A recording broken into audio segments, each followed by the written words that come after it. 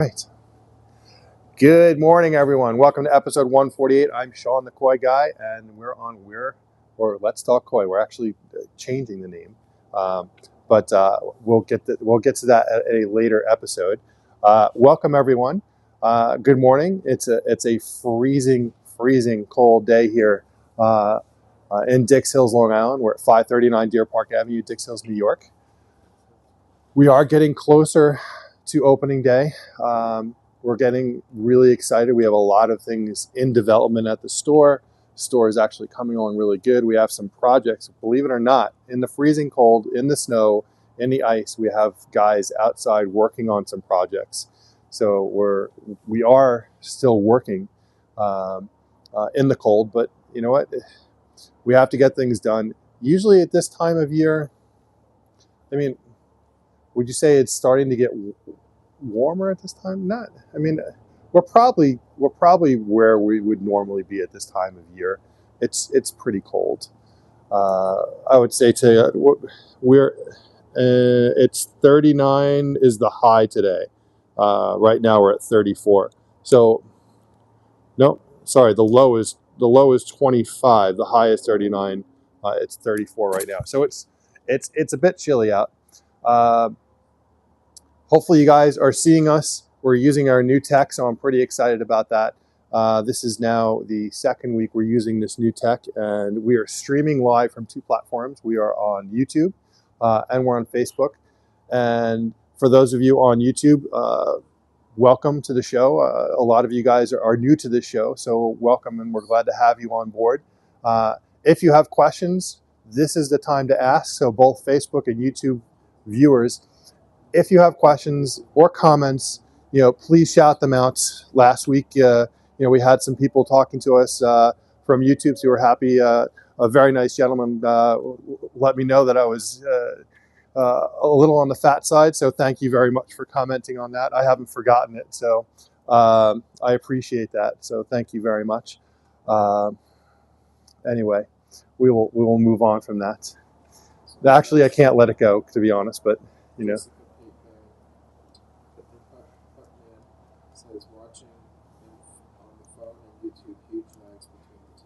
huge lags between the two. So thank you for letting me know about that. So one of the things we wanted to talk about is the lag. There is always going to be a lag issue.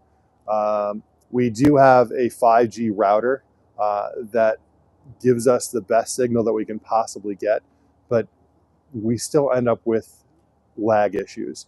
And there may be a lag issue between the two. So I'm glad you bring that up.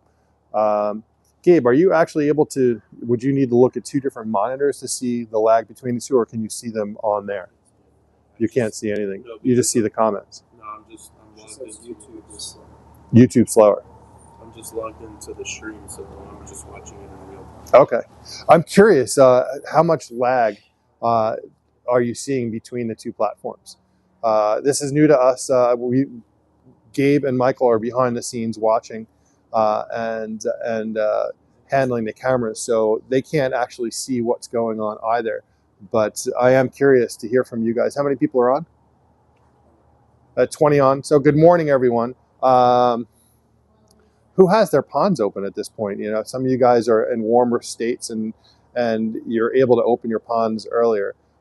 If you did get fish from us and you do have your ponds open, by the way, please let us know and we can ship fish out. So it's not an issue for us to ship fish. We actually, oh my God, we bagged and shipped about 1,000 fish yesterday to a customer. So thank you very much to that customer. So we're making room. So what's happening here at Koi Market? We are, number one, today is the first day of selling our new shipment of Japanese koi, which is out of quarantine. So fish that we brought in December have been out of quarantine for some time. But today is the day that we're going to be selling them on the show for the first time. And this week was a great week for us. So if you're not aware, we have we call it Personal Koi Shopper. Now, Personal Koi Shopper is an absolutely amazing feature. And it enables, just like what we're doing right now, I'm talking from me to an entire group. Personal Koi Shopper lets us do this on a one-to-one basis.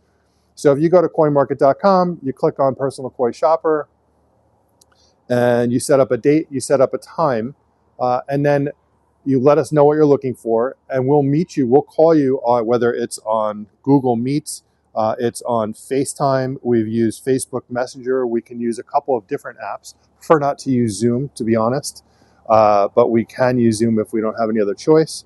And then we can meet with you, and we can do a meeting just like this, and you can see any fish that we have available, and you can pick fish right from your living room from any one of our tanks. So it's a great feature.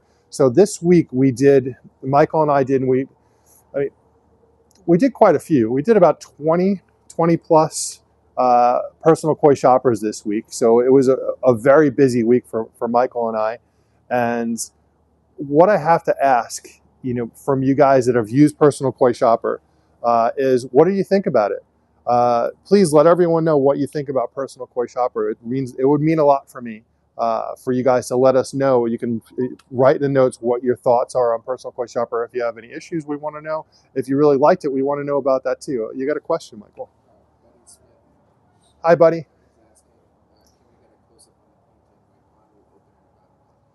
The close-up on the painting? Sure.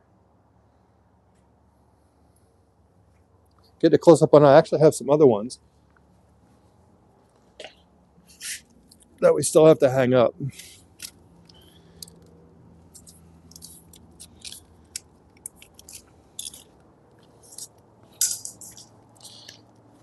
So my father-in-law, Bob, did these, and they're kind of stuck together. So you can hear. And these, he's home during the day, and he's retired, and he's picked up painting. And it's actually a paint by numbers, but he does such an amazing job with them. I mean, check these out. So he painted these. So he goes online, or we give him pictures, and the company that we use then sends back a paint by numbers picture of exactly what we sent them. It's basically black and white. So it's just an outline with numbers on it, and it lets you match up the numbers with the colors. And he does these. How cool is that? Check that out. See that? These are cool, right? That one that was on the wall was actually, I think it was an AI. I think it was an AI picture. So I believe someone went online and just typed in some stuff in an AI picture generator of some kind. What was it? Oh, hi, Sydney. They typed in something showing a crane with some koi and some waves, and it generated that picture. And it's actually, you can find that picture online, and we loved it so much that I have to apologize to whoever gave it to me. I think it may have been Travis. It was someone in my family. Don't be upset with me, I don't remember. But thank you for giving that to me, and we put it up there.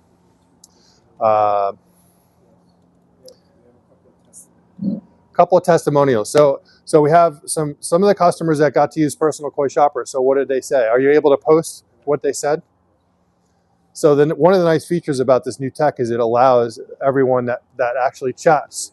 We can enable whatever they say to be posted online so others can see it.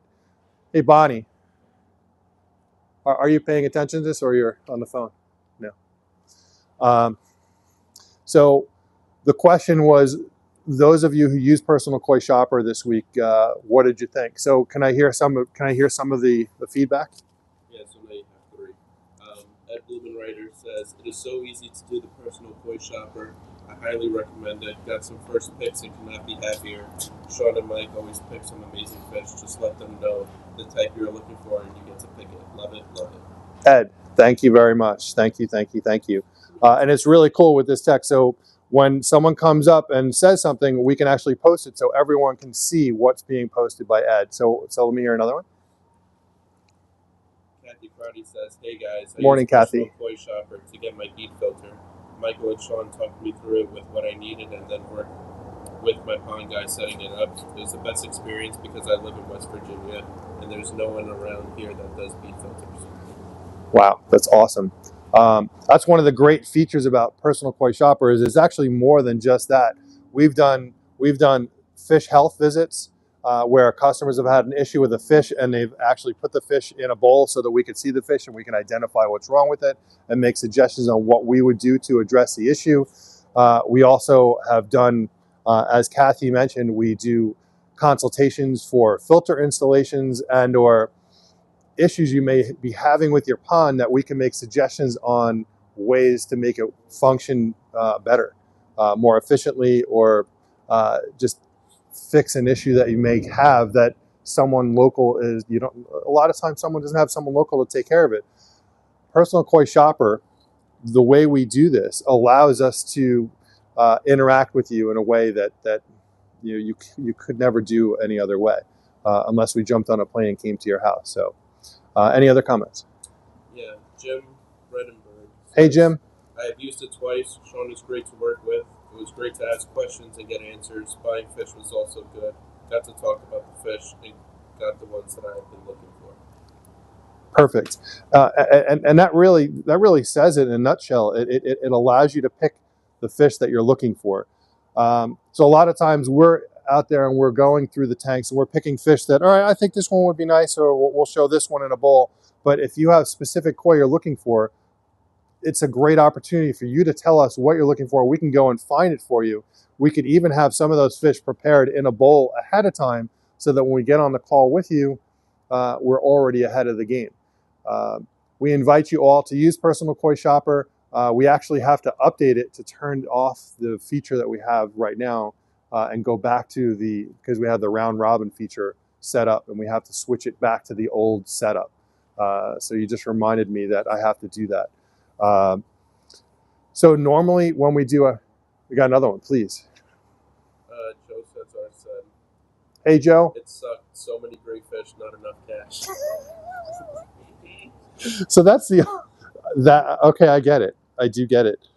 It's like walking into a candy store and you just want to eat all the candy and you don't really get a chance to get it all. Or unless you're me. And all right, we won't go there. Anyway,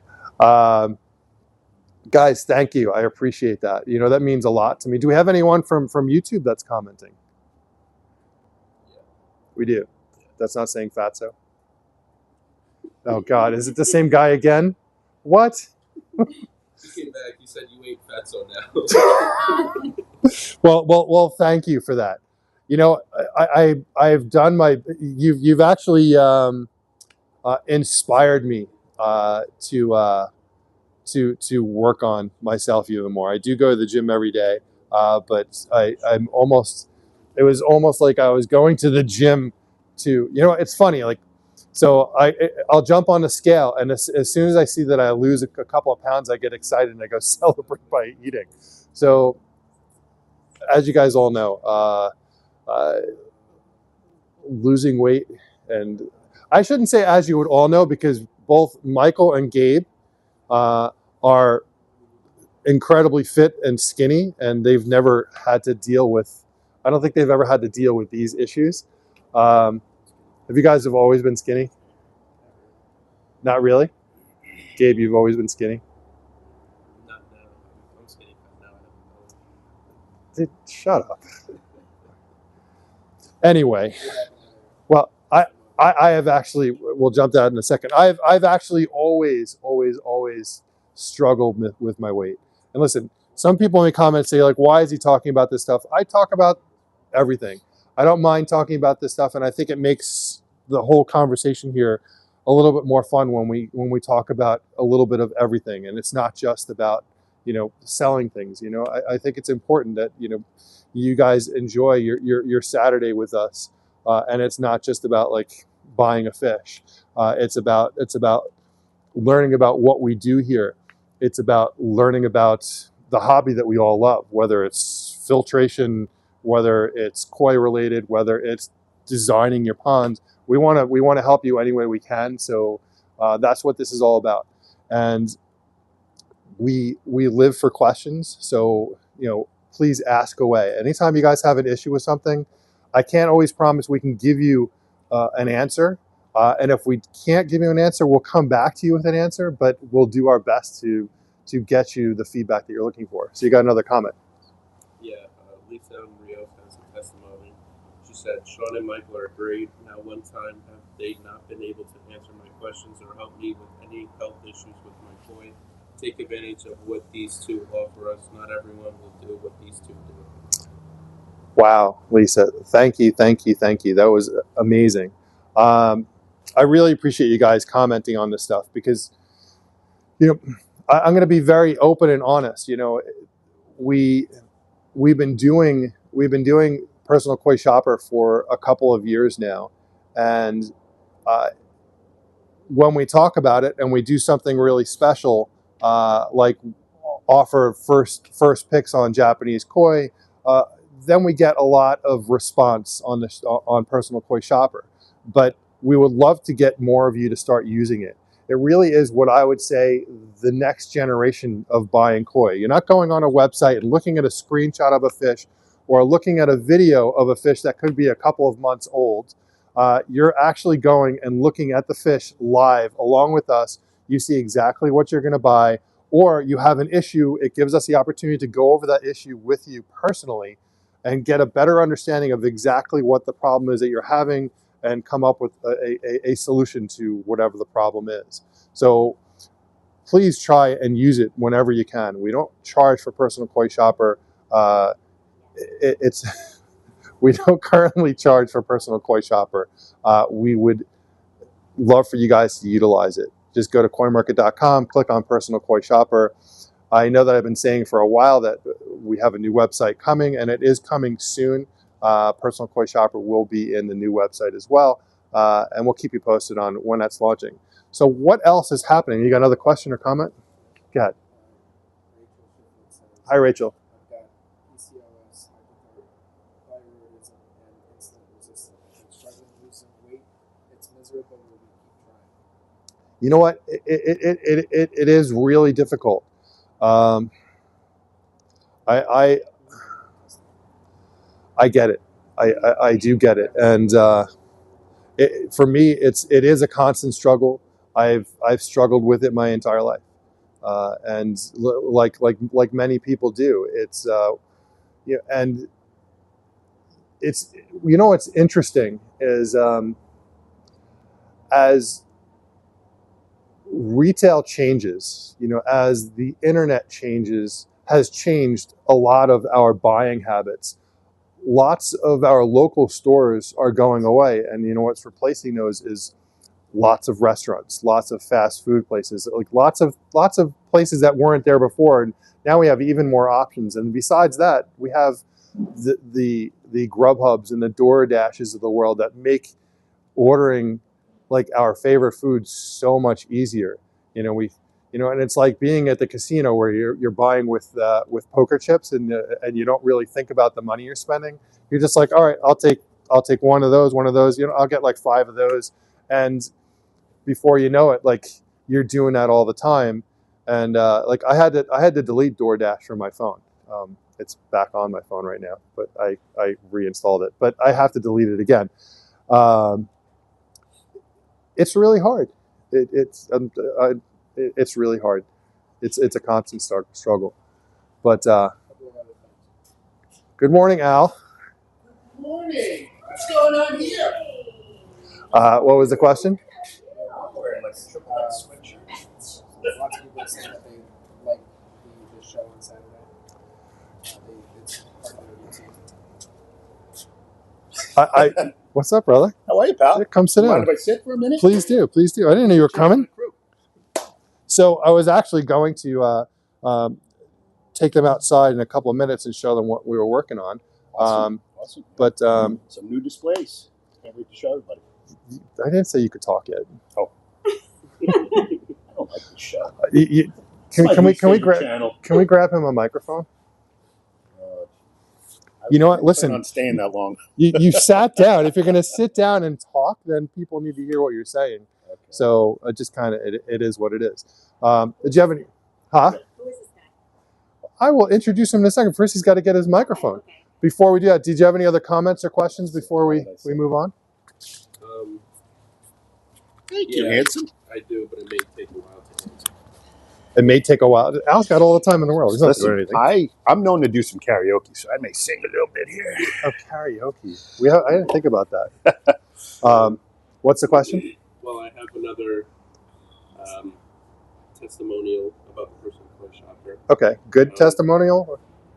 Yes. It could be, and sometimes it may not be. And I will ask that question after this. So go ahead, Gabe. Kevin Payton says, thanks for the personal koi shopper yesterday, and I really picked 2 beautiful koi from you, and I can't wait to pick them up. You guys are the best. Nice. Kevin, thank you. I didn't actually get to see what you picked. Michael, you and Michael worked together yesterday. Michael, what did he pick? A yellow dragon. Nice. A Ginran show. A yellow dragon and a Ginran show. I will take a look on the database and see what you picked. But this is the thing, guys, is that if you have, and we have a lot of fish here, and that's one of the things I'm going to, as soon as we're done with this guy, I will. I'm done. I'm done already. As soon as we're done with this guy, I will go back to telling you some of the other news that's happening this week, and we'll give him like 30 seconds, and then we'll move on. But Kevin, thank you very much for that. And I guess the one big question I have is it okay if we grab some of these testimonials from you guys and use them on the website? If you're okay with that, let us know. So thank you. I am curious, are you guys seeing a lot of lag? If you are, let me know. We're kind of messing around with a couple things to try and tweak them and make them better. Actually, even moving around to different locations in the store to try and minimize that lag. We're also putting up a couple of Wi-Fi routers to try and fix that as well. What's up, buddy? All good. All Look good. at you. You're really cool. I feel like you knew you were going to come in here and be on camera. You know what? I totally forgot. I came in here to actually grab a spillway for the guys. So things are good. Things are great. I can't believe how busy we are. We're still going. The whole winter you guys have been building. Yeah, I mean, it's been tough. The snow it's here and it's gone. It's here, it's gone. So we're kind of diving in and out of projects. But those breaks are good because it gives us the downtime we need for machinery and organization, laying out stuff. I mean, I can't even tell you how many times we've stripped the trucks to go from one project to another. And it's just, it gets crazy. You know what? We never actually got to talk about it. So you worked on a couple of big, so Al and I do a lot of projects together, as you guys know. Sound Shore Ponds and Coin Market partnered. It's 2 years now. Yeah. And we do quite a lot of projects together. It's been an amazing journey. You did a big project for Bob, and it was right before the freeze, and I guess it started the freeze kind of pulled right into when you were building. Yeah, it was crazy because this time of year we're usually like shut down. We basically like second week in January right through February. And then we jump back into spring cleanups like you guys do come March. Yeah. We started that project in the second week in December, and we rolled right through. That's pretty late. Yeah. I'm not a big fan of taking people's fish out and putting them into above ground tanks, especially when the weather's dropping. So that was the difference there. Is like it wasn't a new project. He had existing fish. Yeah.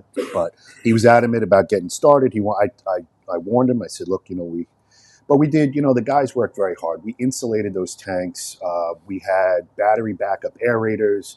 I mean, you name it. We put everything into it. We spent an entire day just setting up tanks. Yeah. So we did great.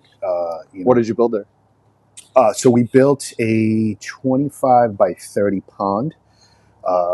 And then the way he had it set up originally, he had like an 85-foot long stream that came down and went into the pond. And when you have a stream that long, you're really collecting a lot of debris from the trees and all the organics, and they all end up in the pond. And if I remember, the stream was like in a forest. Right? Yeah, and he was completely embedded in trees. I mean, you couldn't even see the stream from the house. Right. And he has an amazing setup in the backyard where you can just look down and see the pond and look down on the fish, and then that stream wrapped around it and went into the woods, which was kind of cool because it gives you that, you know, meandering, very natural feeling that, you know, you don't see where it's coming from. Right? Yeah. So the original stream, like I was saying, shared water with the pond. So we separated that. We ended up making that stream a pondless waterfall kind of a stream. And what we did is we built a wetland back to back of the basin, and kind Where of the looked like, waterfall yeah, is. right where the waterfall is. And we, you know, the hard part is setting your elevation so one is not lower than the other. It has Right. to make sense. So we set those two, and then we put like a stepping stone bridge between them, so it looks like you're stepping over a big basin. When That's cool. realistically, I didn't they're actually get separated. to see it. So Yeah, yeah. So it came out amazing. You know, we still have a lot of plant work to do there. We have some filtration stuff to put together, and it was great. I mean, it just kept us going, kept the guys going. You know, anytime I can give the guys work, it, you know, makes us happy and keeps us moving. So the scenario that Al's talking about, you know, we're always talking about, you know, filtration, circulation, aeration, you know, keeping debris out of the pond. You know, it's important to always develop the pond with filtration, circulation, aeration in mind. And so I guess with this project, you know, as Al was saying, would you say it was an 85-foot stream? Yeah. So it's an 85-foot stream going through a forest, which means that leaves, debris, branches, anything that's falling down and landing in that stream is eventually going to make it into the pond. So they made the conscious decision to, all right, we love the idea of the stream, but we don't want the stream feeding all this waste into the pond. There's going to be enough waste from that, pretty much from that forest landing in the pond as it is. So I think Plus that's the maintenance is so much easier. You know, you're filtering far less water, and you know, if folks are familiar with the pondless waterfall, you have a gravel basin at the bottom. So, you know, you just turn that waterfall off, let that water settle, and you can literally scoop out whatever's in there super easy, or take a leaf blower to it and blow it out. So the maintenance on a pondless waterfall is great. I love doing them. I think they're the best bang for the buck. I think that was a brilliant feature. solution. I think that was really smart. Yeah, well, I'll come up with a couple good ideas once in a while. But yeah, I mean, anytime we have, we've done several of those. Even starting like the water feature with, you know, like bubbling rocks or something decorative and different. You know, we try to do very custom style water features, right? Because that's kind of what makes us stand out a little bit, right? You want to give I think you have the customer the most and the best experience when they invest, right? Because that's what it is. We're, at the end of the day, we're a luxury, not a necessity. So, you know, having us in your yard, we're going to do our very best. Yeah, nothing worse than a cookie cutter, whatever it is. You know, whether you're building your house or your pond or your landscape, you want to stand out. So I think that's important to always, you know, do custom work, and you're looking at every job as if it's the first time you're seeing it, and so that's pretty cool. And you're working on some stuff here. We got 2 features that are going in. We're on the we're about halfway through the second one. First one is amazing. We just have some dressing up to do. We got to put some plants in there, so we just got to wait another couple months. And you want to show everyone what you're working on? Sure, if anybody's interested. All right, take a walk out. Let's take a quick walk. You guys cool with us going outside? We're going to take a quick walk. I don't know. No response. Is anybody watching? How many people we have on? All right, 37. If you're just joining us, good morning, everyone. We're just taking a quick walk outside to see what features the team is working on. We're live. So we have one over here on the right, and we have one over here on the left. So come on out. You want to show what we're doing over here first? Yeah, absolutely.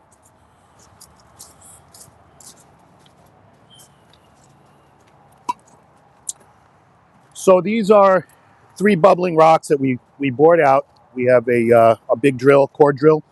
We bored those out. These bubble over. A lot of flow. We actually have about 7,000 gallons of water flowing per hour through these. So pretty much really, no restriction there. Yeah.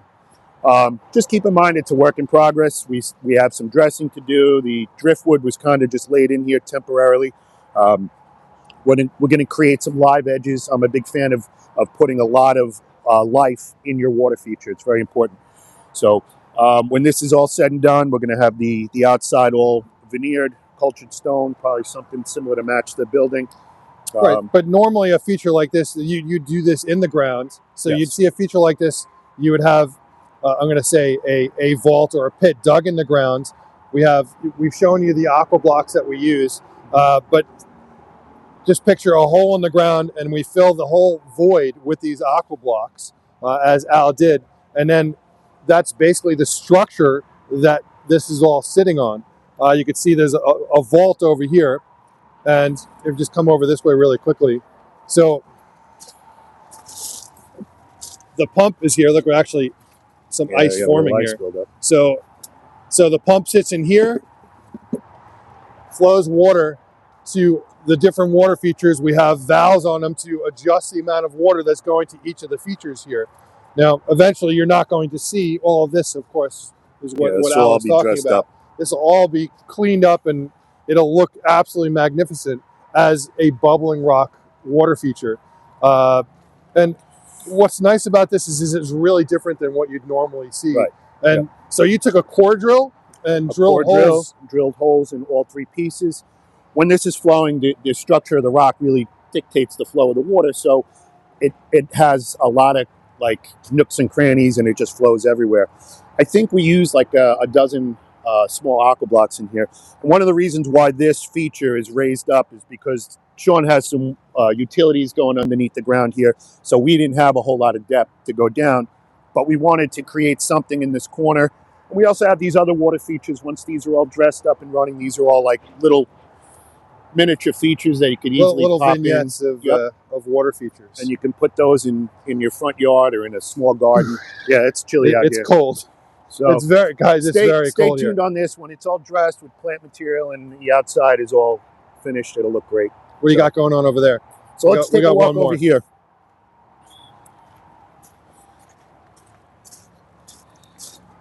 Probably should have put a jacket on. I'm freezing. So I have some of my crew here today. We started this. This is going to be a pondless waterfall. We split the water in a couple different directions so you could see it from different angles in the parking lot. So we're planning on starting our water feature up there and bringing it down here, meandering down. Mike Verone's office is down here, so he'll have an amazing feature right outside his office, which is great. And then, again, this will all be dressed with plant material, lighting, and everything. The idea of creating some different features here is to give people the idea of the kind of work that we do, right? As Sean said earlier, there's no cookie cutter water feature. We build to everybody's budget. If you say this is about where I'm going to be, and we'll say, okay, well, take a look at this feature. This fits within that budget, or another feature, or whatever it is that you're looking for. Whether you want fish, you want just that whitewater sound, or just a decorative piece. It's all things that we can work on. So this is actually a great example of utilizing the surrounding area. So there was actually a hill here already, so it was the perfect setting to create a water feature. It was begging for something to be built right here. So we knew we have a lot of customers that come through this area here, because this area is actually where we have our fountain area here. We have our aquatic plants back there, and then our bonsai area back there. So we have a lot of flow. We have a lot of traffic that comes through here, besides going downstairs to go to the bathroom. We get a lot of flow through here.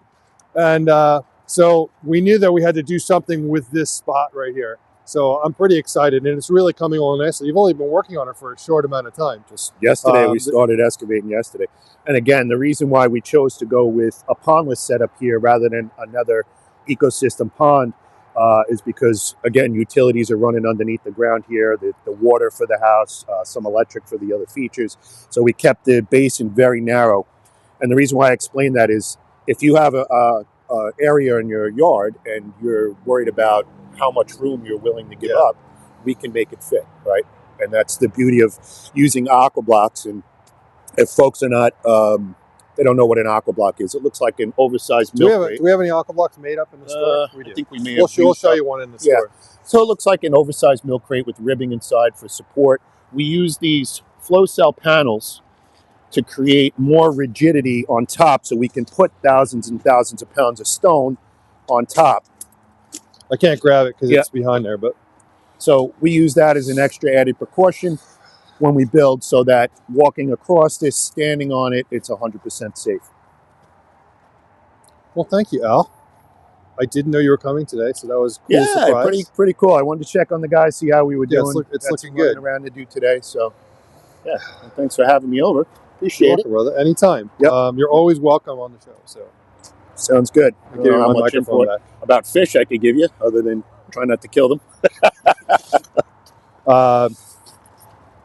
Thank you, buddy. Yeah, always. Cool. Good to see everybody.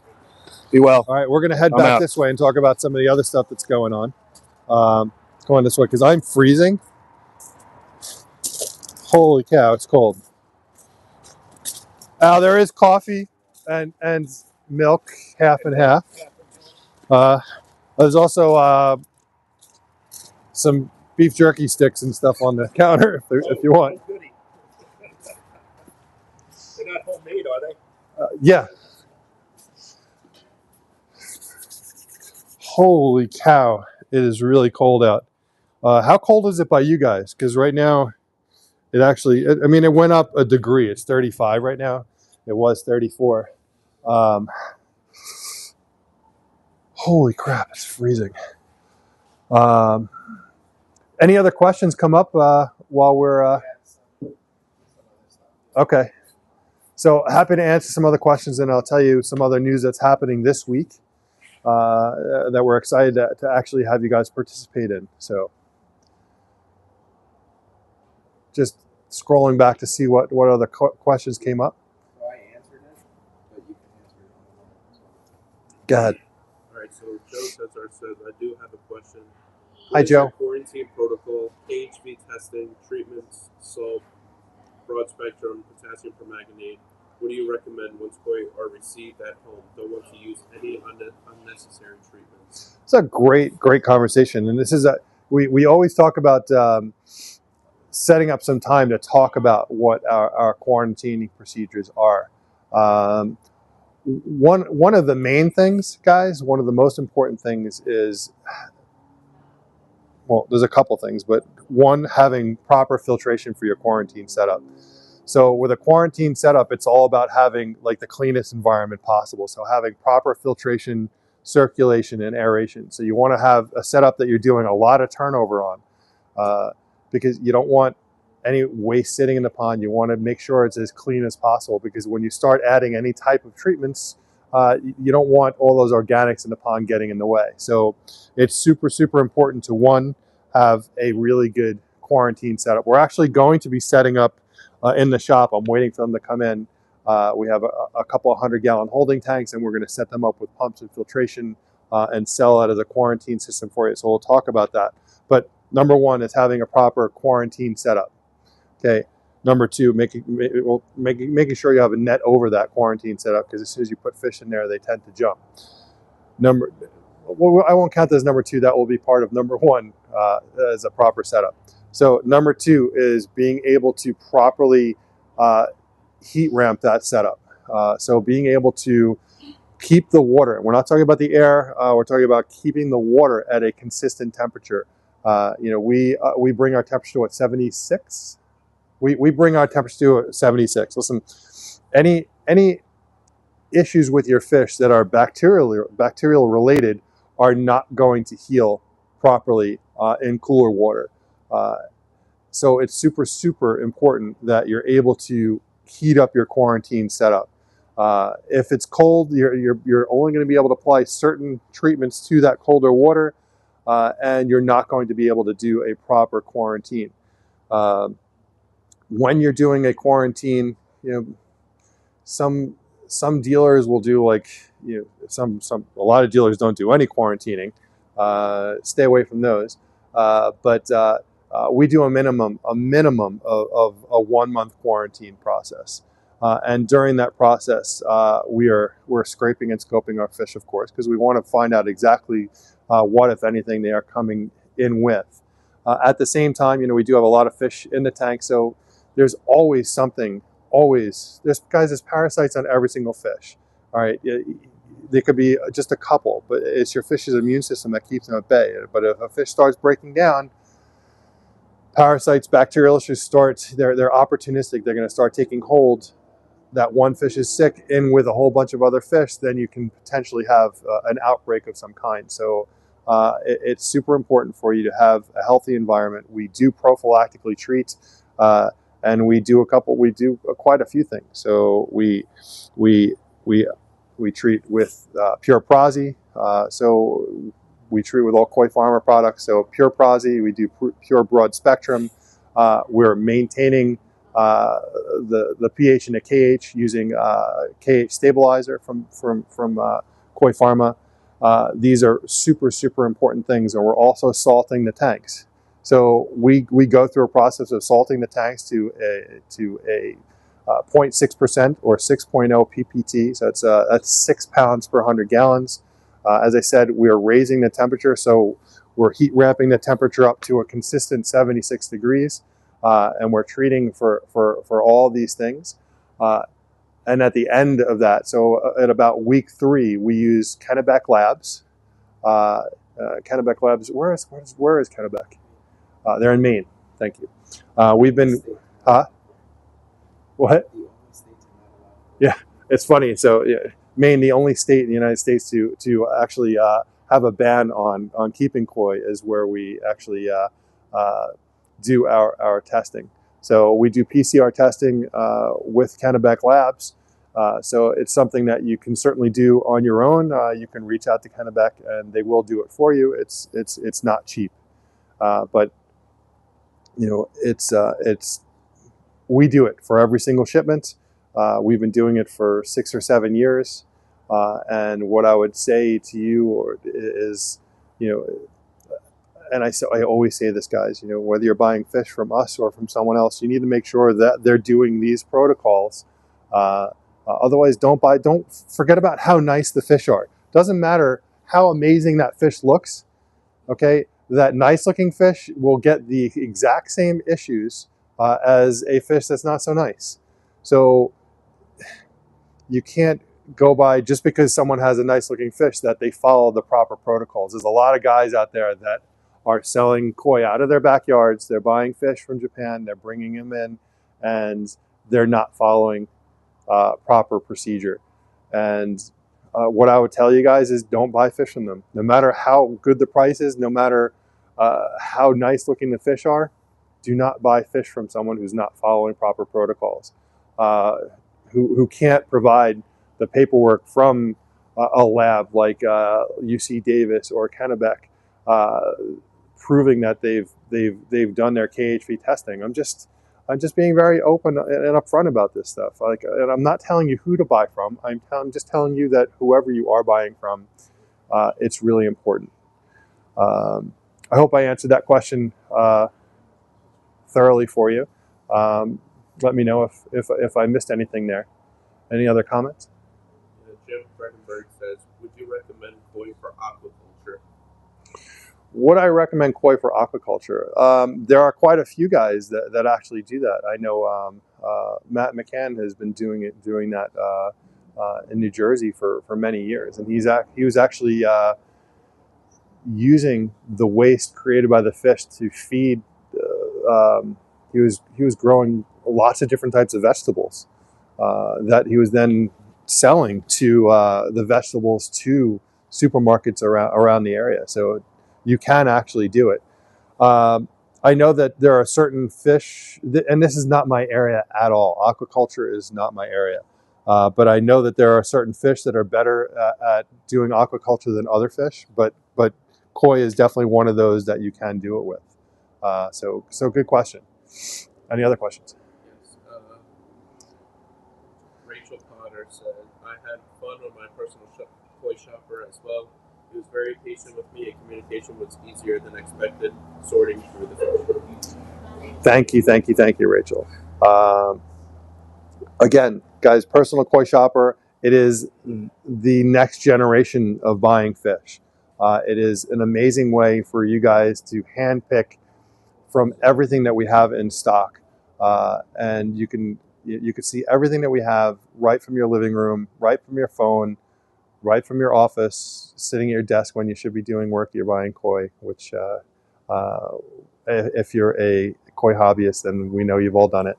But thank you very much, Rachel. I much appreciate it. And again, anyone who sent in testimonials, please let us know if it's okay if we actually use these testimonials on our website. We will actually reach out. I think we're going to send an email to all of you that have done our personal koi shopper over the years. And again, we appreciate using it, and we would love to hear from you. So thank you. Another question? Ed Blumenreiter says, I think you should put customers' fish on Facebook or Koi Insider that were purchased through Koi Personal Shopper if the customer gives you permission, of course. You can start with mine. I will always give you permission. I love that idea. I will talk to Bonnie about that idea. I think it's a great idea. Thank you for that one. I really love that idea.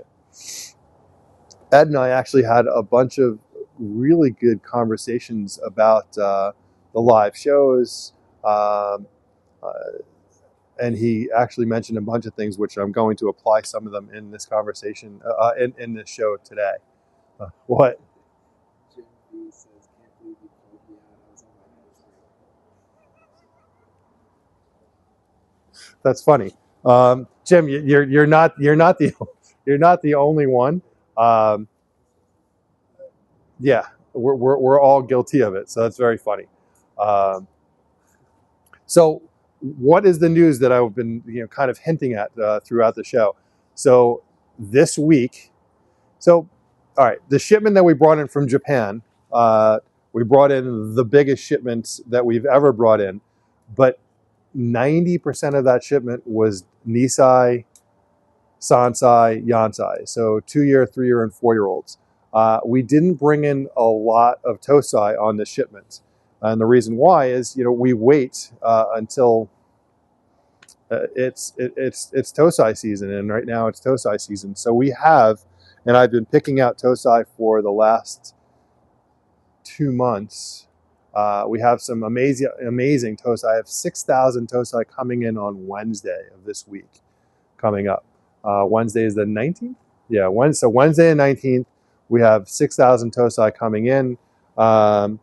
So we're looking forward to showing you guys. We will be doing an unboxing on Wednesday. Unfortunately, as always, we never know exactly what time Fish and Wildlife is going to release that shipment. So it's a process. So just so you guys understand what happens. So bringing in fish it's a process. It's a pain in the butt process of filling out a whole bunch of paperwork. Especially when you're bringing in from multiple breeders, filling out a whole bunch of paperwork, then dealing with wire transferring money, and dealing with fish health certificates, and dealing with your import company who is importing the fish and handling that side of it, then going to the airports, dealing with everything you have to do at the airport, waiting in long lines, and then finally getting your fish to come out, and then you can bring them back and do it, go through the paces. And during that process, while they're at the airport, you also have what they call veterinary services, which is part of APHIS, doing their part. And APHIS comes in, the veterinarian comes in, and he actually will doesn't check all the boxes, but he'll go through, and part of that process they do because they want to make sure that you're bringing in. So the paperwork that I fill out coincides with the boxes that we're getting. So he'll actually have that paperwork with him. He'll go through and say, all right, this box says these fish are going to be in there. And he's not going to know what a Showa is or a Kohaku, but it's going to say, all right, this is from this breeder and there's such and such amount of fish in here. The paperwork says this, and he's going to match it up. So he's actually going to open a minimum amount of boxes from each of the breeders, and they actually check in the box to see that what the paperwork says is actually in the box. So it's a process, and they're looking, they're making sure that there is no contraband. They're making sure that you're not bringing in any endangered species or anything that you're not supposed to be bringing in. And I guess they do that all the time, but I guess it's probably more common than not that these guys are, that people are trying to do that. So, so for us, yeah, so it's a process. So the reason why I'm explaining that is that's why we can't ever give an exact time when we're going to be doing the unboxing. Now, whenever we bring in a new shipment, we always do an unboxing, and we have lots of customers that are watching the unboxing, taking screenshots of fish that they want. Now, we generally, when it comes to Tosai, we don't hold Tosai until quarantine is done.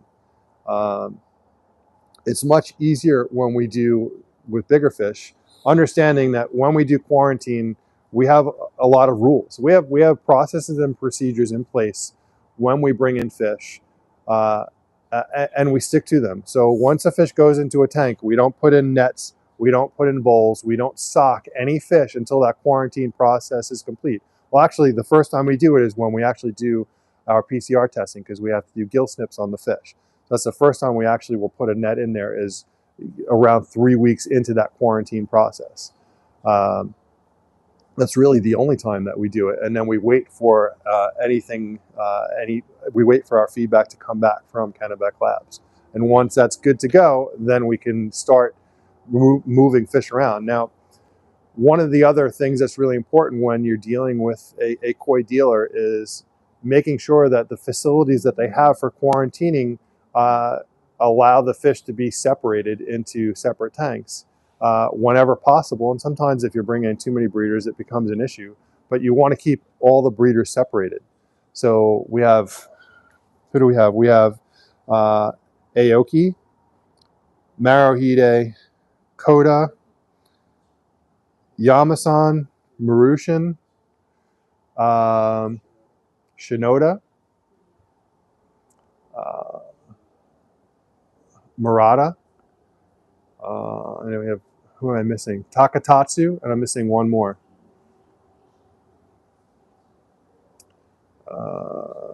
I can't remember who the ninth one is.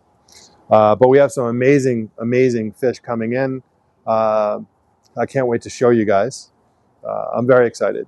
But each of those fish will have its own separate tanks and go into their own separate quarantines, so that we can, be sure that we're quarantining properly. When you start mixing fish and say something came in on one and it wasn't on the other, you can't really point fingers at, hey, well, now it's like one of two or one of three breeders if you're mixing fish in one tank. So it's super important. It's super important that you separate your breeders as well. So we'll be doing an unboxing on the 19th. We're very, very excited. We have 6,000 Tosai coming in. We will not be going through every box. There are some boxes. Oh, Sakazume is the last one. Like Sakazume is Ginrin Platinums. So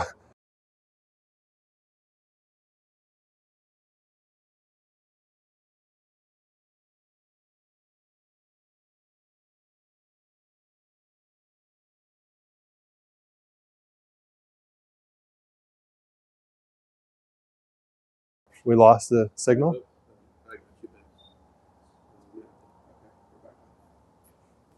We're on, we're off, we're on again. Can you guys all hear me okay? For some reason, we lost it, but now we're back. What was the last thing you heard? What did we miss? Huh? Oh, really? That's a big delay. I talked about the platinums a half an hour ago. So, yes. So let me just repeat myself. We have a huge shipment of 6,000 Tosai coming in. We will not be opening every single box on video, because some of the stuff is duplicate fish. Like from Sakazume, we have a whole bunch of Gimner Platinum coming in. So no reason to open a whole bunch of boxes of Gimner Platinum because, you know what, we just have to open one box. But we have some amazing fish coming in. I think you guys will be really excited to see them. We also have some amazing fish here, and we're going to go into the koi house and start showing you some of those fish now. The tanks are, you got a comment? Got a couple more questions. So the tanks are still half filled because so one of the things that we're doing, we have a lot of fish that we still have to move into these koi houses. So we wait until about a day before the fish come to move them because, you know, we want to make sure that we don't kill the bio in the systems that these fish are going into. We prefer not to start from scratch versus starting from scratch on the bio and everything, which can cause a whole mess of other issues. So we stay away from doing that. Got some questions before we jump in on fish. Yeah, Toby DeLuca says, once we get the fish from you, do we need to quarantine them again before adding them to our ponds? So good question. So Debbie asked, and you can see she had asked if she should be, or anyone should be quarantining a fish after they get fish from us. Guys, I would always quarantine fish. I would always, from whoever you're getting, whether they quarantine the fish on their side, it's never ever a bad idea to quarantine your fish. Just know that we have done everything possible to make sure that you're getting the healthiest fish possible. But anyone who says that you shouldn't quarantine your fish when you get them, like, don't buy from them. I would always quarantine fish. So you should have a quarantine setup ready to go when the fish come in. As I said, you know, it needs to be a holding tank that's properly sized for the amount of fish you have coming in. Needs to be properly filtered. Don't stick a little rinky-dink filter on there. Proper filtration on a quarantine system means everything. So yes, you should definitely have a quarantine system set up, and I would definitely quarantine your fish just because it's good practice. Any other questions? Rob Conway asks, Hey, Rob. Should we salt our ponds in spring for a short time as an aid? Should you salt your ponds in spring as an aid? I don't think it hurts. You know, if you're, again, as part of a quarantine process, you know, we would also be salting our ponds. It doesn't hurt. It does prevent you from doing some other things first. So Michael will be giving this speech again sometime in the near future about prophylactically treating your ponds in the spring. You have to be very careful when you're using salt, which treatments you're using. Obviously, you know, I would say obviously. So when using pure broad spectrum, you need to make sure you don't have any salt in the water. So you would want to do, if you're going to be salting, you would want to do it afterwards. One of the issues with salt is if you have plants in your pond, anything more than 0.1% or 1.0 ppt, and plants will start to turn. They do not like a high salinity. So you have to be really careful about that. 1.0, 1.0% or sorry, 1.0 ppt or 0.1% is 1 pound per 100 gallons of water. And that really brings up another conversation, guys, which is it's really important for you guys to know your gallonage. So in order for you to properly dose your fish, add any water treatments whatsoever, it's important to know how many gallons you have in your pond. There's plenty of calculators online to do that. They're everywhere, and I'm pretty sure you can download some calculators. But you need to calculate your inside dimensions. Okay, and this happens all the time where someone says, oh, my pond is 20 feet long by 15 feet wide. Don't include the rocks on the outside. Okay, it's that inside dimension of the length, the width, and the depth. And you just pop those numbers into a calculator online, get your gallonage. Even better than that, you can order a gallonage meter on Amazon.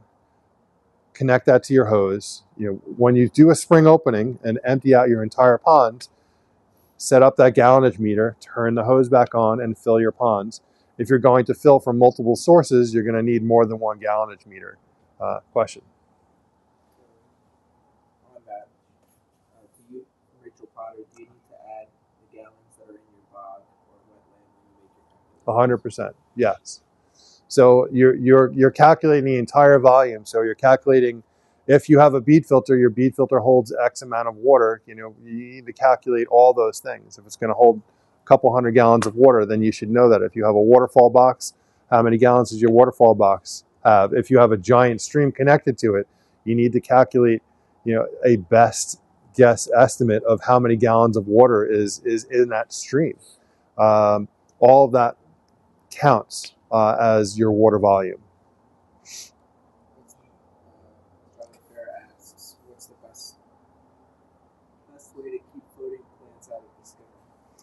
Okay, so good question. And we're going to talk more about aquatic plants as we get into season. But John asked, what's the best way to keep floating plants out of your skimmer? The best way that we have found is taking a piece of fishing line. So let's say, can you take a look at this island right here?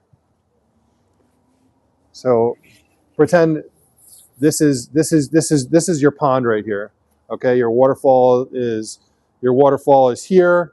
Your skimmer is over there. You have some aquatic plants. We'll take a piece of fishing line and we'll attach it in one area that captures your floating plants in one location.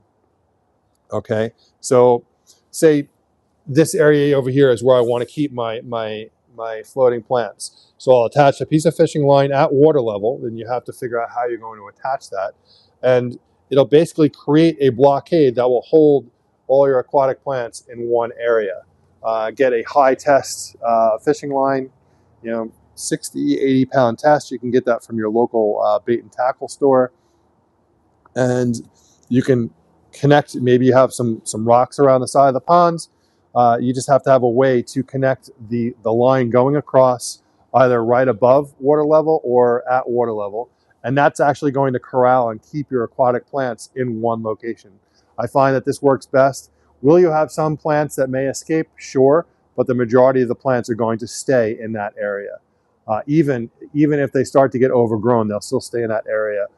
Sometimes you'll have some fish that'll pull on them and they'll pull them under and they'll go underneath the line, but I've found this to be the best way to do it. That way it keeps all the aquatic plants out of your skimmer, which causes all sorts of other problems. Hopefully I answered that question for you. If you have any other comments about that, yeah. Something a little similar. Karen Jansen asks, what's the best way to keep fish out of your skimmer? I have an aquascape system. Okay. So Karen asked, what's the best way to keep fish out of your skimmer? So, all right. So fish go into the skimmer for a couple of reasons. All right. Some fish go into the skimmer because they're going after food. Sometimes a fish will end up in a skimmer because maybe they're sick and they're just too weak to really get out of their own way of a pulling current, and they get pulled in there. And that happens actually more often than people think, where a fish is just not doing well and it just doesn't have the strength to keep away from that current. But a lot of times they're going after food, or they're smaller, naive fish and they're looking for a place to hide, and they just end up going into a skimmer because it seems to be a good place to hide.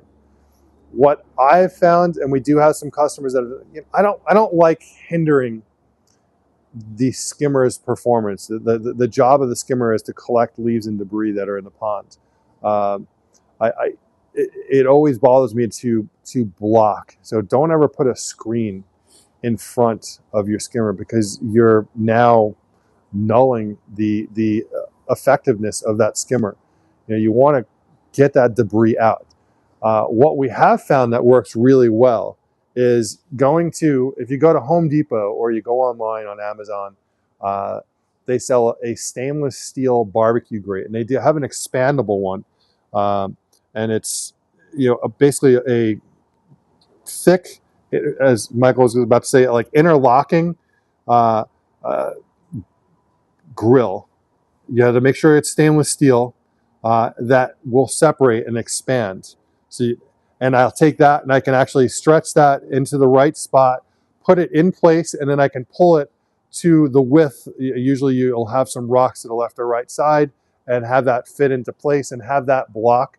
So that'll keep the fish out, and it'll allow a decent amount of debris to get through. It will block some things, but I find that that works really well. Yeah, try that one. Noah Stevens asks, Hey, Noah. talk a little about maintaining KH and GH and why it's important. So maintaining KH and GH. I mean, GH, we generally don't manage our GH as much as our KH. So keeping our KH at the right level. So when your pond is very acidic, your KH is going to be low, and it also will you'll lose your buffer power to keep your pH stable. So keeping your KH at a higher level is really important. We like to keep, and whether you have a bead filter or you have a pond that has a waterfall box or other type of filtration system, we try and keep our ponds, regardless of the filtration system, at about 125. And it's kind of hard to explain what 125 means. But let's first explain like what happens. So when your KH level is low, your pH will start to swing quite a lot more, which is bad because you're going to have your pH drop going higher and lower, which would normally happen in day and night time. But it can drop down and drop to very low levels when your water is very acidic and your KH is low, to levels that could potentially cause what we call a pH crash, which will affect your fish, usually killing your largest fish first. This is why it's really important. We tell everyone, especially in wintertime, but all season long, but especially in wintertime when we have lots of rain, or if you're in an area that gets a lot of rain, to constantly check your pH and your KH and make adjustments. We use what's called a KH stabilizer. A KH stabilizer you can get from Koi Pharma. We do have that product here. You can find it on our website. When your KH is really low, your beneficial bacteria will not perform. Okay, and that's both your sludge-eating bacteria as well as your nitrifying bacteria. So your sludge-eating bacteria is breaking down debris in your pond, and your nitrifying bacteria, your nitrous ammonium and nitrobacter bacteria, is what removes the ammonium nitrite from the pond. Without a proper nitrification cycle, your fish will end up basically wasting away in their own waste.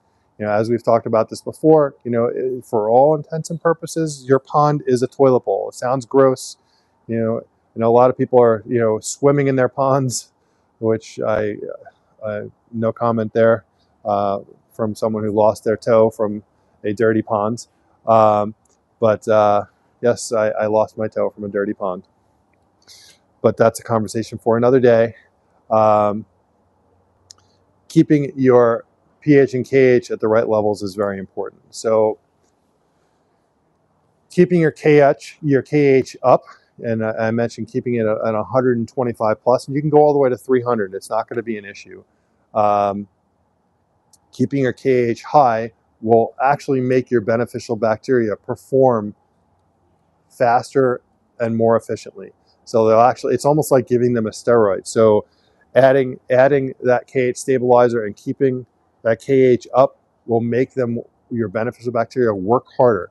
So they're going to break down. It'll actually help with algal growth in your pond, because it's going to help break down debris in the pond, which is a food source for algae to grow. And it will make your nitrifying bacteria, your nitrous ammonium and nitrobacter bacteria, work that much harder. Okay, it's almost like giving them a steroid. They're going to work double time.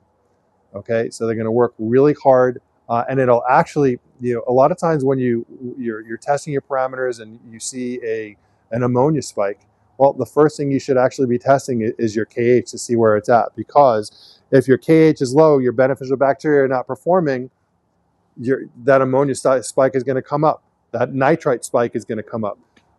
Your pH is not going to be buffered, and it's going to be swinging a lot more. So, all right, to explain the 125, okay. So using a KH test kit. KH test kit is a watercolor change test kit. So what's going to happen is you're going to try, what you're attempting to do is change your watercolor from one color to another color. So you're changing it from basically like a light-ish blue to yellow, okay? So every time I put a drop in the water, okay, the watercolor is going to potentially change. And you can actually tell how quickly that water changes, how close you're getting to where you need to, where that count is. So what you're going to do is you need to keep a count of how many drops did it take for my water to go from one color to the other color.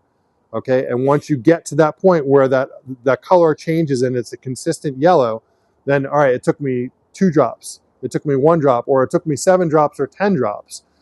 Then you're going to check that number against the chart to see exactly where your level is.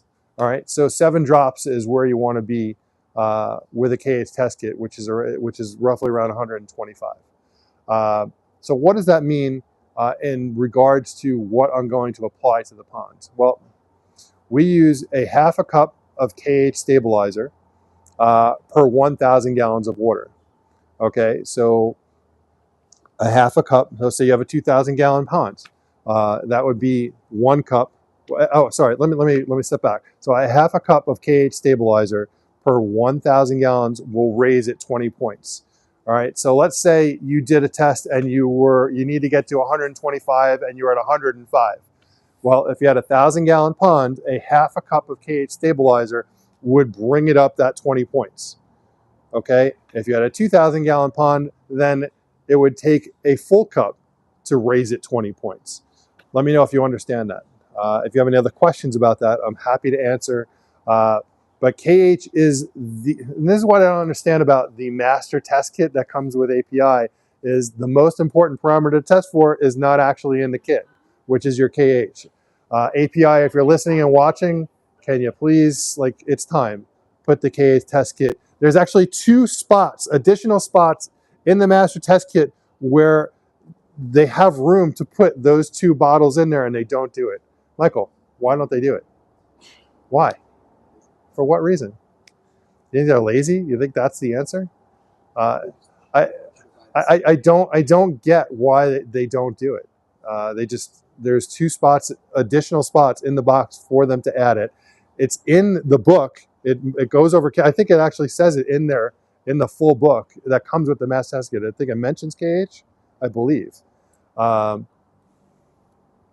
But it is the most important parameter to test for. There's 4 parameters you're going to test for on a continual basis, especially when you're starting up your pond for the season.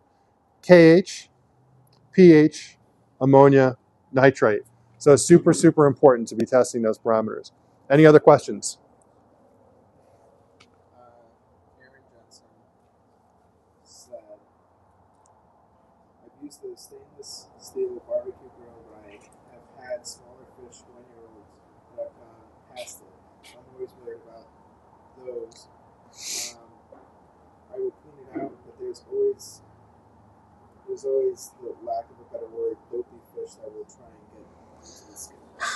You know what? This is one of those, like, you know, I hate to say survival of the fittest moments. You have to decide what's more important. If you put a screen in front, then the skimmer is not going to be functional the way a skimmer is supposed to be functional. And you're going to have a lot more debris that's going to end up dropping down into the pond and causing other water quality issues. You have to make a decision whether, you know, if that fish is going to keep going in there, then either you're going to put a screen in front of it and you're going to deal with the negative side effects of having a tight mesh screen in front of your skimmer, or it's going to be, you're just going to have to say, you know, like, listen, you're going to have a talk with your fish. You have to explain to them that, you know, don't go in there. If you go in there, then I'm not going to be there to save you.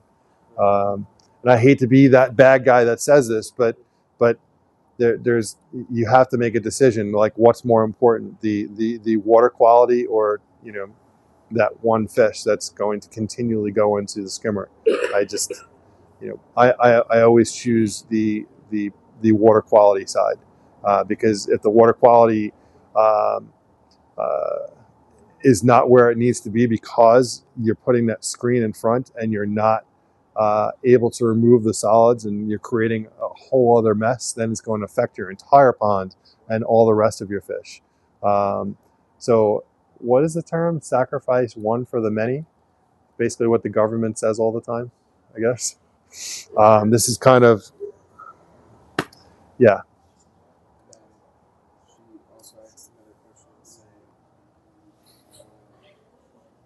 how dirty of a pond was it? Do I have to worry about going into my pond? It's brand new from last year.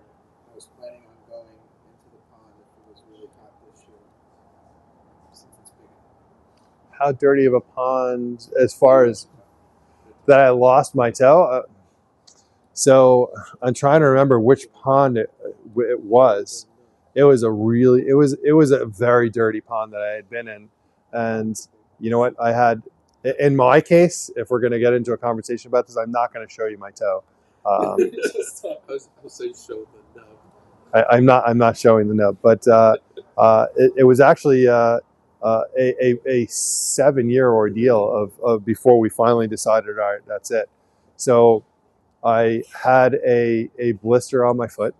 You know, it happens. I had a blister on my foot that I guess opened. I don't want to sound gross or anything like that, but you know, these things happen. And I was in a dirty pond. I was cleaning the pond, and has to be 10 years ago at least. It was a long time ago. And you know, I did the guy thing, and the guy thing is like, all right, just put some Neosporin on it. It'll go away. It'll, you know, this is what we do. It's like, I got a cut. Let me put some stuff on it, and I keep doing what I'm going to do. Well, for whatever reason, like it just, like months later, it just never properly healed. And I remember this situation. We actually had a friend of ours as a podiatrist. I went over there, and my other foot was bothering me, and my wife had worked for a podiatrist at the time. So I was like, all right, I'll just take advantage of this opportunity. And I went in, and I was like, listen, my right foot is bothering me. And he's like, all right, whatever. And I said, well, you know, I have this cut on my left toe, my big toe. Can you take a look at it? And he was like, his mouth just dropped. He's like, are you freaking kidding me? And within 30 minutes, I was in the hospital, lying in bed. I was in the hospital for a week on intravenous, and they had to do a biopsy on a bone biopsy on my toe, and they ended up not originally amputating the toe. So apparently I had just caught it in time, and I ended up with a PICC line in my arm for I think another 4 or 6 weeks that I had to manage on my own, which was, if you've ever had to do a PICC line, it's not fun. And it never, I guess, for years I continually had other issues with it, and it never properly healed. And I was working on Neon's ponds. We were doing a pond build in Cold Spring Harbor, and it was actually you know, a brand new pond build. And I was walking through the ponds. The pond was completely, you know, just muddy water because we were working on all the stonework, and I had the bottom drain cover off and wasn't paying attention, and I stepped into the bottom drain and ended up breaking that toe. And so I went back to the doctor. They did an x-ray, and while they did an x-ray to see that I broke my toe, they were like, you know, there's something else going on here that we need to take a look at. Ended up back in the hospital for another week. And then the doctor said, listen, Jimmy's got to go. We actually, my friend Chris named the toe Jimmy. If you guys have ever seen the book, Jimmy the Toe, he actually made me this amazing book, which if you guys, someone remind me, I'll bring in the Jimmy the Toe book next week, and I'll show you the Jimmy the Toe book if I haven't shown it to you guys already. And it was in memory of Jimmy the Toe, who is now in a glass jar on my mantle. No. For good luck, he shakes it every night. it definitely would not be good luck. Jimmy the Toe is, yeah, they would not let me take Jimmy the Toe home. No, it's like it's considered like bio waste, and yeah, they don't let you take they don't let you take body parts home with you after you have them removed. You would think that it's yours, you could take it home with you, but no, they didn't. So that's the story of Jimmy the Toe, and I will actually bring in the book next week if I can find it, and I'll show you the story of Jimmy the Toe, made by my best friend Chris Hayes, who runs Long Island Bonsai for us. Any other questions before we jump into fish? How many people do we have on? 47. All right. I definitely think it's time to do fish. Noah said, Sean, you should design and produce a digital version that tracks the KH of a swimmer without having to do drops, something that stays in the pond. There are some systems that do monitor. There absolutely are some systems that exist now that monitor all of that: ammonia, nitrite, pH, KH. They manage, they monitor, all these things and can make adjustments. For our setups here, we can't do it, and the reason why is the cost of the reagents. Every time you do a test, it costs a ton of money to you when you're using one of those systems. The cheapest and most efficient way for us to do it is to do it through the titration dropper solution. For a homeowner, that's a different story. There are some solutions out there, just like there are solutions for aquariums, where you can do that. We don't sell them here. Usually the companies that make those things are selling them direct. So it's not something that we sell here. But there are some companies out there that do them. We tested one out from a company called Sinai a couple of years ago, and it was absolute crap. It was complete garbage. I'm just being honest. So Sinai, it did not work very well, and the cost of the reagents was ridiculous, and you had to pay like a monthly fee for the service, and it was a complete money play. So I actually haven't seen an ad from that company in a long time. So I think everyone else got wise to how that thing was working and moved away from it. What? Debbie commented about your toe situation. And she asked, was it the one that went to the market? Yes. So Debbie asked if my toe was the one that went to the market. It went to the market and it stayed there. It did not come home. And one of the questions I get asked all the time is is it hard to walk? And it really didn't affect me at all. Putting socks on is a little bit more difficult, actually. That putting socks and shoes on, because you know what, you kind of like dive in with your toe when you're putting your socks on, or dive in with your toe when you're putting your shoes on. I definitely have a little bit more difficulty with that foot. I've lost balance, I guess, a couple of times. I definitely have less balance, but it took some time, but it doesn't really affect me too much. And it's a conversation piece. Look, we're having a whole conversation about it right now, so I don't mind talking about it. It's it doesn't bother me at all. It's a war wound. So it's all par for course when being in the koi hobby. I do know some other people that have lost various body parts, usually fingers, from either this hobby or the aquarium hobby. A lot of the aquarium hobby, dealing with various corals. Have you seen this? Dealing with various corals, handling corals, and the various things that you can get from dealing with these things. It happens. Does anyone else know anyone that lost any body parts from dealing with ponds or aquariums? It's actually more common than you'd think. What? Rob Conley says, so you're less likely to stub your toe now? It's funny you say that. So there are a couple of things that have come out of this. So Rob had said, I'm less likely to stub my toe. So the answer is yes, I'm less likely to stub my left toe. But what does change things is how the anatomy works and how things are a certain way for certain reasons. And this is really interesting. So when you have your foot, okay, I have my muck shoes on. You have your big toe, and then for most of us, then all your other toes are smaller toes, and they're actually, so your big toe is up here, and then all your other toes are like this. So with the removal of that one toe, the next toe over, does it have a name? The next toe?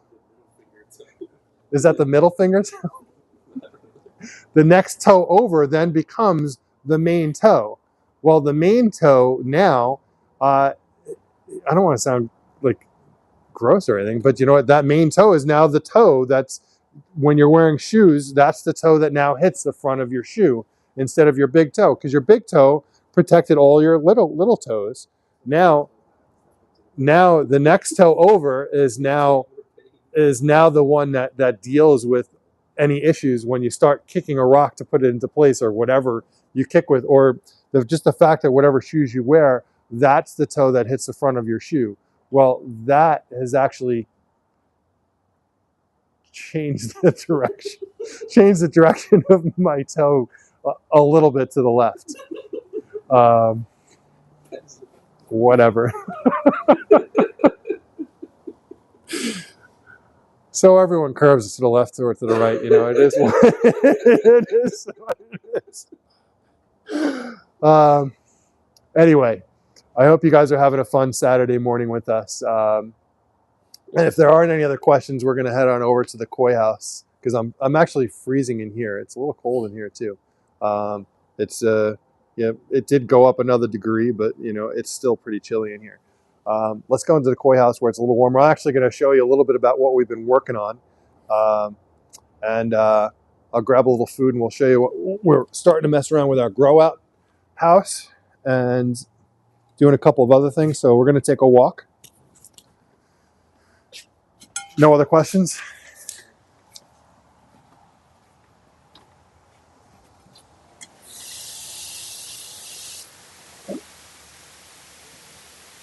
So you can see we have our tosai are now on this side of the house. This is the tosai side. Nisai, Sansai are on this side of the house. You can take a glance. These are all fish that are now available. I'm going to take you over to the grow out house really quick to show you what we're doing over there. This one's all set.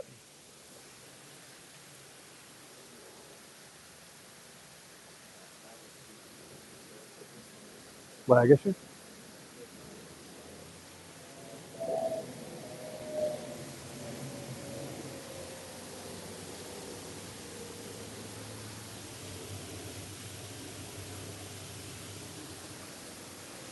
So you can see some amazing shiros from Koshiji and some unbelievable tancho from Shinoda in this tank. So we only mix fish once we've gone through quarantine. So before that, we don't mix any fish. But once we bring the fish in here after they finish quarantine, then we'll move on. So amazing shiro from Koshiji. We have one Deutz shiro left right there. These guys are selling for $2,000 each. Debbie DeLuca Hi, Debbie. is asking, all red fish with the black scales on the top, is that a Matsuba? All red fish with black scales on top. All red fish with a black scale on top could be, I would say, an Akamatsuba. It could be it could also be a metallic. Brett Smith says that he's a sucker for Shiro and Tankos. Jennifer Rodriguez is saying, do you have any Akamatsuba with you? I don't have any Akamatsuba Tosai as of right now. Although, Michael, you saw the Coda mix. Were there any Akamatsuba in that? No. I have some amazing Tosai coming from Coda, but I don't believe we have any Akamatsuba. It's funny. Akamatsuba is one of those fish where I have Akamatsuba. I think we have some Nisai, and I believe I have some Sansai Akamatsuba. I might actually have one Yansai. Um, but usually when I bring in Akamatsuba Tosai, they don't really sell. They don't.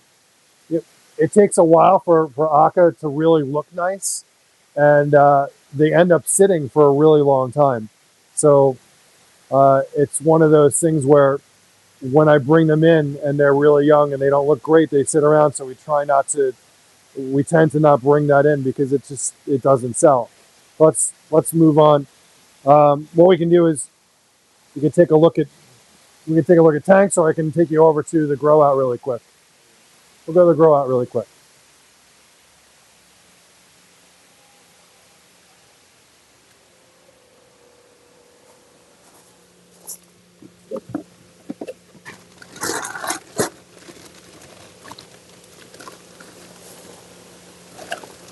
I don't see the bucket anywhere.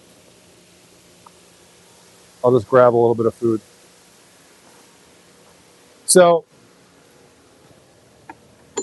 I had this extra house here that was the former house of Bonsai. So we've been converting this house where eventually this whole thing is going to come down, both these houses, and we're going to redo them. But for now, and you know what? The water is probably high enough that I can turn it on. It is. So this is one of the grouts. I'm going to turn this on for the first time. You ready? In filter mode. It's open. There we go. Water is now going all the way over to wrapping around, going over to the Baki shower, and you can see it dropping in. Amazing flow here. Again, guys, turnover is key. So at its max, we'll probably raise these tanks to about 4,000 gallons. This is the 5,000 total gallon tank. Did all 3-inch systems here to maintain turnover. We're going 1 horsepower high flow. On a 1 horsepower high flow, you're looking at, by the time it gets the beef filter around to there, you're probably still doing, I'm going to say, 8,500 gallons an hour here because we don't have a lot of restriction. So you're looking at turning it over 2.25 times per hour, which is super important, especially when we're doing grow out fish. That was one of the keys here to doing proper grow out. Again, is we're going to be feeding a lot. And one of the reasons I wanted to bring you in here is because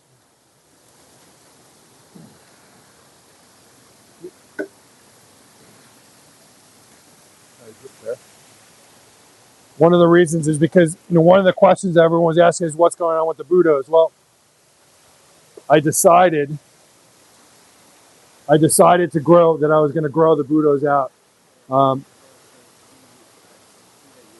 Yes, we went with around, so Bill Tullis and I actually talked a few weeks back, and he made some suggestions to me, and one of them was going with the round tank. So thank you very much, Bill.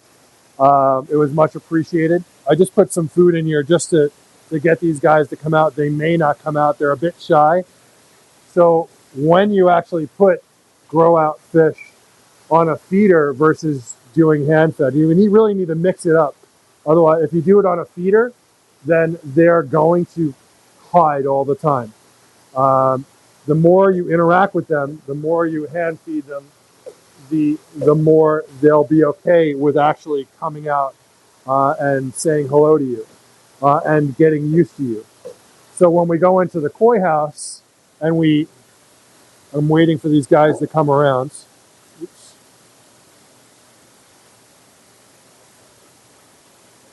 They'll eventually come out. You can see they're right now, they're all underneath the waterfall there. They're starting to come out now.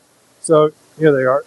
So here are our grow out budos from Mauritian. And hi guys, there are some amazing, amazing budos in here, but we're not selling them at the moment. We're going to grow them out and they'll be available at a later date. What date that is, I can't really say at the moment. So they just got their first fill of food, and now they're all back on the waterfall. Give them a couple of seconds, and they'll come out for another round.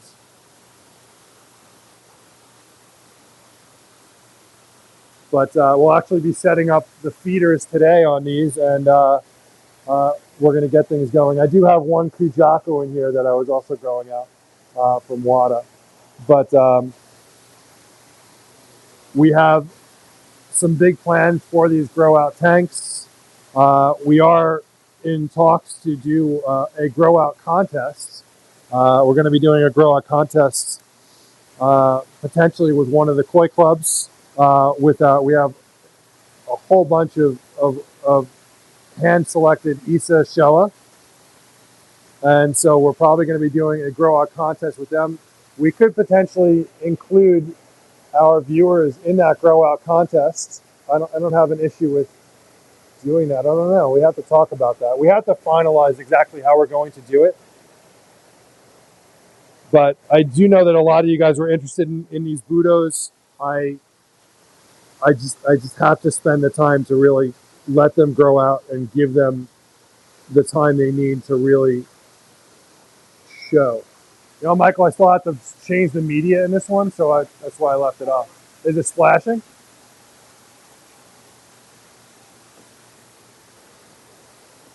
Any questions or comments about the grow out, or all it takes is one to come out and the rest follow? Yes, it's true. You know what? The fish are followers. So they'll see one fish come out and they'll say, all right, see, the biggest one in here is the Kujaku, and he's the first one. He's just swimming around this whole tank. And this is a big tank. This is a 16-foot tank, so they have a lot of room to move in here. They can jump out of here. It's at least 2 feet down. We can raise it more as the grow out continues. We can raise it higher, especially when we start feeding more and we need more water volume.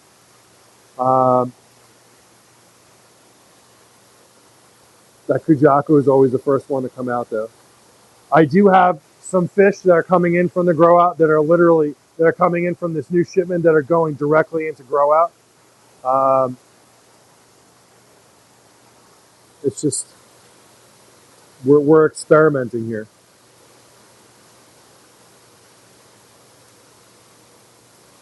Hi guys.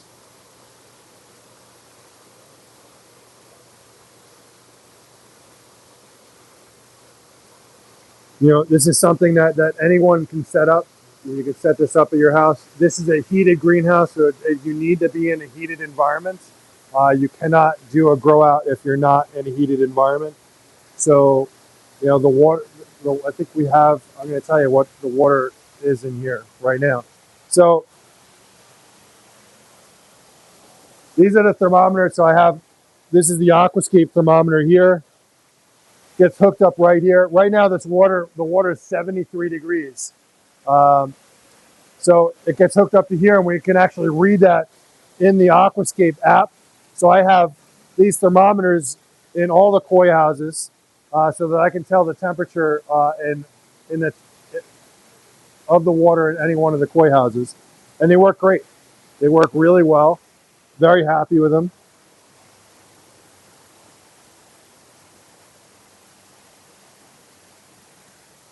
And so we're keeping the water in here in the 70s. So right now it's 73.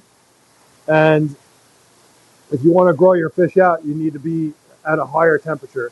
They're going to eat much more voraciously at the higher water temperatures.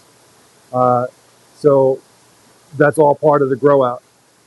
As far as the food that we're going to be feeding them, I have Saki High Carry Balance coming in, and that's the food that we'll be feeding for the grow out.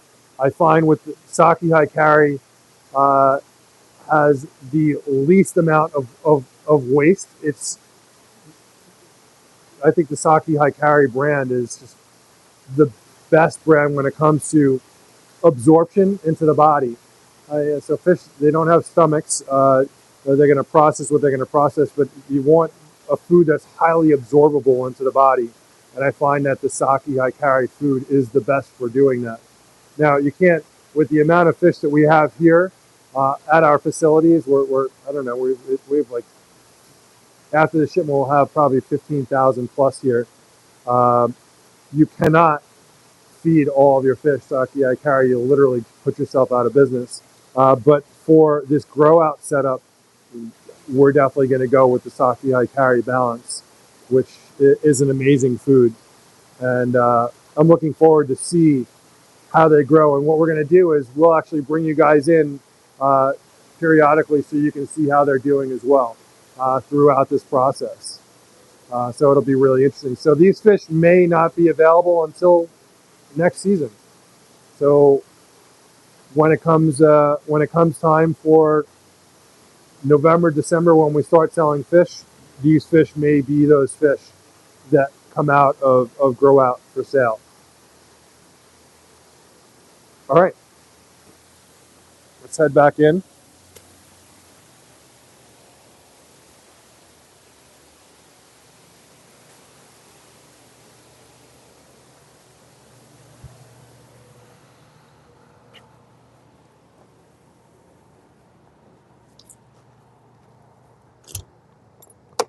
Remember that we have the water running in there um, on that tank. Yeah.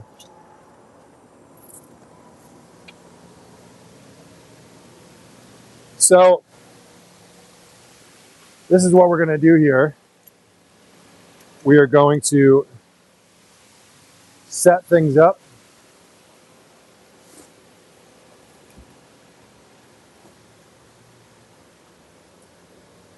While you set it up, Got some questions? yeah, Joe Cesar says, what do you think of Nijikawa food? Uh,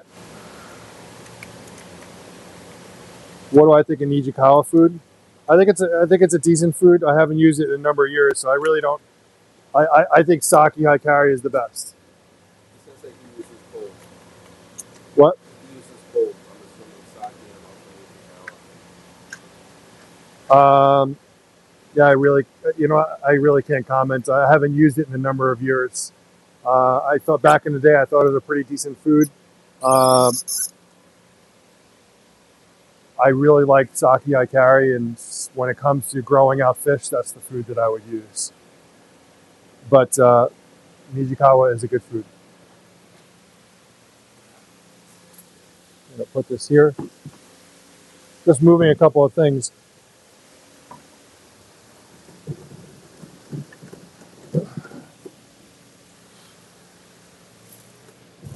Sorry, I'm just moving something really quickly. Good, good. Put that away. We're gonna set up some tanks, and we're going to show you some fish. We're going to start with some tosai.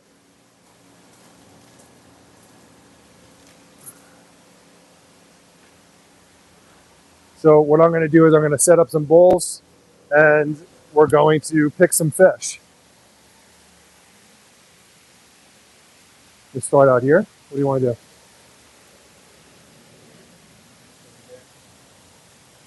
I'll start with. We're going to start. We'll start at the $100 price point, and work our way up. So just get a tank set up over here.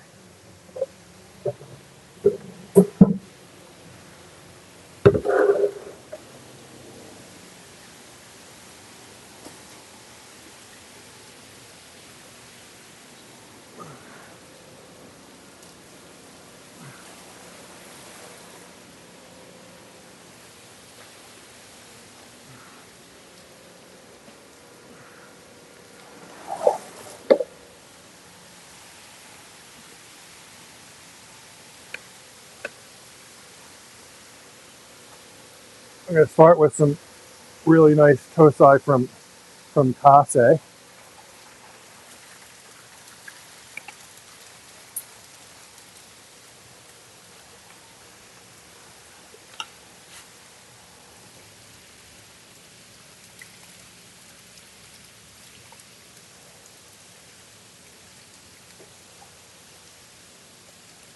Showa.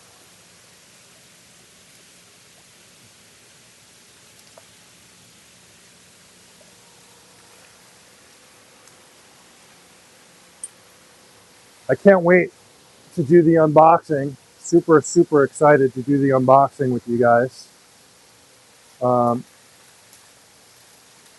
That's coming up. Showa, we got Ginrin, Utsuri, Waki. I got a Deutschero, Shiba.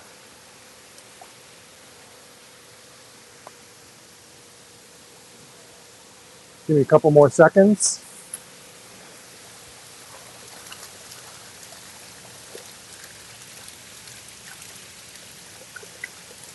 Shiki.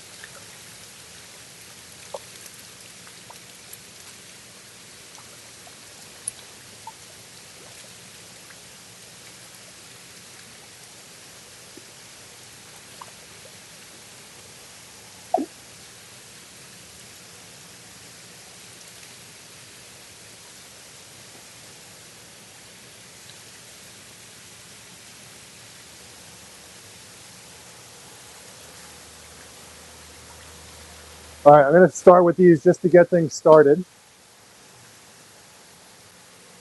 And then we're going to go over the rules.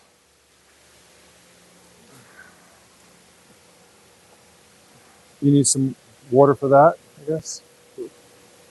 For that one over there. I'm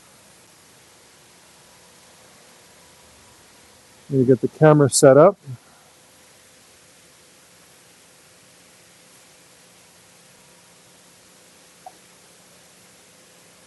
I'm going to get the umbrella over this so that we have a minimum amount of reflections.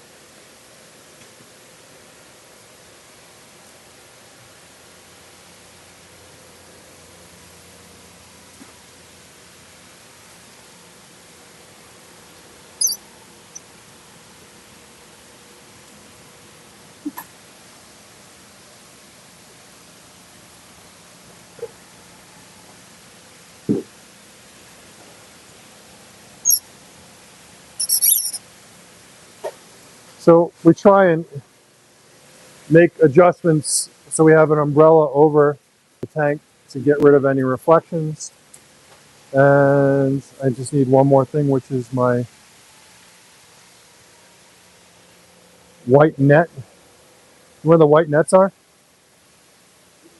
Oh, you got one right there. Beautiful. Let me just spray that and spray my hands. So, guys, these are from Koshiji Kase. So Koshiji Koi Farm.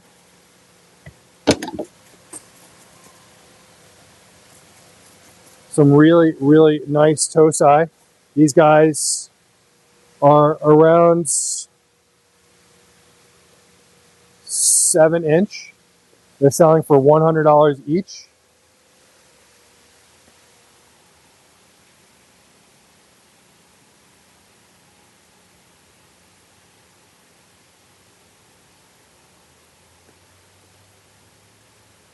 All right, so this is what we're gonna do. So guys, this is how this works if you're new to the show.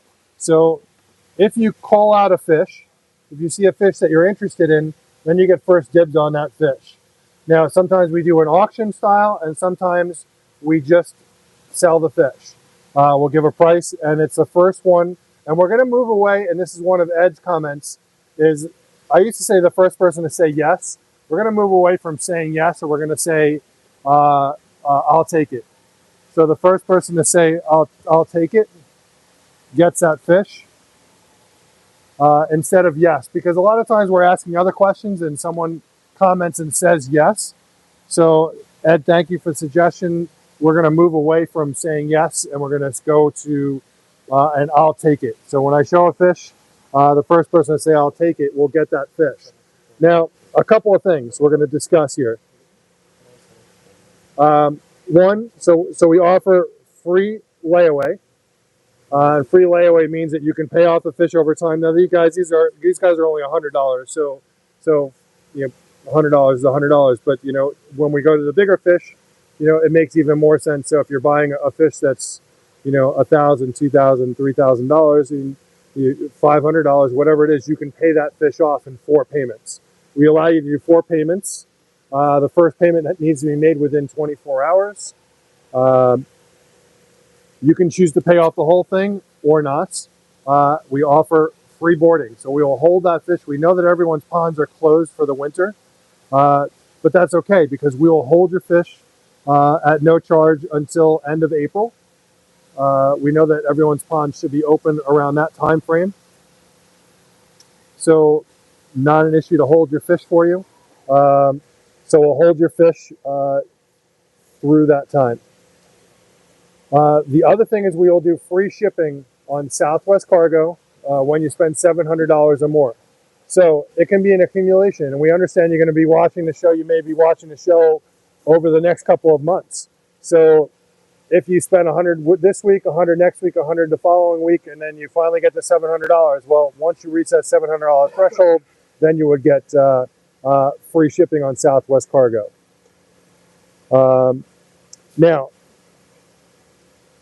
any other questions before we get started? Is there a specific fish that someone wants to call out that they want to see before I go and start picking fish? Yeah, Jennifer Rodriguez.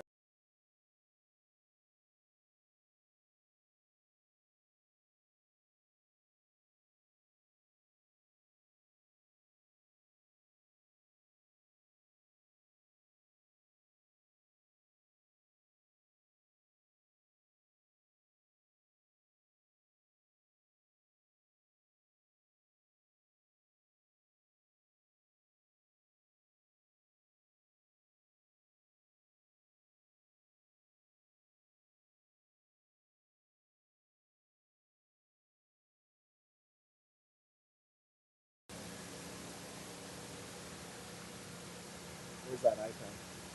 All right. Are we back on now?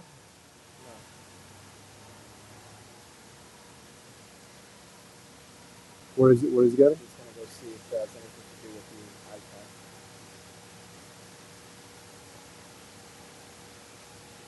What? All right. So we're having it's always something, having a bit of a connection issue. So we're back. Hopefully you guys can see us. Back on. I think it's exactly when we start, then that happens.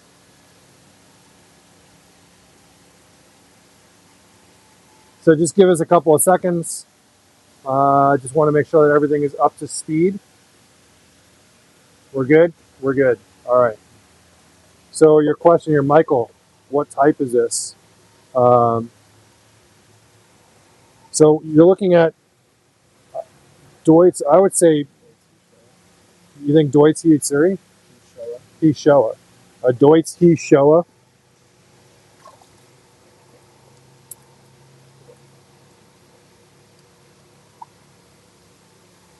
Yeah, sure. So because you were the first person to call this fish out, is Jennifer, right? Jennifer, you were the first person to call it out. This fish is going for $100. You had first dibs on it.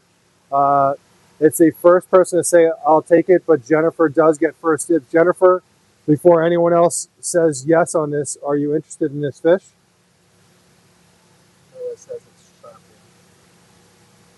I don't know if it's, you know, we were at the back of the koi house. We're a bit of a ways away from the Wi-Fi. I don't know.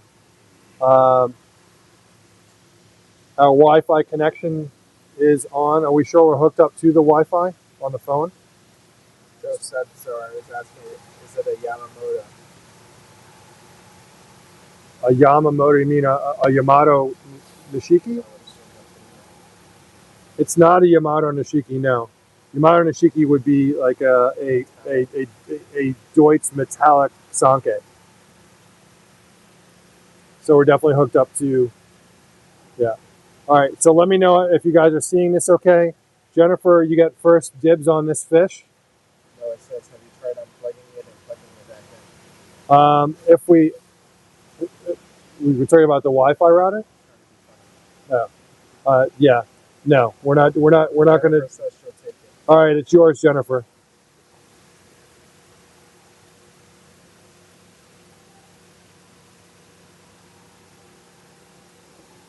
Good pick. Jessica Putman asks, orange head, white body fish. What is it? It is. I would say this could be a. I would say this would be a Yamato. Or a Benedito. I'd say Yamato Nishiki. So it's a Tancho Yamato Nishiki. Metallic skin. You're looking at a. I would say Sanke. Yeah, I mean it's metallic, so I would say Yamato Nishiki. So who was asking about this one? You calling it a Tancho Becco? Well, what's the first one? She'll take it. All right, it's yours, Jessica. Jessica.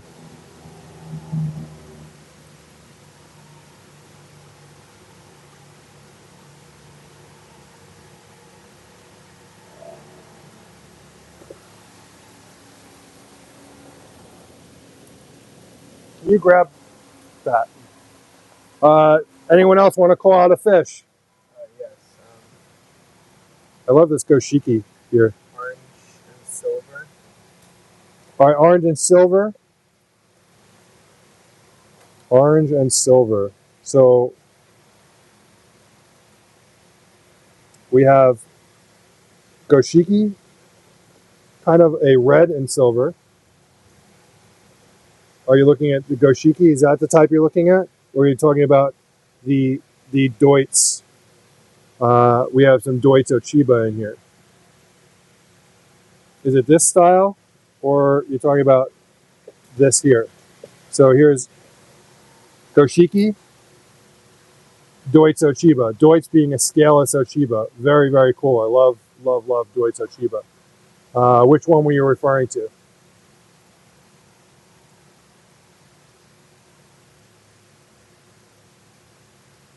Probably talking about the Kujaku. There's no Kujaku in here. Maybe that. Kogane? That's the Kogane. It could be the Kogane. I don't know. We also have a Kogane in here. So Deutz Kogane. So let me know which. Is it any of these three types in here that you're talking about? Yeah, the Kiro Goshiki is gorgeous. I love that fish. So the first one is the Kiro Goshiki. So you're talking about this fish right here. So let's just want to be sure here. This one right here, the Kiro Goshiki. Gorgeous fish. If this is it, I mean, I would definitely jump all over this fish. This is a Kiro, so dark. Kiro means dark, so this is a dark Goshiki. I love the spot on the Benny spot over the one eye, which also has a red eye on that side, a black eye on the other side, has nice balanced pattern going down the body. It says yes. That's yours. You got the picture? Who took that? Rob?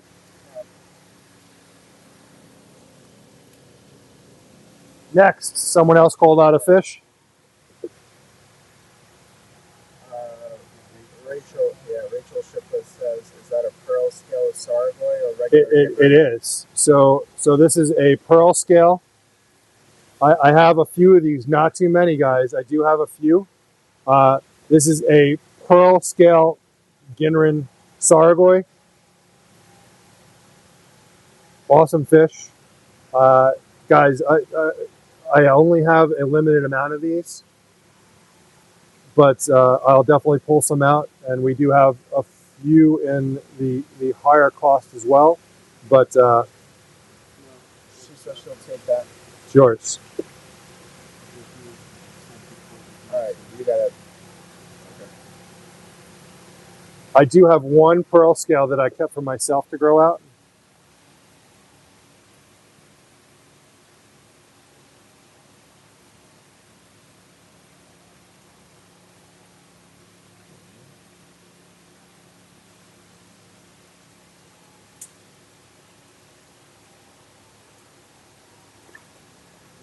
Good.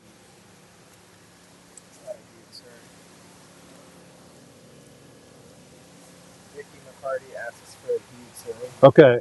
I have two Ginran Hued Surrey here. 1, 2. Number 1 is the larger one. Number 2 is the smaller one. Both the same price. The larger one, I'm going to point out ahead of time, it does have a split fin. That split fin will heal. It'll take some time, but it will eventually heal up.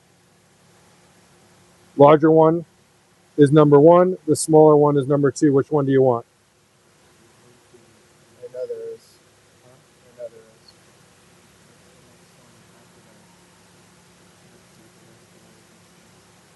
Got number 1 or number 2. This is a first opportunity to pick our new fish out of quarantine from Japan. We're starting out with Tosai from Koshiji.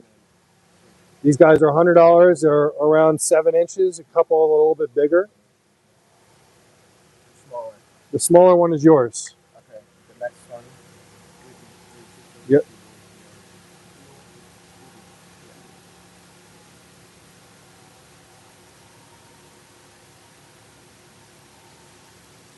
I mean, if that's what it is, then. You good?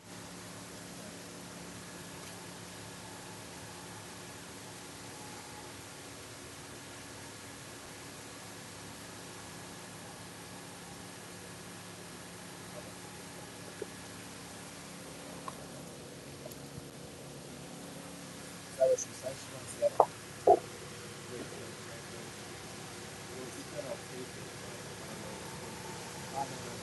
Okay. Jennifer Rodriguez was asking, saying that she would take the Deutsche Chiba that you had in the net before. Okay. Yeah. And then Noah says he wanted to look at the Kogane. Okay, so this is the Deutsche Chiba I had in net before. And there are 2. So Jennifer, I have 2 here. Okay. So there's one with more brown and one with less. Okay.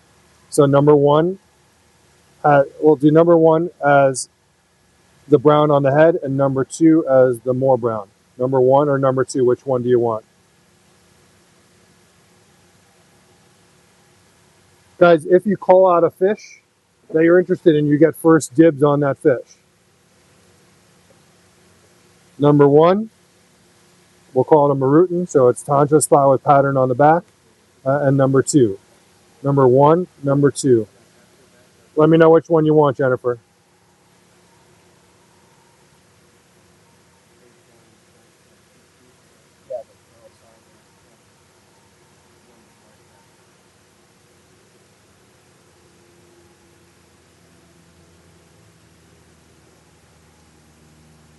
Jennifer, let me know which one. Number 1 is a larger one with the Number 2. number 2. Number 2 is yours.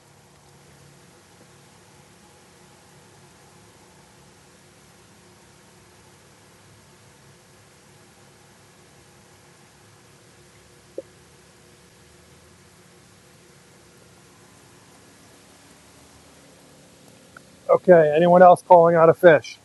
Noah says he wants to look at the Kogane. The Kogane. Here's the Kogane Ochiba. Kogane is a metallic Deutz Ochiba. Well, it's a metallic Ochiba. This is actually a Deutz. It could be Wagoi or Deutz.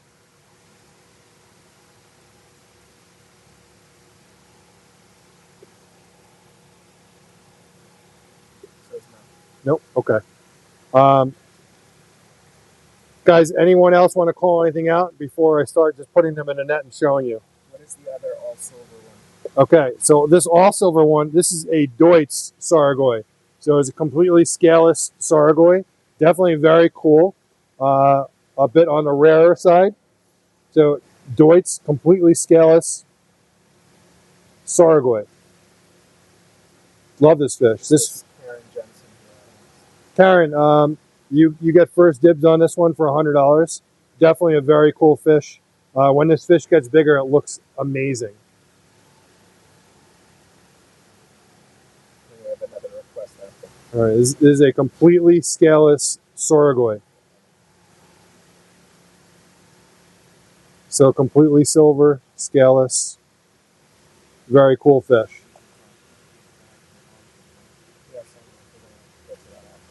You get first dibs on it, let me know. Otherwise, someone else can jump in on it.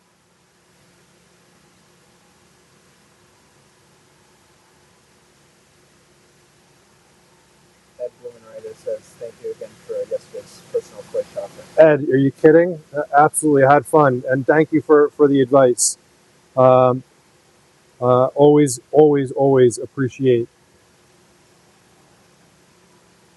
Who was asking about this fish? Karen Jensen. Karen, let me know what you want to do on this one. This is a Deutz Sargoy. Definitely. So she says she'll take that one. And Okay. Have a pearl, another pearl. Yes.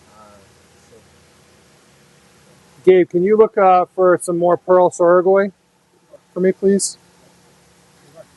Oh, I thought you took the picture. no. Who's asking for the Sargoy? Karen. Okay.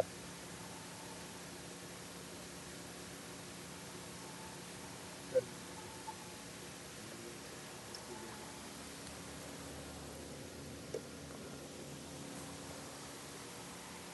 All right. Anyone else calling out some fish? I see some nice Deutsch show in here. Really cool. Jessica. Good. And then orange and black head. Orange and black head.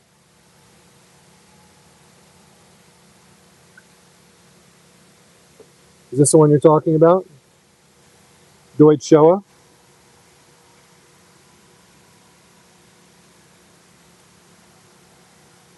Let me know. We actually have a few Deutsch Showa in here.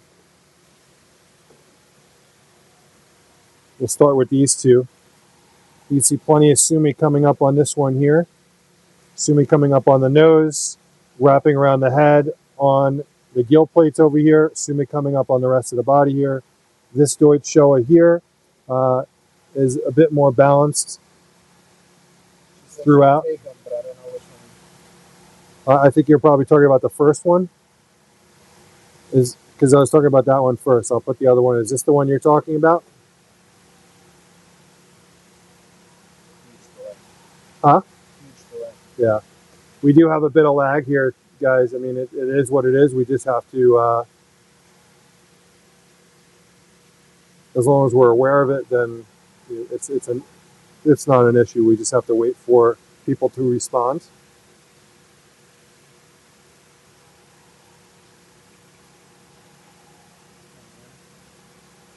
In the meantime, Gabe is also Number two. Which one was number two? number two. So this was number one. This one is number two. And then Rachel Potter says she'll take number one. Okay. So this is number two. Can you just verify that one, and then I'll bring the other one up.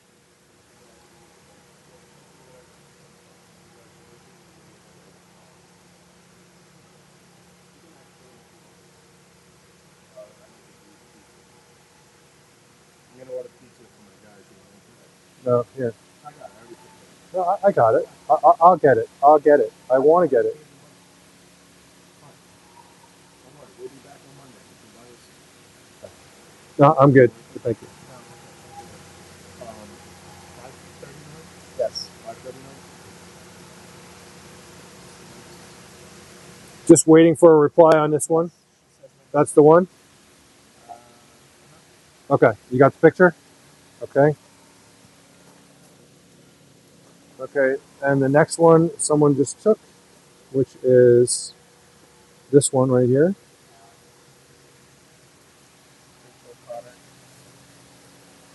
Rachel, that's yours right there, just getting a picture.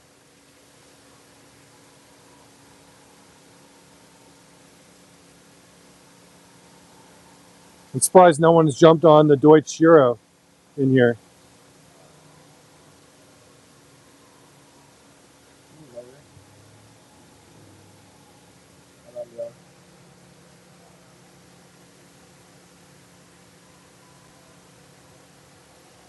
He's doing a lot of moving. Good. All right, now Karen was looking for, I have 2 Pearl Saragoi in here.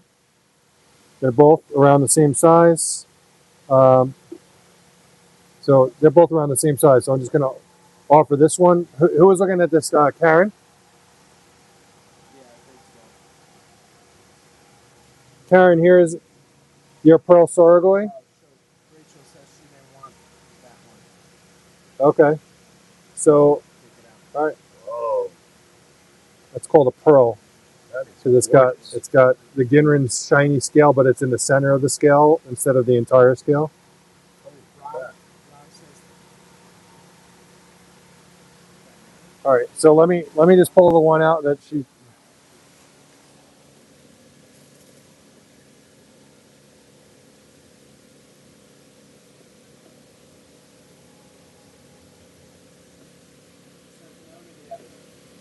So that was this one. no, the one with more black.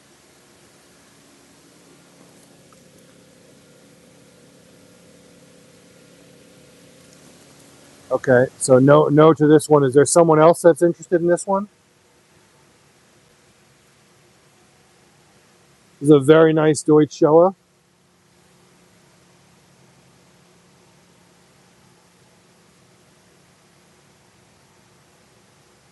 Fairly well balanced.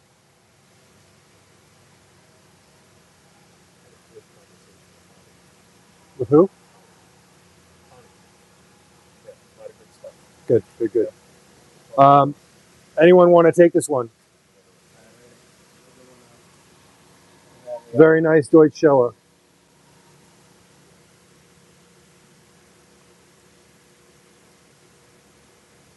All right, well, we'll go back to it just because we have a lot of fish to do. Karen said that she'll take it. Okay, so that was the one right there.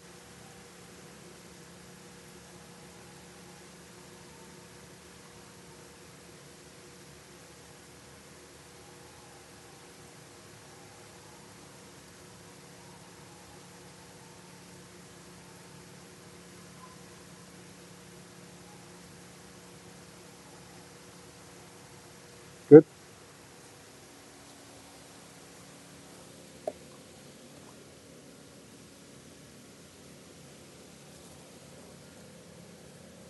Any other fish you guys want to call out?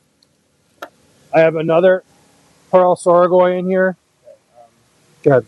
Yeah. Vicky McCarty says Deutsche too. And ask Jim what he says he wants. Here's the Deutsch Shiro. Vicky. So guys, the Deutsch Shiro are super hard to come by.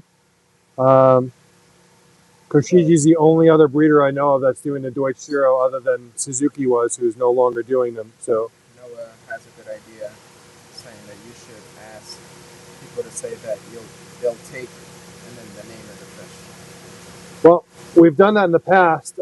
If everyone could do that, I'd be very happy if you could say which. If you're able to remember the name of the fish when you say which fish you want, then that would be much appreciated. Thank you, Noah, for reminding us about that. So right now we're doing the Deutsch Shiro. And then Jim says, I think he'll take the other pro. Okay.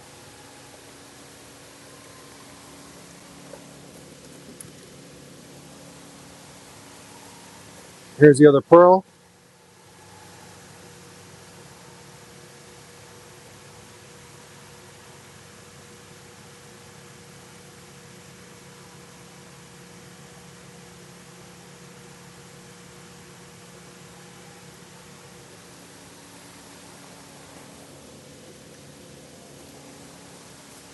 Okay.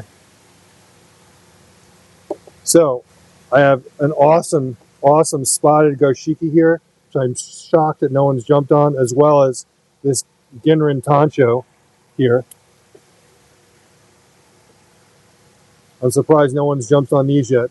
Guys, you got to remember that these are tosai, okay? They are not finished. It's going to take many, many years for these fish to finish, okay? Which means that there's a long way for these guys to go. So this, on this goshiki, this is all going to darken up in here around this beni.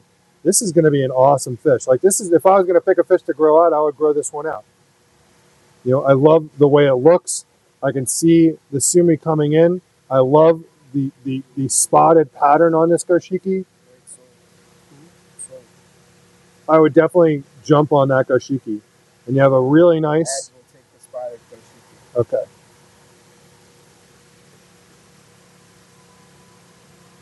Done? You good?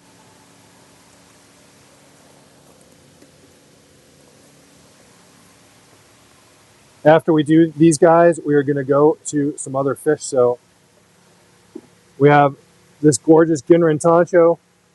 Everyone wants to have a Tancho. Here's a Ginrin Tancho. Any takers on this one?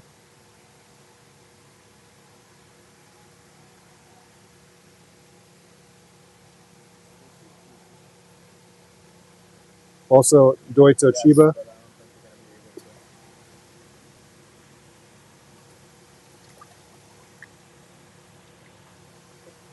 And a very, very nice Deutsch Showa here. So, Tancho number one. The Deutsch Shiro went to Vicky McCarty, please.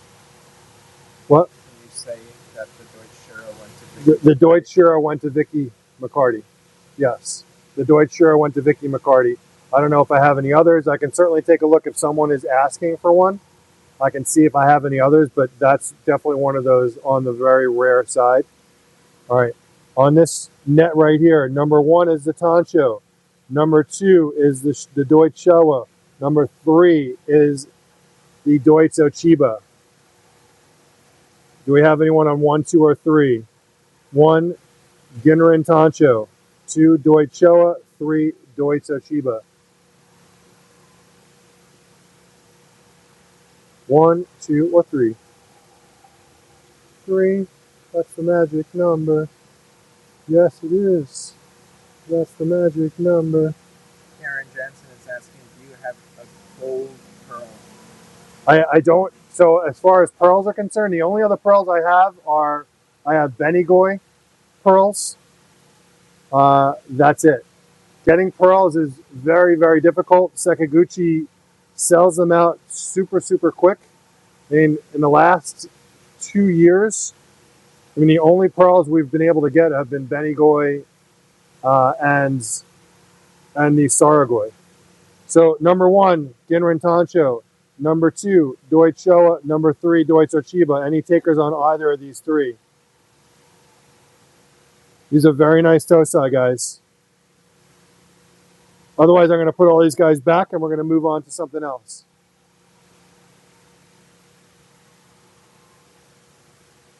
These guys are 7 inches plus. They're $100 each. Great entry price for some really high quality tosai. Some fish that will definitely pop in any ponds. Vicky McCarty says Deutsch Showa. Deutsch Showa is yours.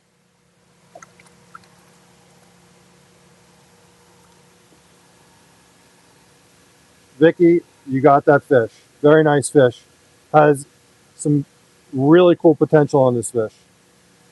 Good. Any other fish you guys want to call out before I move on?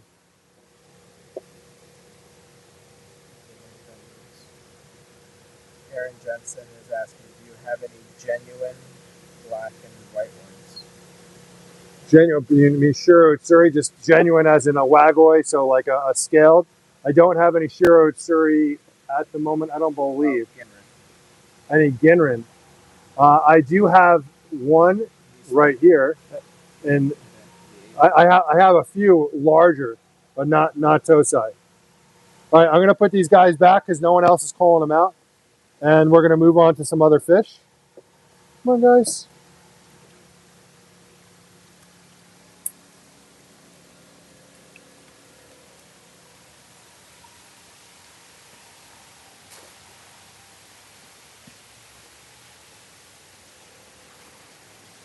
All right, just give me a couple of seconds, guys, while I pick out some more fish.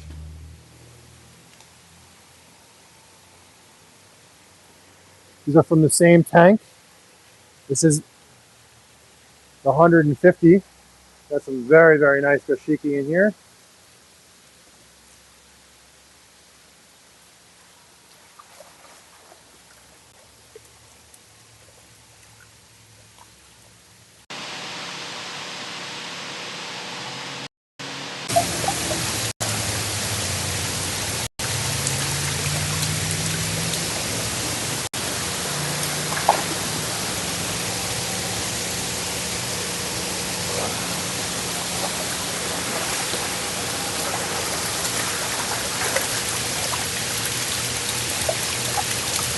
Oh no, wait, I'm pulling from the 200 tank. All right, it is what it is.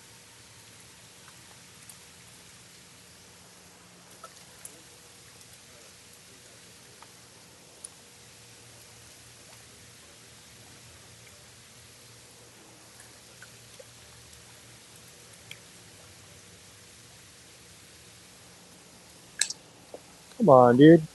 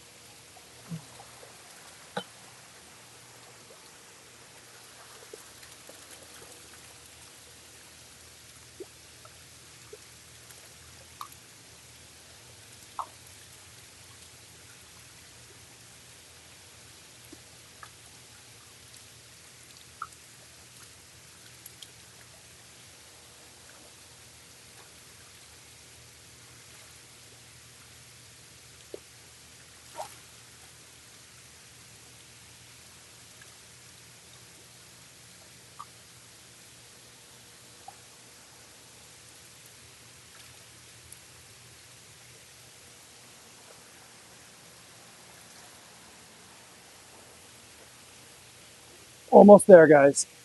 Almost there.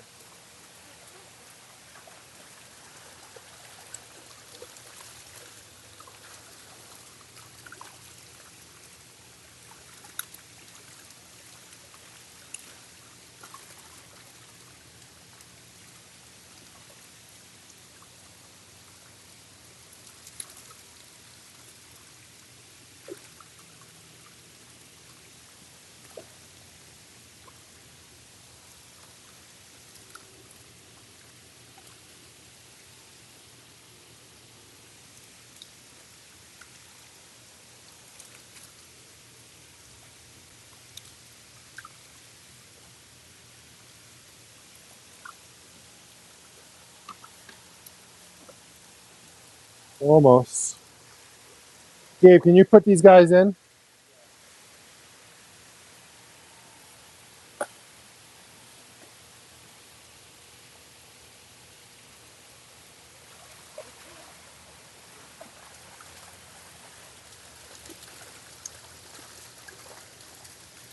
All right, put them in and then I'll come back to me.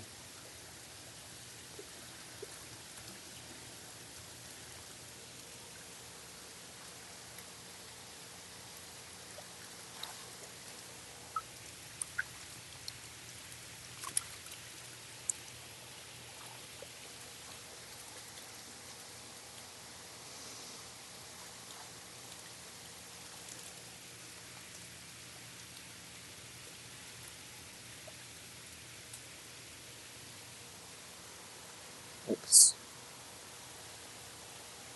So if there's any fish in there, just call them out and I'll be right there. Just give me a couple of seconds.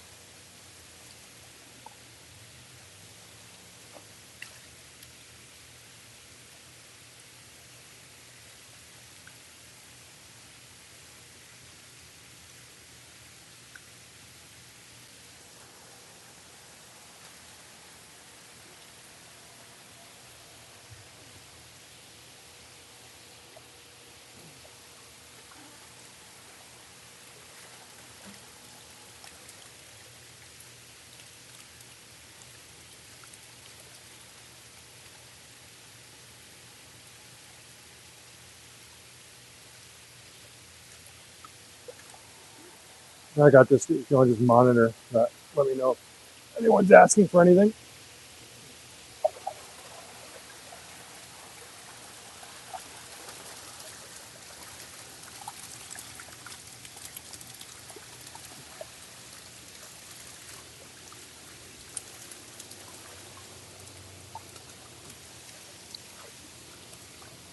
Everyone just keeps on asking about Deutsch Zeros.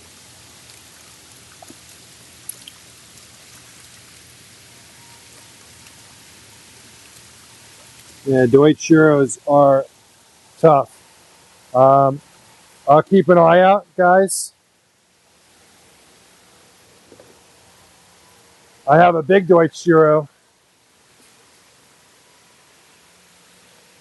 available if somebody's interested. It's the last one. That one is $2,000. So if you're interested in seeing that, I can definitely bring it out when we get to that. All right. Anthony Vitale is asking for the chocolate. Okay, can you grab the net?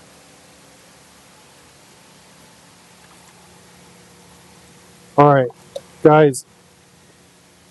These guys are $150 each. I jumped to the wrong tank before. Ginrin Chagoy. Anthony's asking about that one. It's $150. This is from Marudo. Size of these? This guy is, I'm gonna say 9 inches.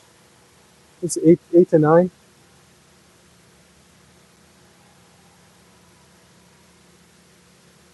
You will take it. It's yours.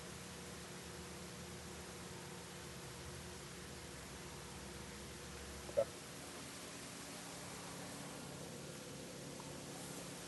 Anyone else calling something out? We have fish from Rachel Potter, Yes.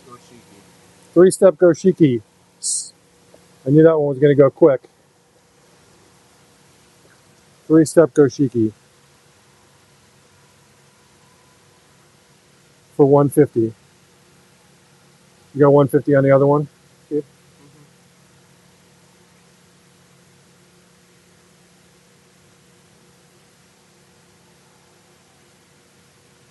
I'm just waiting for confirmation. Just note, I will take it if you want the fish. Go to okay, it's yours.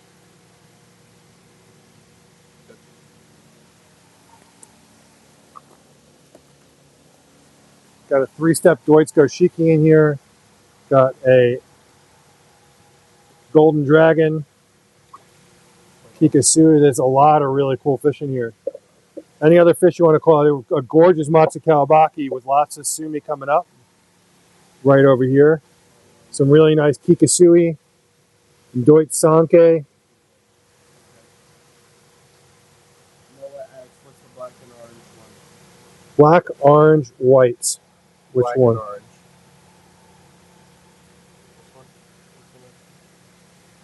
This one right here is a Benny Kiko.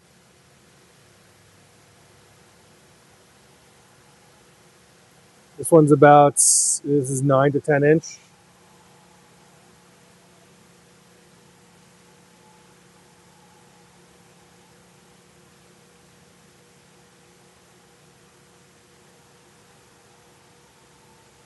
Let me know, Noah.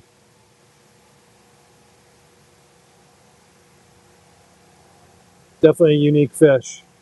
Noah's taking it. All right, Noah, it's yours.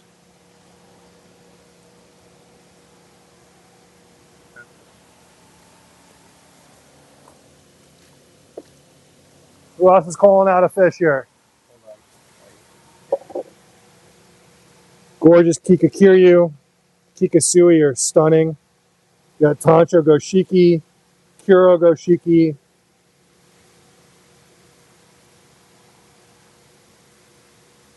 Golden Dragon, Kikakiryu, 3-step Doitzo Chiba here.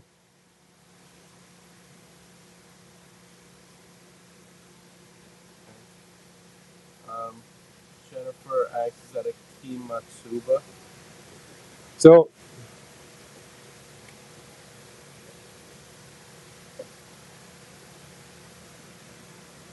right there. There's actually two.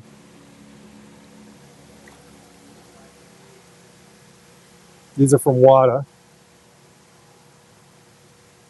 Get the darker one and the lighter one.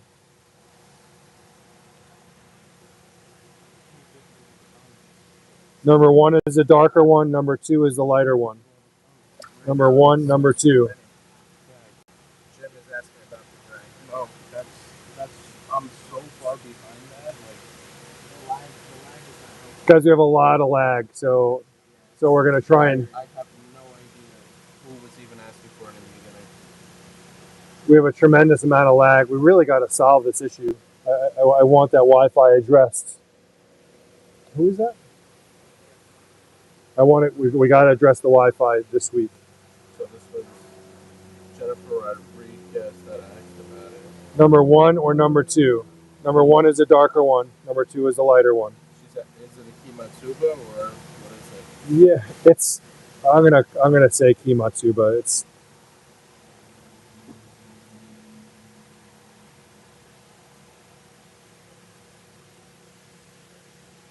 Yeah, Jim just keeps on saying that he'll take both, but Well, Jennifer has first pick, so Jennifer, you can pick. Otherwise, Jim's gonna take both of them. I don't even know if he was first either. You know what? The lag is so bad. But Jennifer, we were talking to you, so Jennifer, you can make a pick, or just say no, and then Jim's gonna take both of them. It is what it is. Jennifer's There's first. so many people asking about it. I'm sorry about the lag, guys.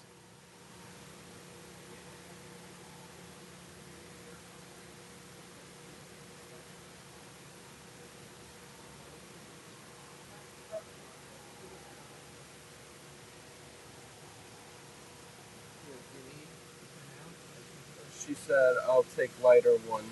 All right, the lighter one is yours.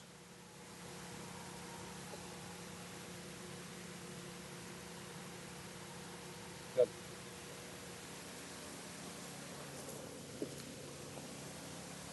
For 150. Jim, I'll put these two yellow together. You want to do these two? We have a golden dragon and the other Matsuba. You want to go with these two? Let me know, Jim.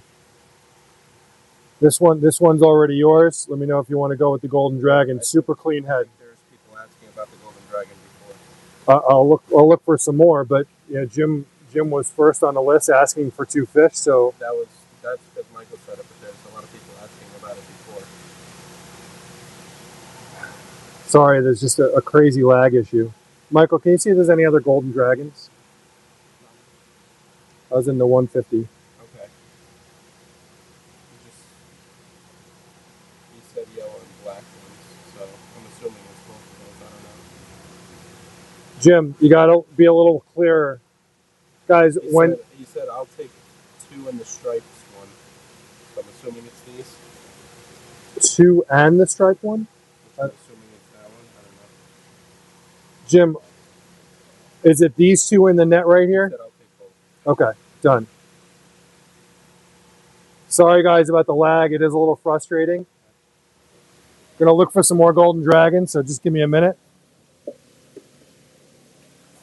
Anyone want to call anything else in this while we're looking for some more?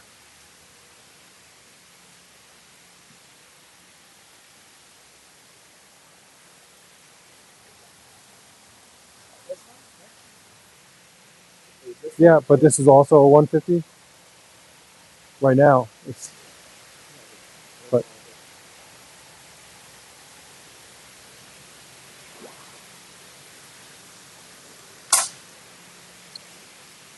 What are you doing there? right now, nothing. You got another?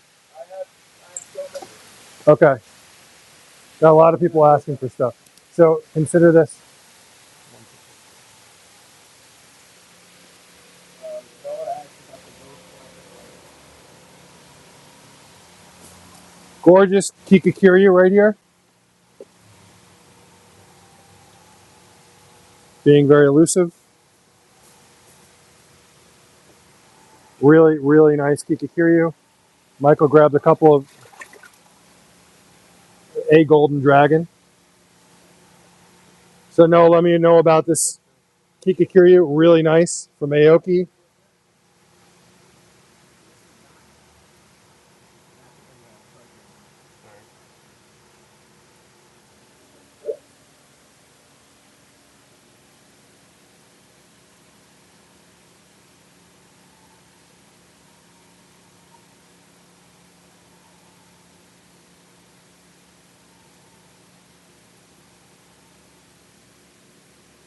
Noah said he'll pass, but Rob McCabe says he'll take it. All right, Rob McCabe taking this one.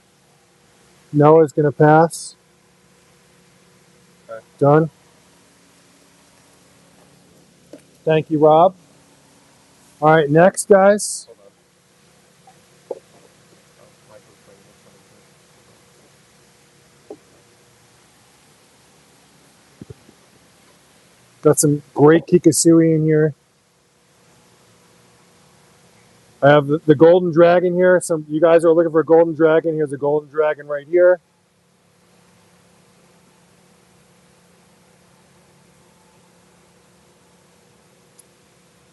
If I was in Japan, they would still consider that a lemon harawaki.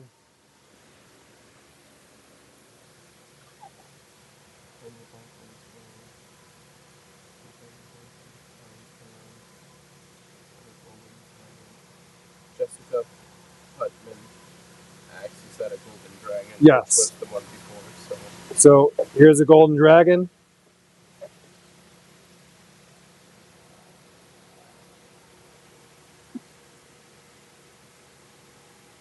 Let me know if you want this one, Jessica.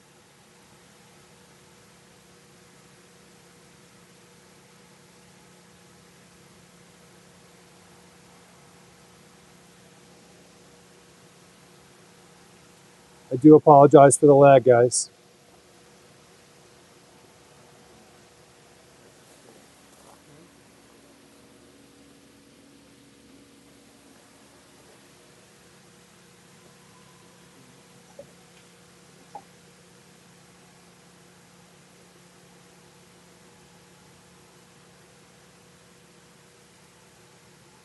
Gotta let me know.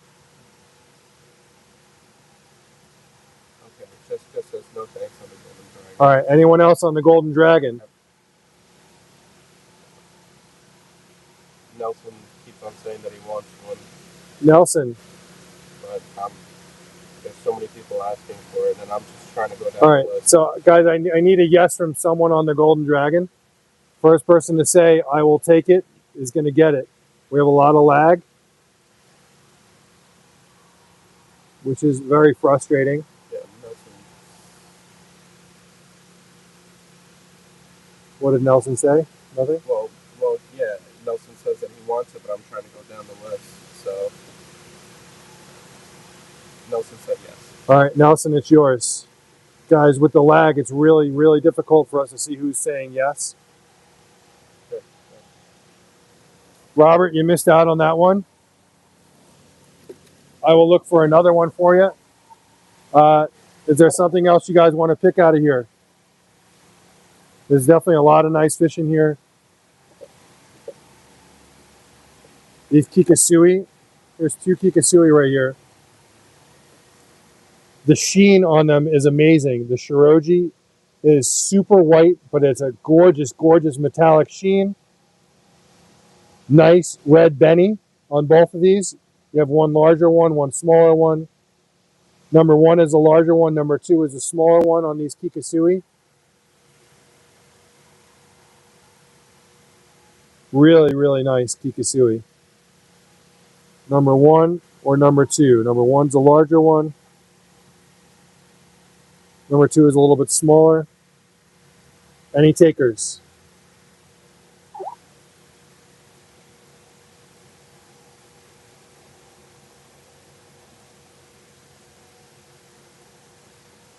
We're literally looking at multiple systems here just to try and keep up with comments.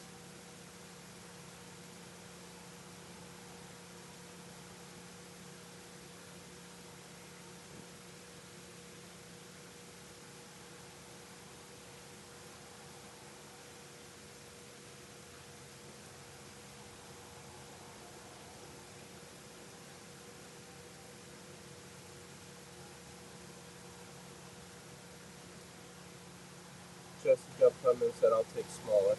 Okay, Jessica, smaller one's yours. Anyone want the larger one? Let me know.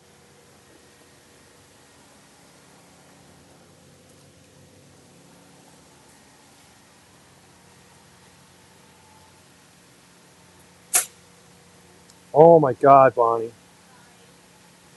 All right. We have 3-step Deutz Archiva right here. Really nice. Got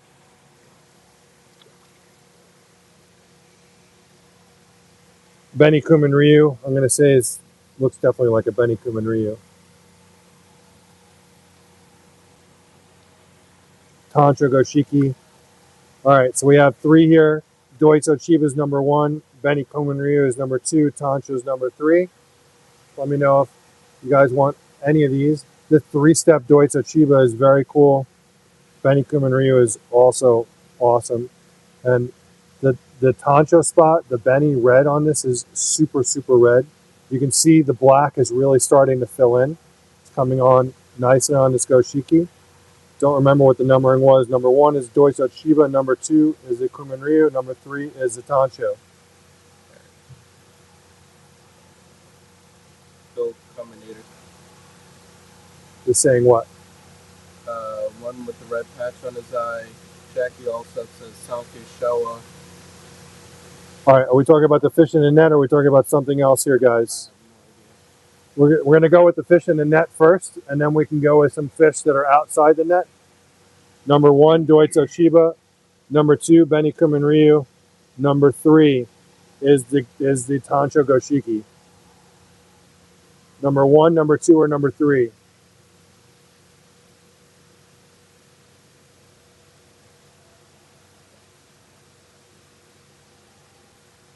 Let me know what you guys are interested in. Number 1, 2, or 3. Number 1, 3-step Deutz Archiva. 1, 2, 3 steps. Benny Kumin Ryu. Tancho Goshiki. 1, 2, or 3. If none, that's okay. We'll move on.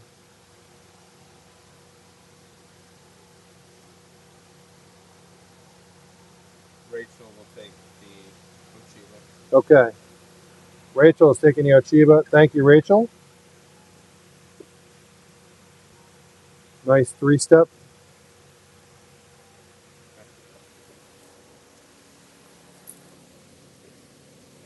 All right, next.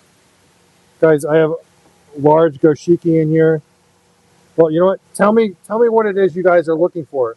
It looks like we're getting some comments on some fish here. Which ones do you want? If nothing in here, that's fine. I'm going to move on. I have some other fish to show you. So someone will definitely buy these if you guys don't take them. So I'm not too concerned about that. What do we got? Anyone want to see anything else before we move on?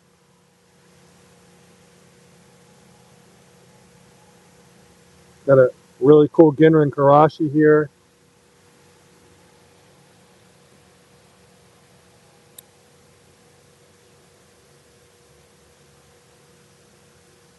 I know that we have a lot of lag, so I'll give you guys a couple of seconds before I sock these guys up and put them away. We're going to move on to some bigger fish from here. White with the Sumi coming up. So I was shocked that no one jumped on this earlier. So this is a Matsu Kawabaki, and the Sumi is coming up on this fish. This fish is awesome. I love this fish. Symmetrical Motoguru on the pectorals. Nice. Sumi coming up in all the right places. Sumi is coming up all along here. This is a great fish. Who asked for that one? Rachel Potter. Rachel, good pick. I hope you take this one.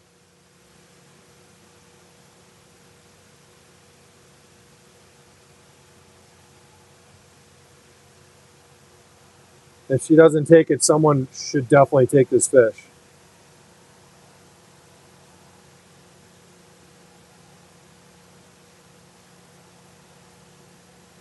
We're going to work on our lag issues this week. We have to. Got to get a Wi-Fi router in here or something. She'll take it. All right, it's yours. Great pick.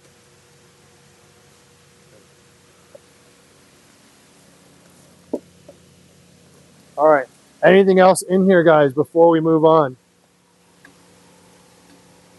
Guys, got to look beyond what's on top of the skin. You got to look beyond. Take a look at this marutin right here. All the sumi coming up on this fish. All that's coming up underneath the skin, all that black is going to come up. Really, really pretty fish. Take a look at what's in the bowl. Give you guys another couple of seconds. If no one calls anything out, I'm going to go and put these guys back.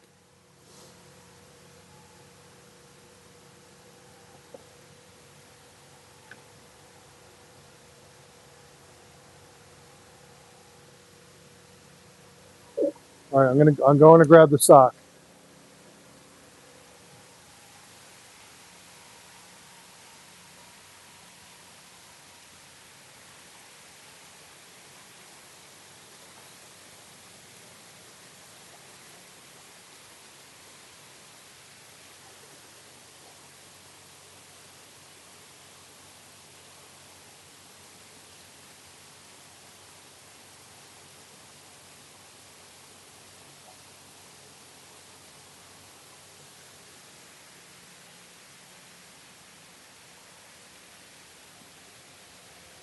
Nothing else?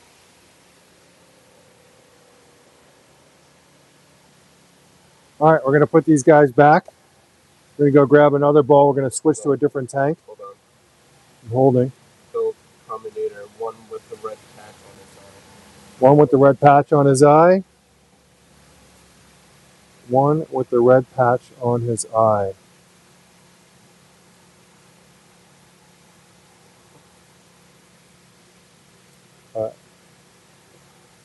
This one right here, Kikasui. Is that the one you're talking about, Bill? It's got Kuchi Beni. So it's got Beni on the lips. So Kuchi is the lips. So Kuchi Beni. See that? He's got some lipstick. Is this the one? A little Kuchi Beni.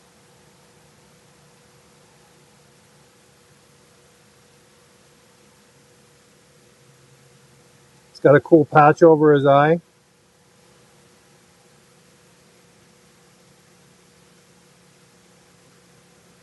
Yes. Yes, it's yours. Good. Anyone else before we move on, guys?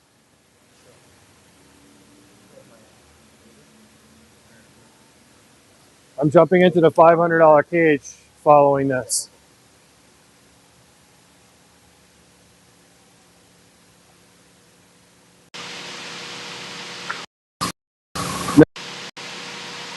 All right. We're moving on up to the east side to a deluxe apartment in the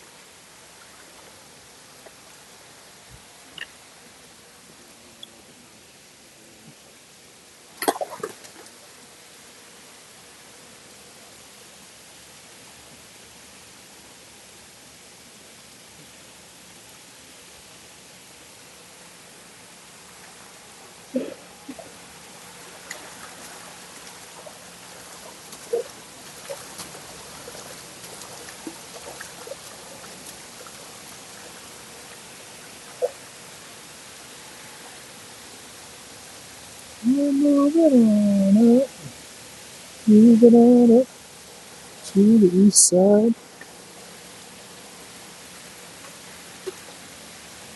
Trying to catch this lemon harawaki who is being very difficult.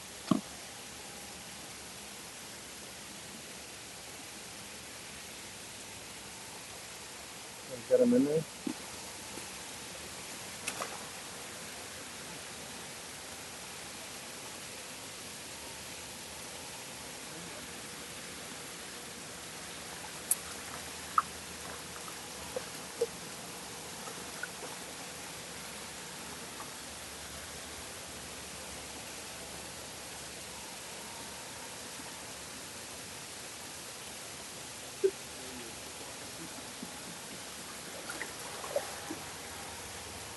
This guy, he knows to just jump.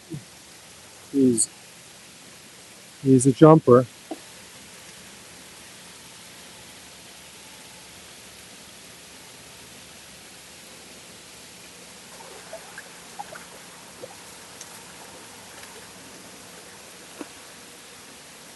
I have just one more fish I'm trying to catch. There he is. Will you let me catch you, please?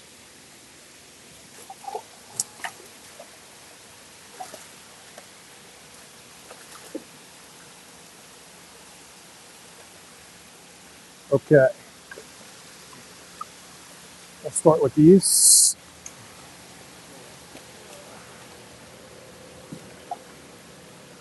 I think I need a little bit more water in here.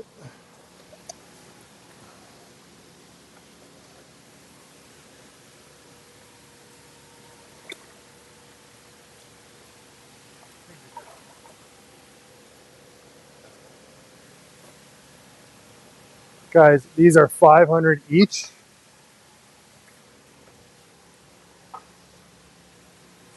Have some amazing, amazing Deutsch Sanke here. Deutsch Sanke, Kujaku butterfly, Ginrin platinum butterfly, lemon harawaki, Deutsch karasu.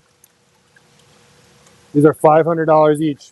Before I start pulling stuff out, who's going to make the first call? If you call a fish out, you get first dibs. So who's calling a fish out first? Remember, we have free shipping on Southwest Cargo when you spend $700 or more. We have free boarding, which means you can pay the fish off. These guys are, these are Nisai, and these are between 12 and, I'm going to say 14 inches for the largest on the butterfly. Between 12 and 14 inch. So who's making the first call? I was saying we have free layaway, so you can pay the fish off in 4 payments. First payment has to be made within 24 hours. So you can pay this fish off until it's ready to ship. We cannot ship until it's paid in full. We will follow up with you monthly for payments. Gorgeous, gorgeous Tancho Sanke is a Deutsch Tancho Sanke. 2 amazing Deutsch Sanke. Let me hear from you guys. Ginrin Platinum Butterfly. Gorgeous, super, super white. These are 500 each.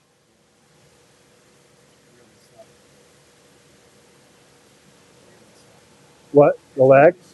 Yeah, the lag is absolutely horrible. So Monday, Michael, on Monday, if you could work with Mike, and let's just, I don't even know if that's going to solve it, getting that router in here. I have no idea, but we need to try and get that going. It's supposed to start Thursday, I think. It's supposed to start tonight? All right, I'll make some calls. I'll see what I can do about that.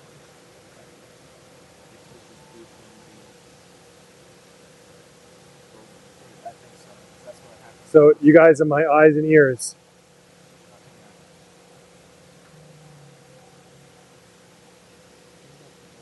You guys should be jumping all over these.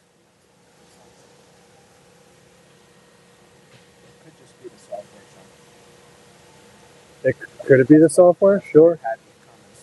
But But for the 2 weeks before we did switch to new software, the lag was horrible. We were getting anywhere from 40 to 60 seconds of lag. So it was happening before we did the software. I know that that would seem obvious, but it was happening before the show, before we did that.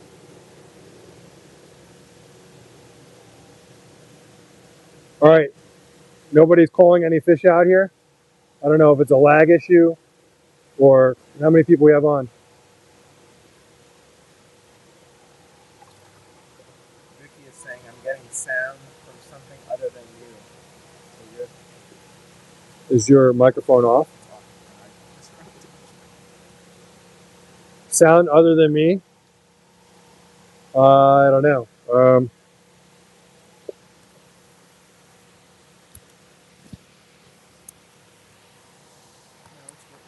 It's working.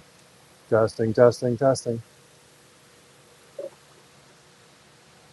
Just a gigolo. Everywhere I go, people writing songs about me. Yes, thank you. Definitely awesome. Nice, very, very clean lemon Harawaki. Rachel was saying he's looking for a Tantra Sanke but Wagor. This one's a Deutz.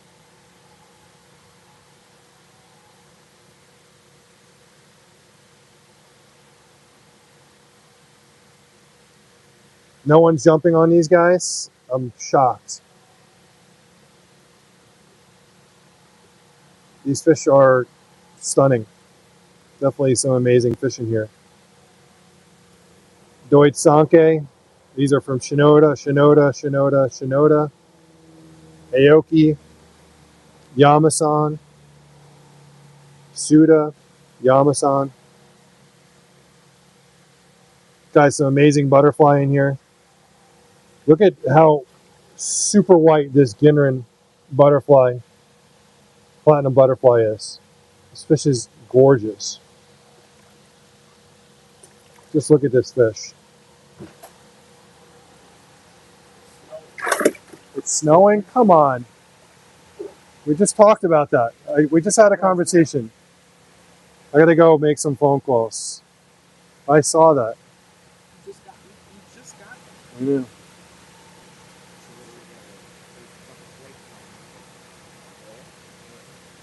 All right, guys, am I putting these fish back?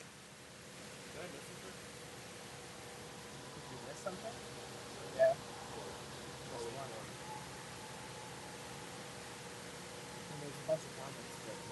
Well, I'm glad you're liking them, but if no one's going to be buying, I'm going to be putting them back. So people are saying there's weird cross feed. Weird cross feed.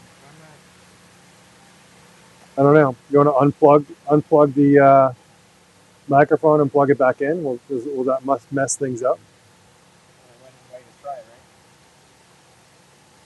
That's a little annoying, that stretchy thing.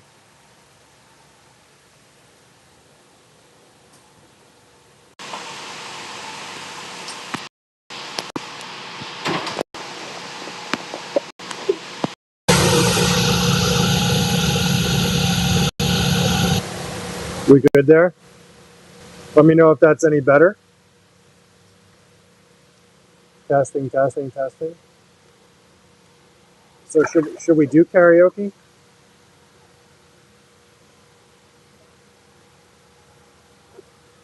Right now we have 48 on. Waiting to hear from you guys. Some amazing Deutsch Sanke here. Look at this Deutsch Sanke from Shinoda. This was one at auction. Huh? Yeah. Here's the Deutsch Sanke. Here's two of them, but this is here's the Tancho. Also one at auction from Shinoda. Excuse me, guys. Very nice. You can see some additional sumi coming up on this Deutsch Sanke. Very nice red, red, red Tancho spot. We're going to ask for you guys to come out of there, out of the way, so that he can show himself in all his glory. You come out of there, and you don't jump in there. Gorgeous fish. Yeah, the tancho spot is red, red. As I said, you can see some more sumi. Noah says he's waiting for the whales. Noah's waiting for the whales. I have a Deutsch Euro that I was saving for last. Jennifer is asking if you take 400 for that. No, guys, I'm going to be very, very, very upfront. There are no deals on new fish. Absolutely no deals on new fish. Those deals were for previous episodes. These are all new fish. There are apps. These are first picks on fish. We haven't even opened the store yet. The store doesn't open for another 2 months. You guys are getting first picks on these. There are no deals on new fish. I don't want to sound like just that's what it is. There's absolutely no deals on fish. The prices are the prices.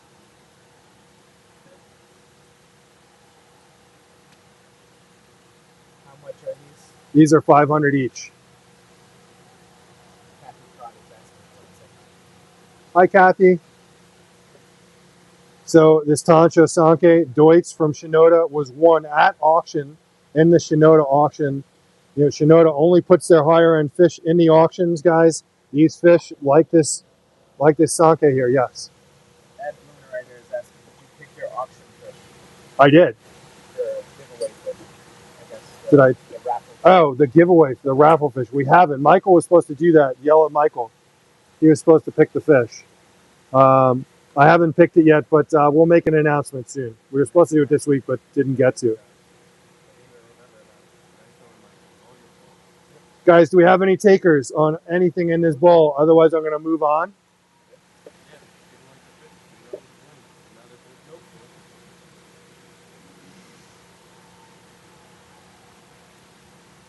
It sounds crazy that I'm going to go with more expensive fish, but I'm going to go up for the $600 fish after this because we have fish to show, fish to sell, and quite honestly, I am a bit surprised that no one's jumping on these. But, I guess it is what it is. All right. What I would say is take a look at the bowl. You can take a screenshot. Let me know if there's something you want. Let me get the koi sock.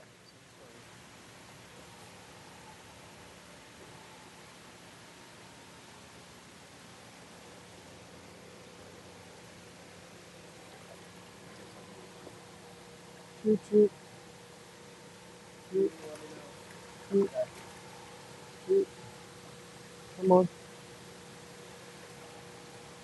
Okay. If there's a fish that you're interested in, you can reach me after. You can text me at 516-547-0164.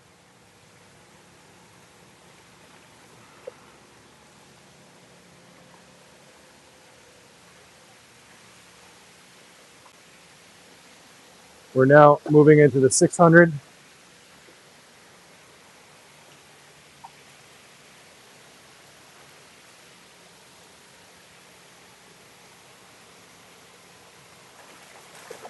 Which one we're...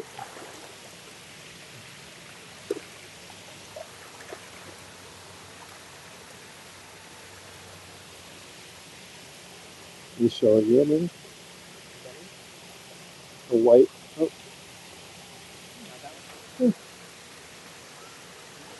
There's that crazy butterfly in here.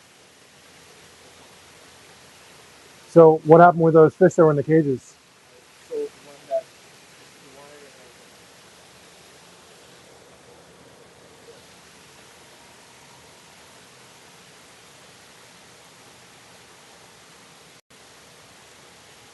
Grab the Ochiba. So the Chagwe.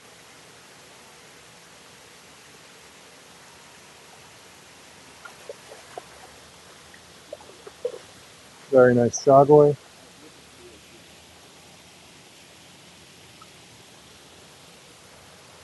There's a butterfly that has these crazy Ginrin scales on his back.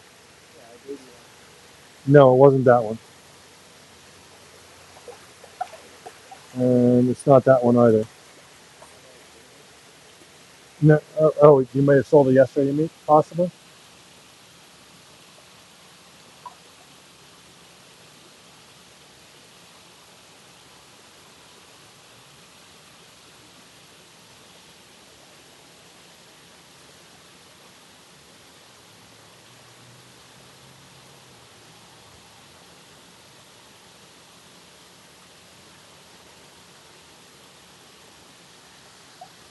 take that. Sure. I was gonna say just grab. There was that butterfly Kiko. Or you want to grab the. Is that the Kabuto? Uh,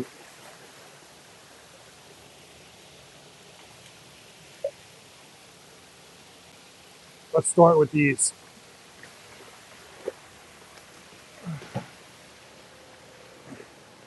So interesting. So jumping up to the 600, the size of the fish is quite a big difference.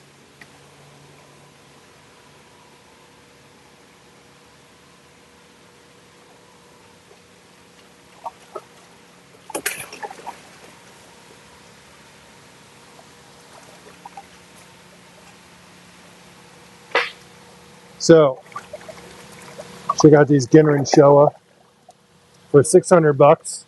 You cannot. I mean, it's a steal. Look at the body on this. This fish is going to be huge. So Ginrin Showa here. Again, the Shiroji on this Ginrin Showa is amazing. It's got really nice kohaku, female, big karasu. That's a scaled karasu. Here is a Deutz lemon harawaki butterfly. It's Aragoki scaled. Check out this chagoi. Very, very nice chagoi. Great reticulation. You see the fukurin is just amazing. And then look at this guy. This is a Ginrin Mukashi. Gorgeous fish. These are $600 each, guys. An amazing price. Guys, you will not find prices like this for fish like this anywhere else in the country, I guarantee it. $600 a piece. You're looking at, these guys are 13 to 16 inches.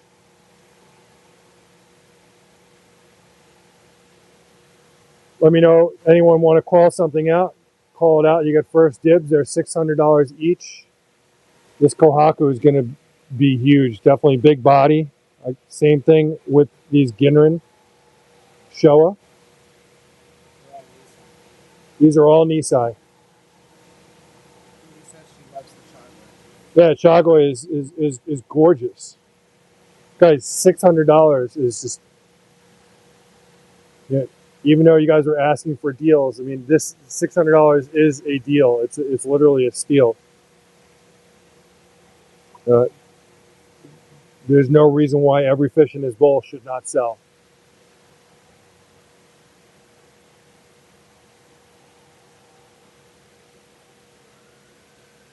He says, great, now my wife is singing David Lee Roth. When was the last time you heard that song? I don't know why it was just fumbling around in my head. I was trying to think of a song to sing, and that one popped up. It's funny, you know what? I'm sitting here, and I forget sometimes that everything I say can be heard. So, even the songs in my head. Yes. I don't know. What other song can I think of? There's plenty of good songs out there. Is that the one I was looking for? That's the one. This is a really cool butterfly.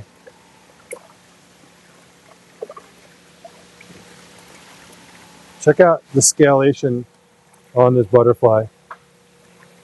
So the striations in the scale are just amazing. I mean, look at that fish. It's so gorgeous.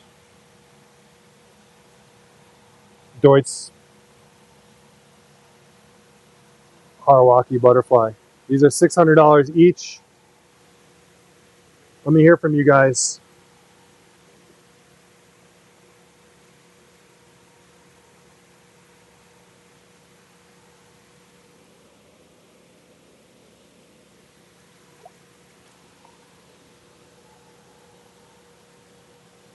I had trouble finding that fish the other day too. I knew he was in there.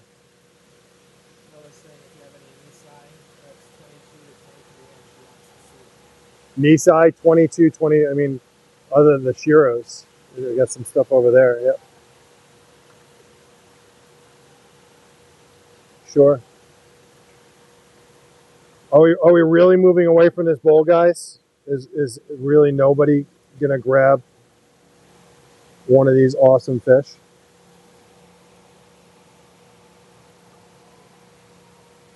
Katie is asking, can you show us the two Gimlin shows?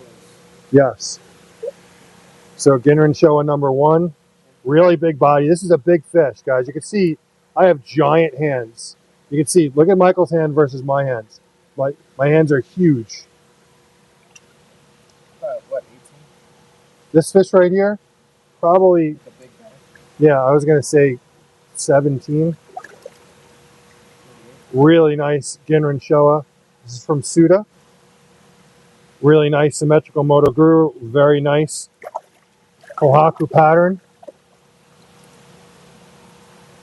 And it's gonna be a big fish. And here's number 2. Just slightly smaller. Plenty of sumi coming up. Sumi coming up, sumi coming up. Super white shiroji. Guys, these are $600 a piece.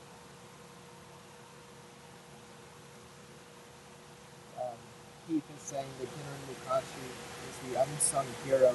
I know. I picked this fish when we were in Japan. I handpicked this. I saw this fish. I was like, this fish is awesome.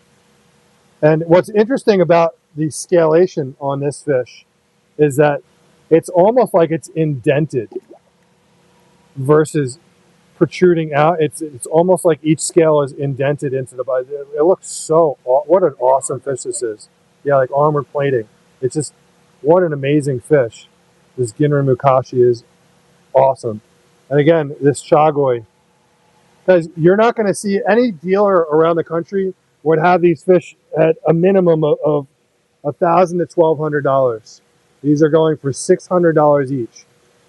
So the opportunity here is that if I can get them at a cheaper price, I can sell them at a cheaper price. So in the end, you guys win. So even though they're new picks, these are new fish.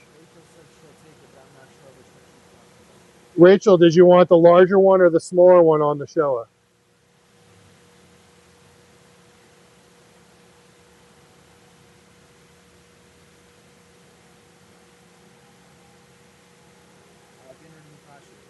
The Ginrin Mukashi. Yours. Love this fish. Great pick.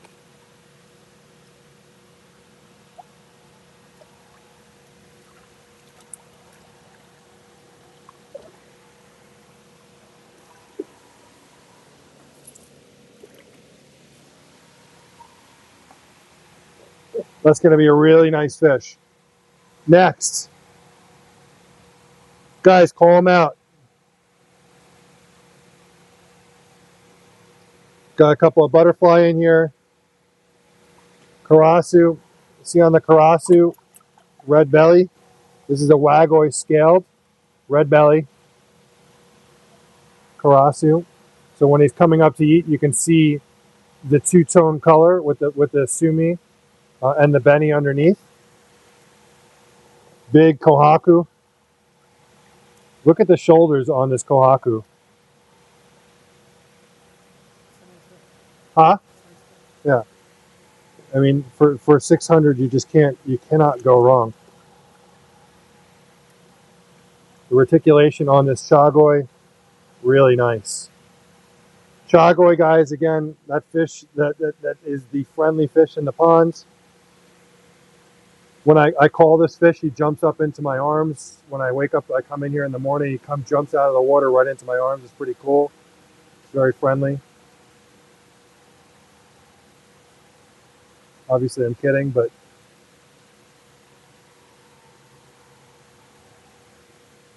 let me hear from you guys.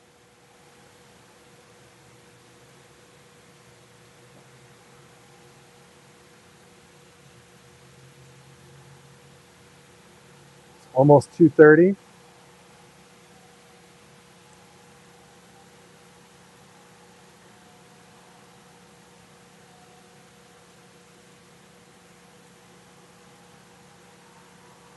All right, and if you guys aren't going to move forwards, then I'm gonna scoop these guys up. You can take a screenshot, get back to me. But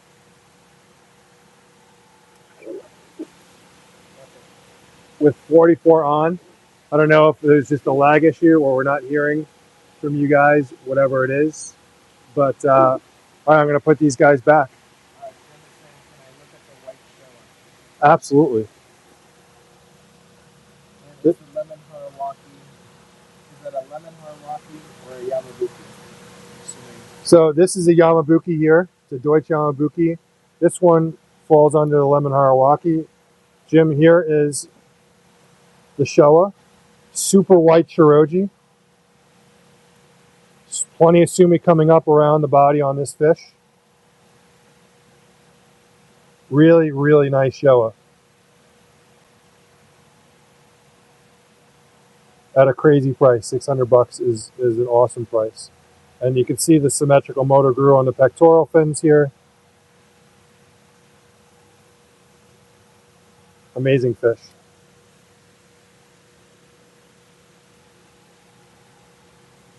Jim will take it. Done.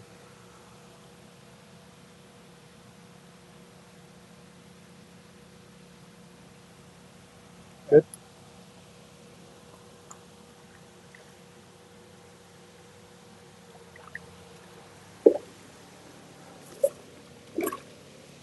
Next, guys,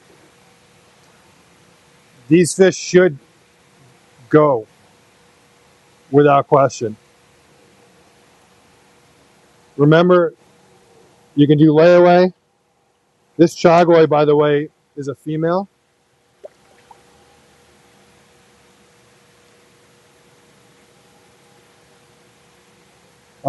You can do layaway, so you can pay it off in payments.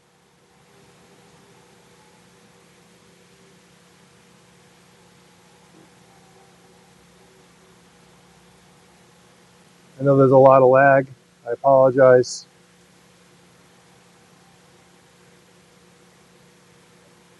Who's next?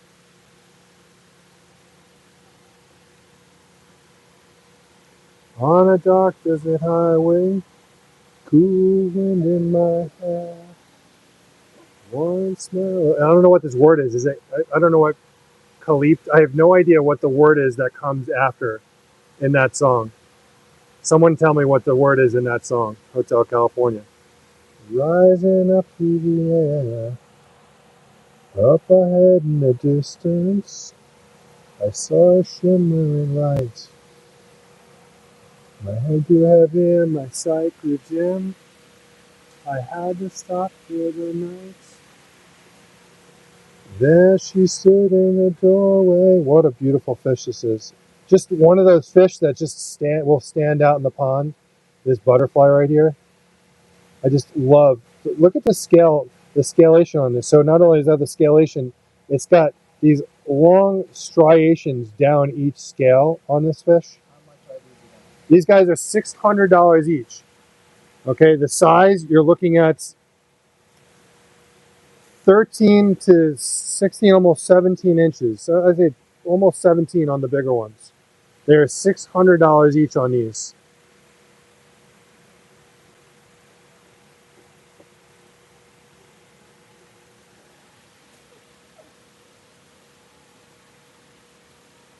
Anyone else before I put these guys back? Rob is taking a look.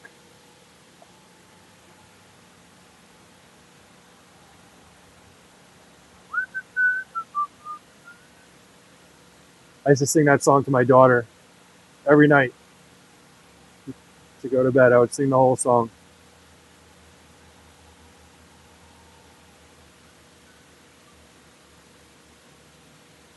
Did you just whistle? That must be me. So I heard a whistle, and it's the other. It's over there. That's funny. Wow, the delay is really long. The delay is very long. That show is incredible. Rob saying I'm out. But thank you. All right, are we putting these guys back? I'm gonna give one last go. before I put these guys back. I know that we're having a long delay. It seems like about a minute. And then Noah's asking for a couple of big guys, so I'll pull a couple of big guys out.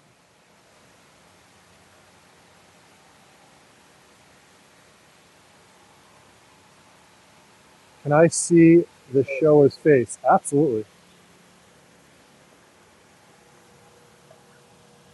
So Sumi coming up right through here. So there's going to be all black in here, right through there. That's going to be all black. So I have nice Menwari, which is that mask that goes across the center. And again, the symmetrical motor groove actually is really thick on this one. Big body. Really nice fish. You picked this one, Michael. Good pick. Very nice fish. Big fish. Looks female.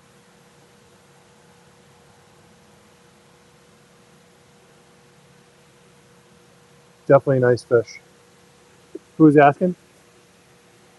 Tim Doyne just gave you the entire lyrics. You're awesome, Tim. What is that one word?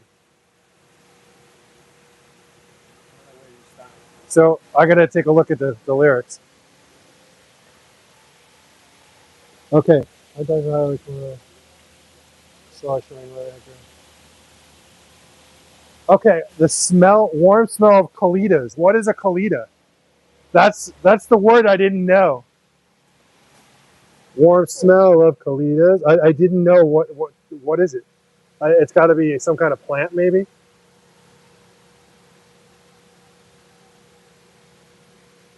says she's She's gonna pass on the show. Okay. All right, guys. I'm gonna put these guys back. You can always take a screenshot. Let me know if there's one of them that you wanted. They're $600 each. Again, some amazing fish. Michael, you grab me that koi sock.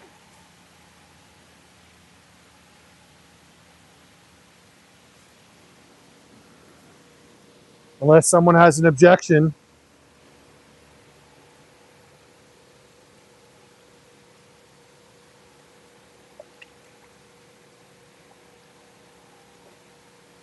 I do have some other Ginrin Showa if you wanted to see another one, but these guys are going back.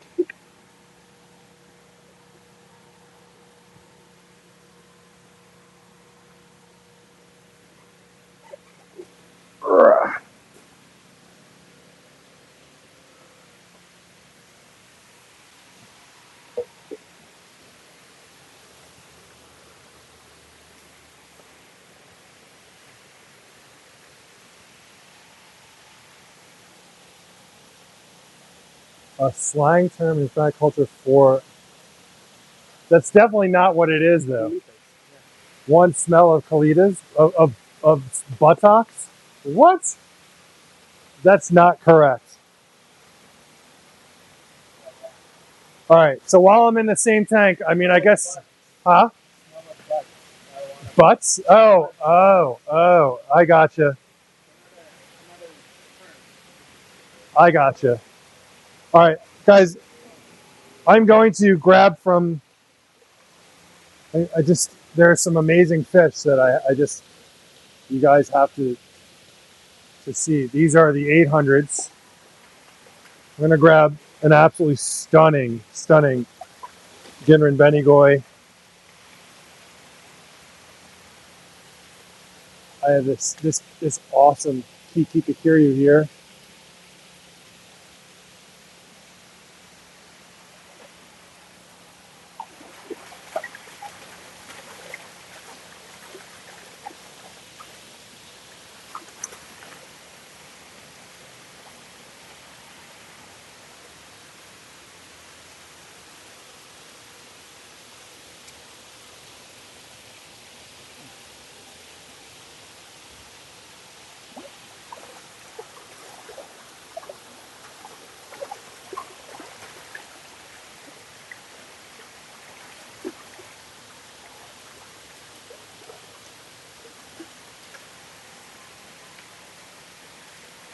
You put these guys in, Michael?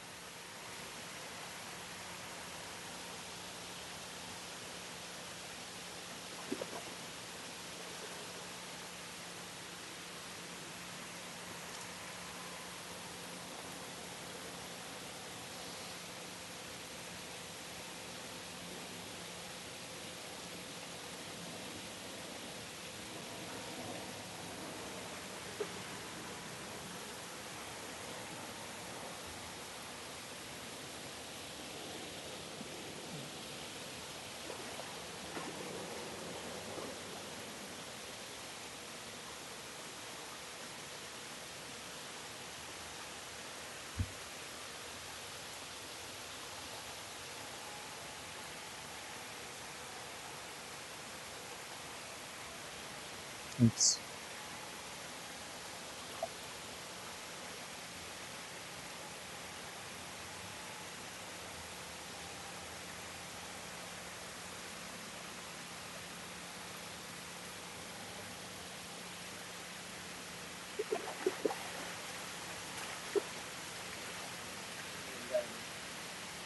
I think enough.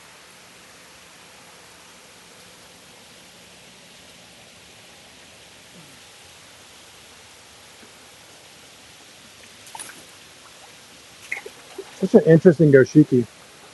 Huh?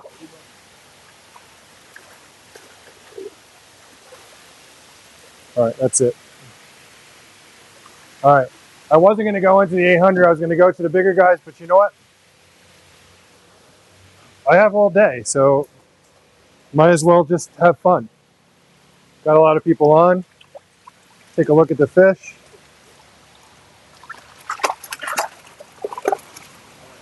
Hold it. Guys, but you've never seen a kikikiryu like this. Check this out. Look at this. This kikiko is amazing. I remember when Michael and I were at Yamasan, and I walked up to the tank, and I didn't even hesitate. I said, I want that fish. This kikiko is freaking gorgeous. I love this fish. Great fish. Ginrin Tancho Sanke. Guys, these are $800 each.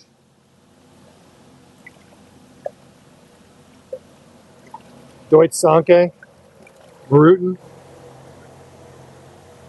Look at this Shiro Utsuri. Check out the pattern on this Shiro. It's got great Shiroji. Gorgeous Shiro.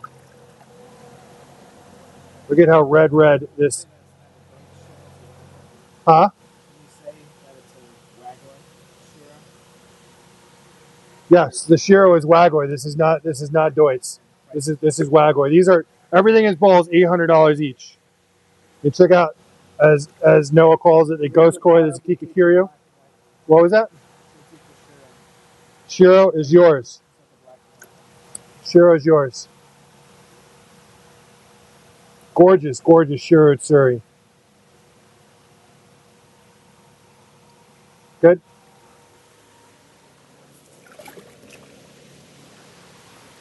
Next, Kikikiryu. Look at this goshiki. How the pattern on this is coming out on this goshiki. It's a Kuro goshiki. Look at how the beni wraps around here. This is all going to turn black here, guys. Here and here on this Kuro goshiki. How cool is that? And then look at this Ginrin Showa here. Look at the red. Great Ginrin on this. Nice fish. These are $800 each, guys.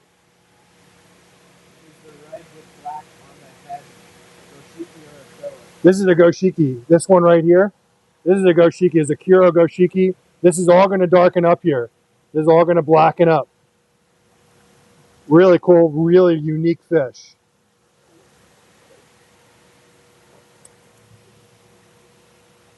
Red Ginrin Benigoi.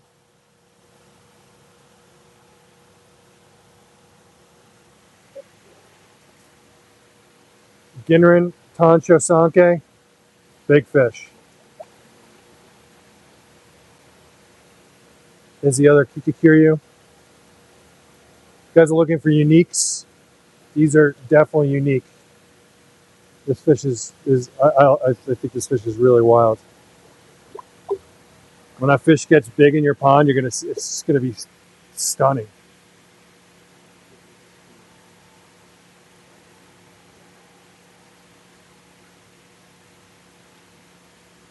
What do we got, guys? Tancho Sanke is at least 17 inches. A big fish. Huh? I mean, even though it's got the spot, it's still a Sanke. I think it's still a Sanke. You know, with the spot on the nose. Even, yeah, I mean, it could be a Showa, but I mean, you could consider that striation.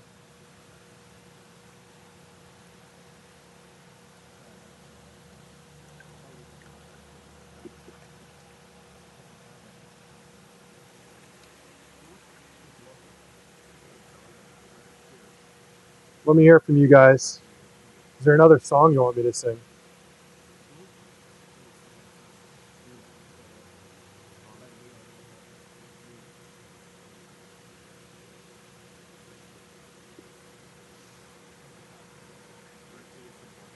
Thank you for those lyrics, Tim. Hope you guys are having fun. Did you have small kiki? No, I do not. Guys, I do not have. This is the only kiki kikiryu I have like this. The only one in our entire place like this. This fish is a unique. I do not have another one like this.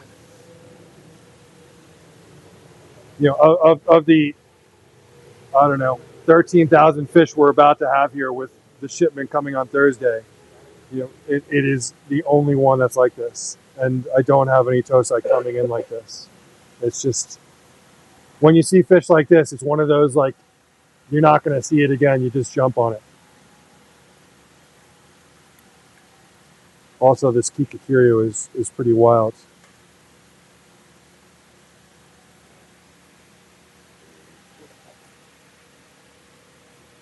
Check the fin, probably a Tancho Showa. You know what? I agree.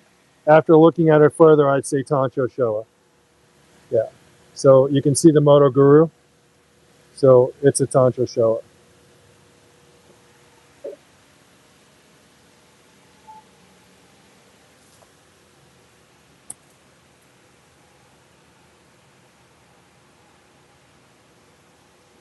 Let me know before I put these guys back. I wanted to grab these guys before I went to another tank. So, because I got to switch bowls.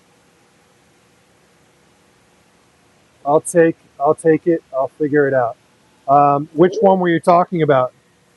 You talking about who was that said that? So I'll take it. I'll figure it out. So what is he? What is it referring to? I don't know.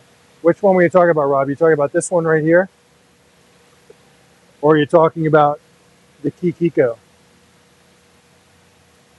the Tancho Showa, or the Kikiko?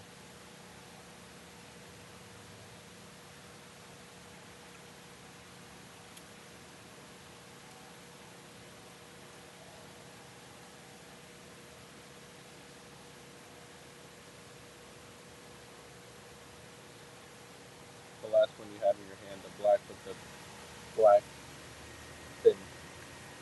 What? Fin. I'm assuming it's this one. All right, Rob. I believe you're talking about this one right here.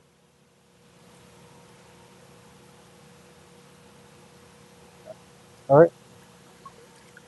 How much? 800.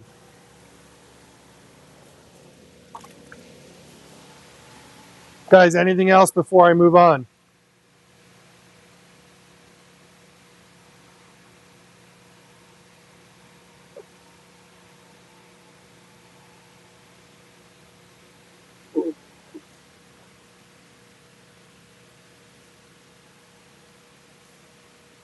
Rob, no. The gold one. Okay.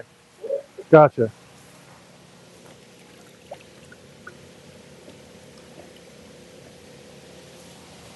Okay, delete that. Rob, I'm glad someone's taking this Kikiko because this fish is amazing. And you want to delete that and then take pictures of this one?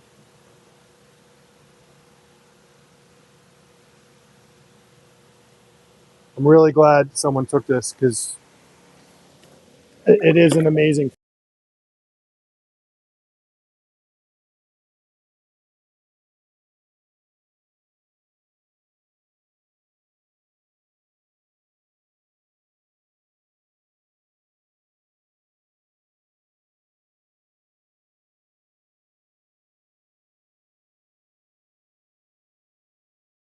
Yeah, I definitely agree. Congratulations on that fish. That fish is amazing. Anything else before I put these guys away?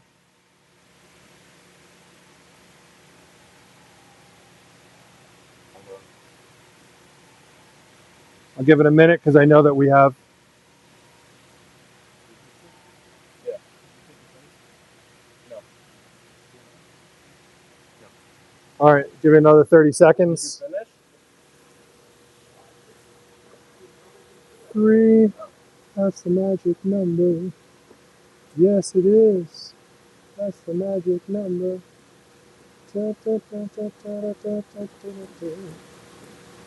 Yes, it is. That's the magic number. Nobody else? Do you have what? A room for rent. Do I have a room for rent? I do have a room for rent. Yep. I'm looking for a place to live. Well, you know what? I'll is that Rob? I'll talk to Pat. I'll work it out. I'll make sure everything will be okay. All right, let's grab the koi sock and let's. We're gonna put these guys back, and we're moving on up. We're moving on up to the big time, to deluxe apartments in the sky. We're moving on up to the big time. I finally got a piece of the pie. Yeah. All right, so we're gonna switch bowls, and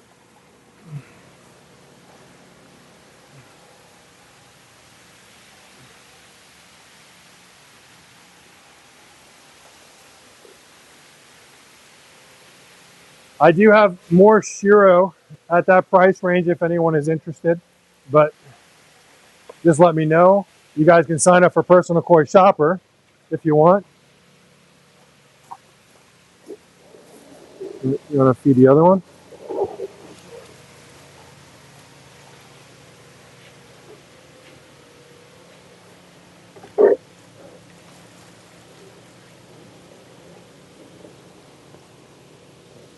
All right. So we're moving up to the next tank. So prices are a bit higher. Let me disinfect my hands.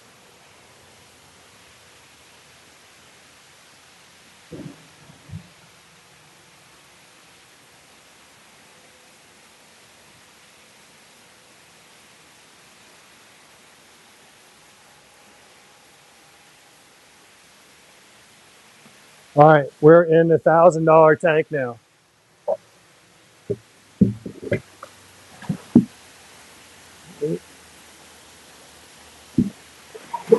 Here, help me lift it.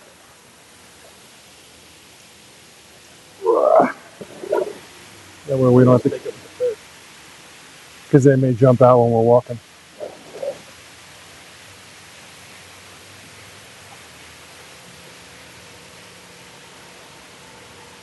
All right, we are going over to the $1,000. Quality of the fish definitely goes up. I already am eyeing a couple of really cool ones.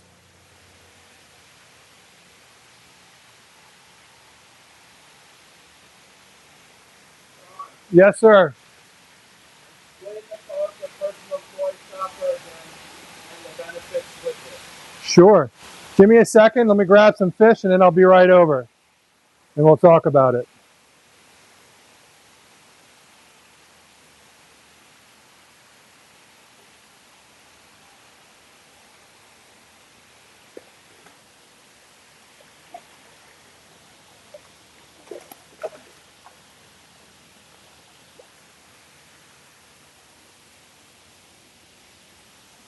Right now I'm grabbing some uniques.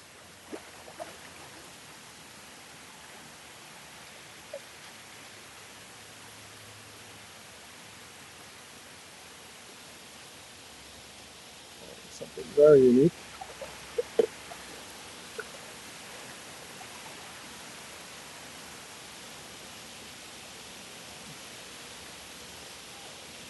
You see some fish you just don't see anywhere else, guys.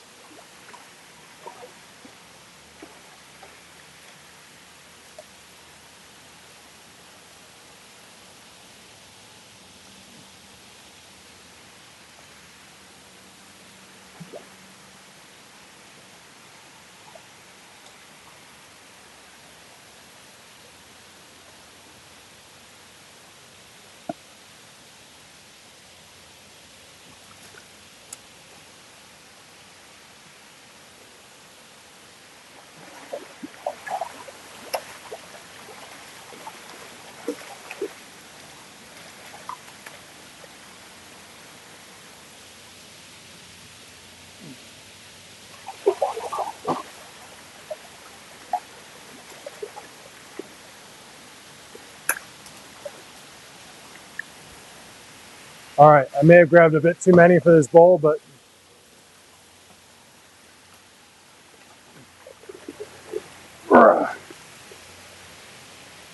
I need your help.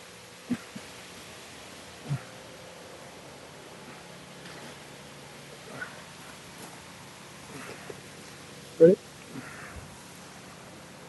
No, lift the whole thing in there. Nope, you didn't want to do that. I wanted to put the whole sock in there, but okay.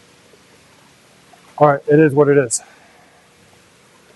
Okay, guys, these are 1,000 each. All right, definitely have some really, really unique fish in here.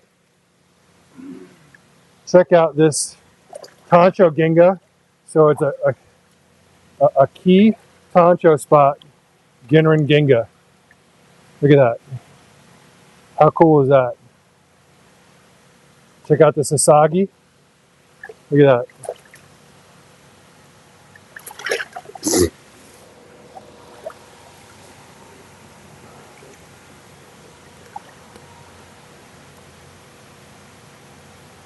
Guys, some amazing, amazing fish. Here is a big pearl sargoy.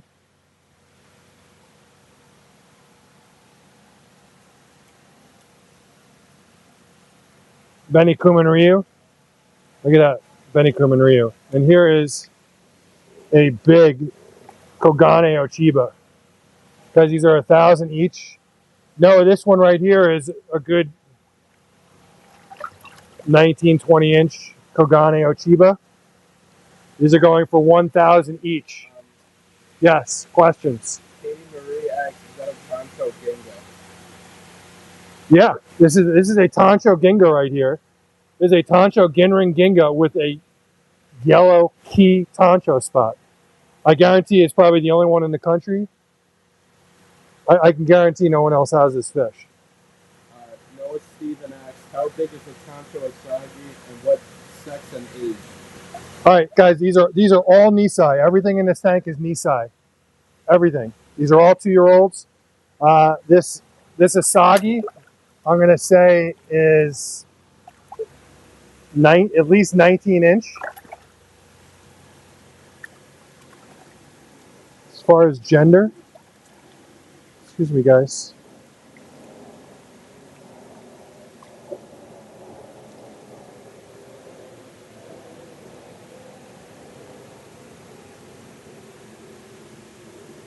I think it's a male.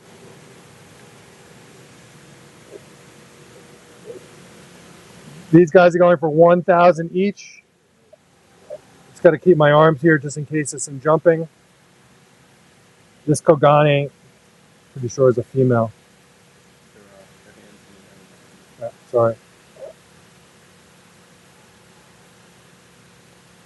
Rachel Potter asks, is that a show or a sanke? This is actually a Benny Kuman Ryu. Very, very awesome Benny Kuman Ryu.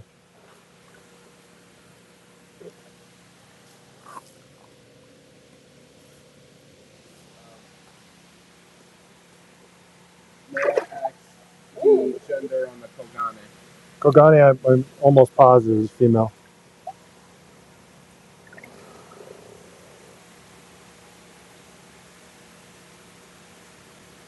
Big body. It's a male. Noah, it looks female to me, but I can't be sure.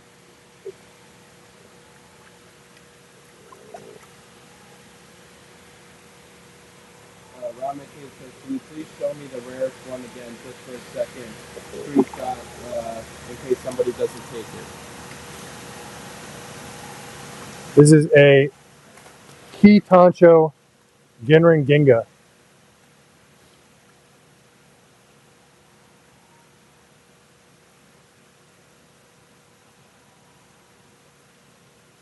Noah says, I'll take the Kogane if it's female. All right. Well, no, I honestly cannot tell you with 100% certainty that it's female. So sometimes you just can't fully tell.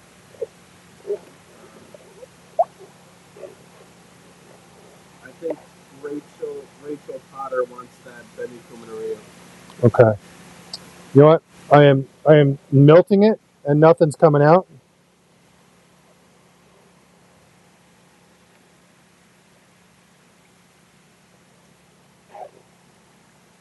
Yeah, it's a tough call there, Noah. Definitely has the body of a female. It's got the belly of a female. I melted it and nothing came out. But I can't guarantee it's a female. All right, so who's taking what? Benny Kuminario for Rachel Potter. Rachel. Benny Rio is yours. Well, confirmed. Oh, just let me know. Gorgeous, gorgeous Benny Rio.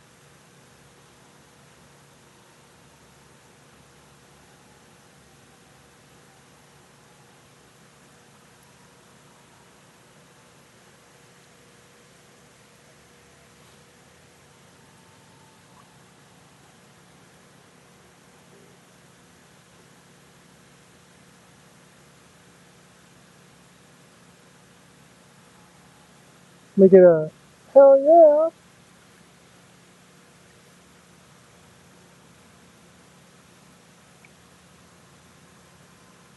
Every fish in this bowl should be sold.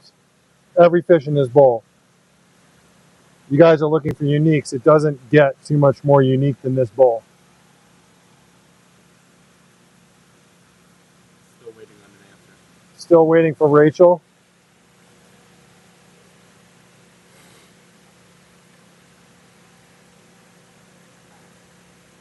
This Kikiko.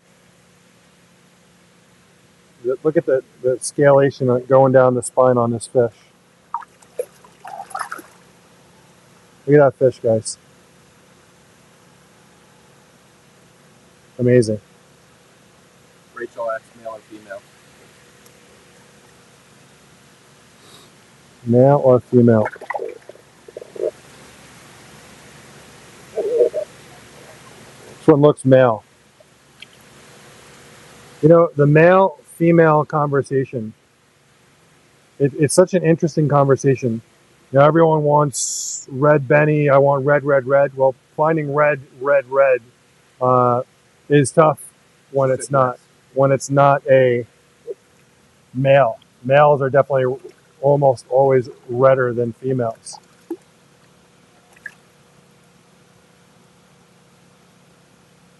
Good.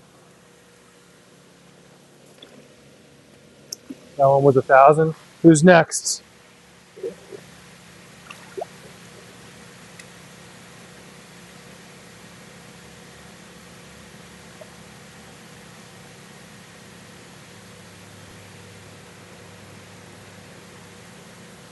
For me, it's one of those.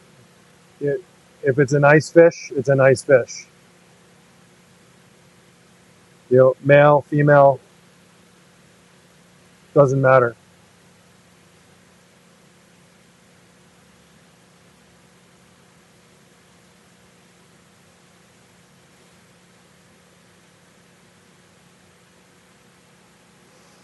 Who's next?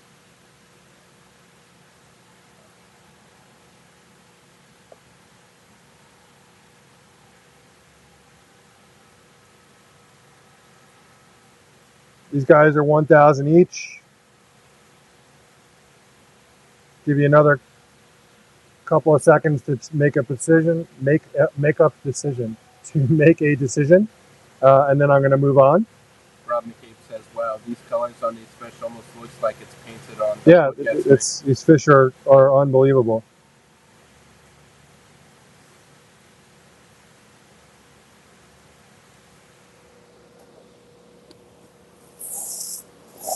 Guys, remember you can pay these fish off in 4 payments. So $1,000 fish, that's $250 a month.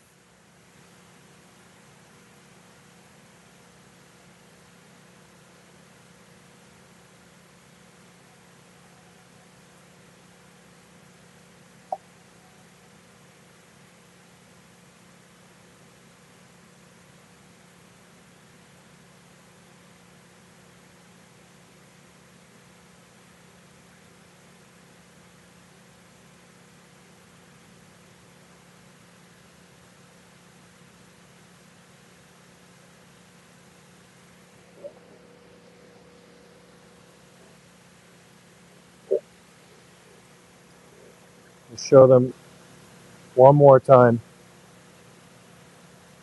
Key, Tancho, Ginrin, Ginga. Super, super rare. Pearl Sargoy. Big Pearl Sargoy.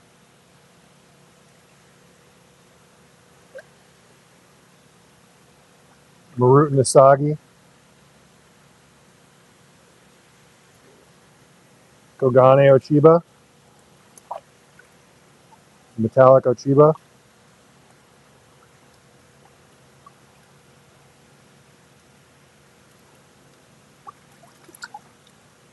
Deutz Kimatsuba.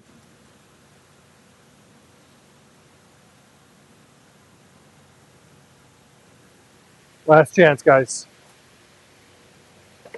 Got the sock in hands.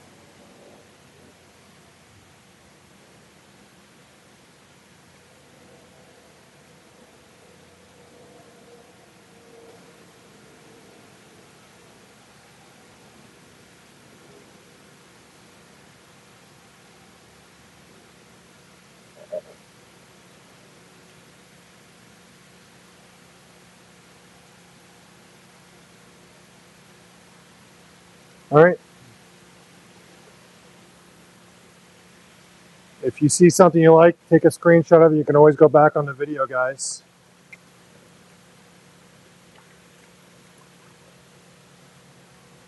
Noah, I'm sorry I cannot give you a definitive on female. If you decide you want that one, let me know. But I just cannot give you a definite. Even the breeders get it wrong sometimes. So we just, so you guys know, unless the breeder actually tells me guaranteed female, I will never tell you it's a female or a male. We can give our best guesstimate.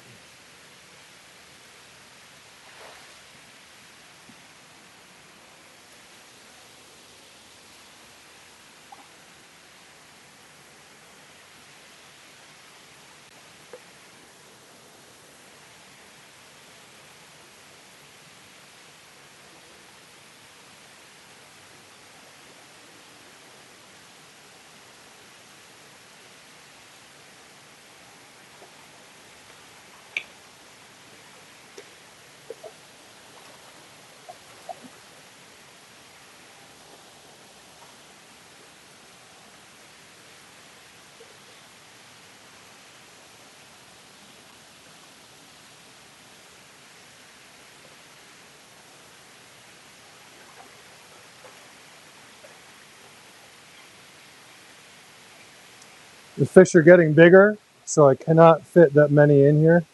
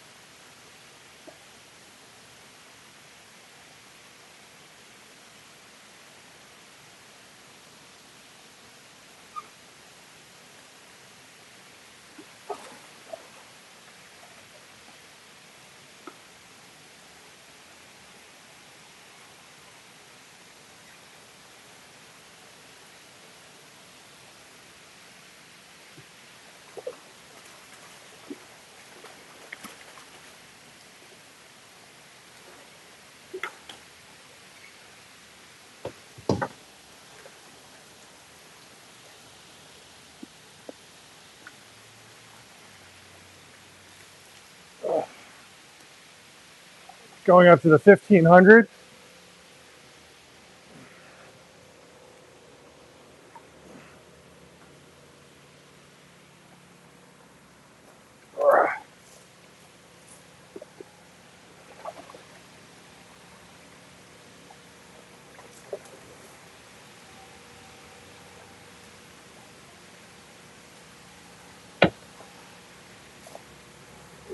Check out this Kikasui, guys.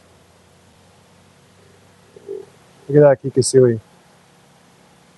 Amazing, amazing, amazing. Kikasui, Tancho Showa, Shisui, big backbone on Shisui. And check out this Kuro Goshiki, guys. Wait till you see this. This is a Marutan Kuro Goshiki. These guys are 1,500 each.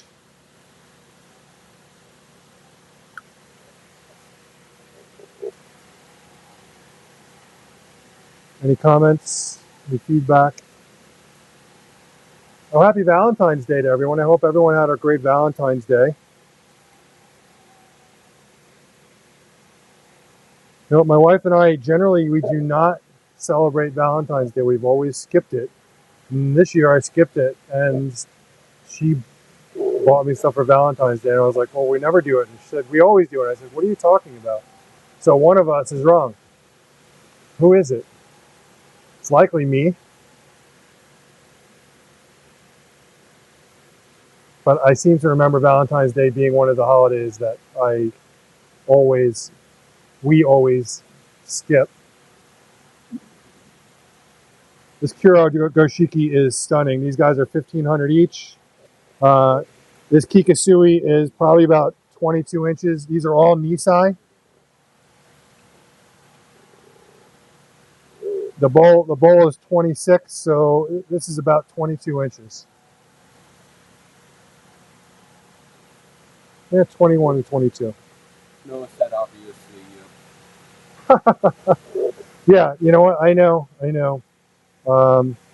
I definitely, you know what? I have this thing called koi kichi. I'm a little bit koi crazy, and I can admit that I put a lot of time here, and I need to do better, and I'm trying.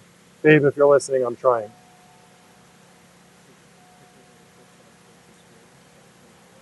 So we're at 1,500 each on these guys. Do we have any takers? Anyone want to see anything up close? You can see them pretty close right now, but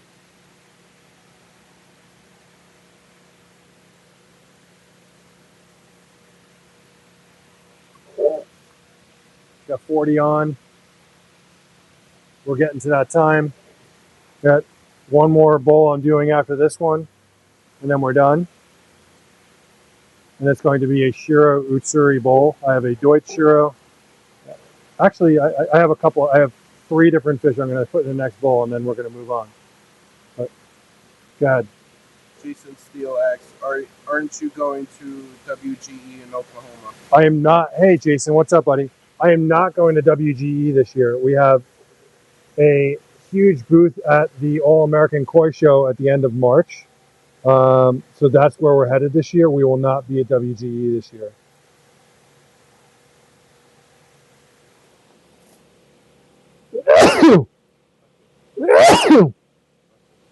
I realized that's right into the microphone. Sorry, guys.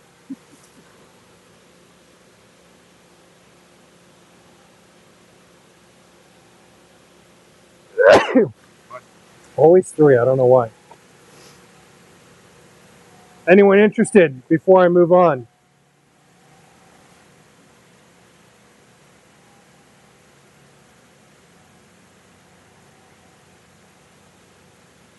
Aaron Jensen said bless you.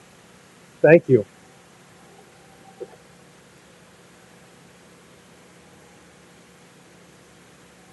All right. I'm going to put these guys back. I'm going to grab a few other fish, and then we are done for today. My guys.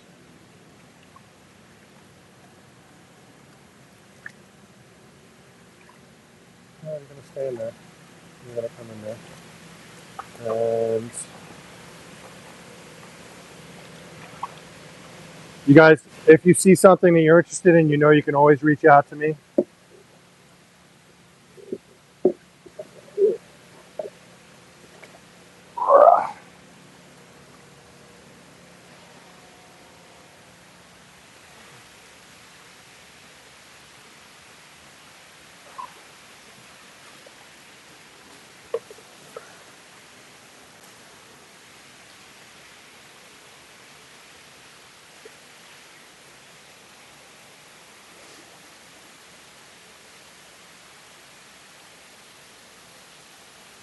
I'm grabbing 3 fish.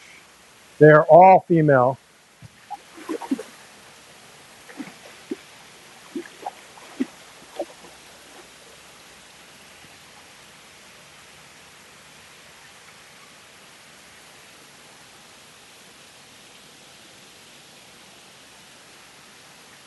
And every single one of these should sell, but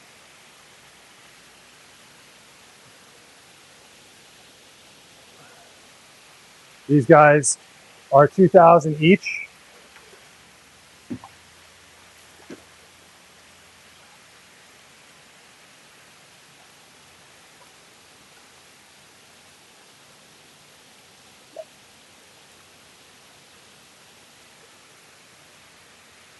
Three totally different fish. Come on. Come on.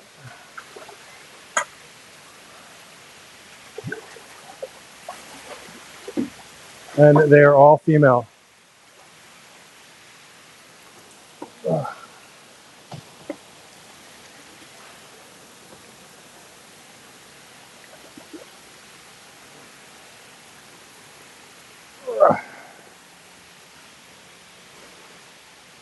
Last 3 of the day, guys.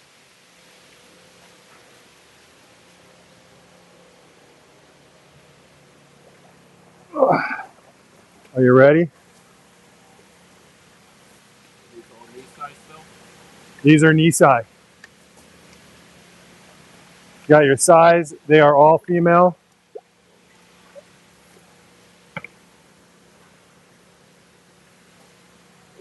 This is, you guys have been asking for Deutsch Shiro. Deutsch Shiro from Koshiji.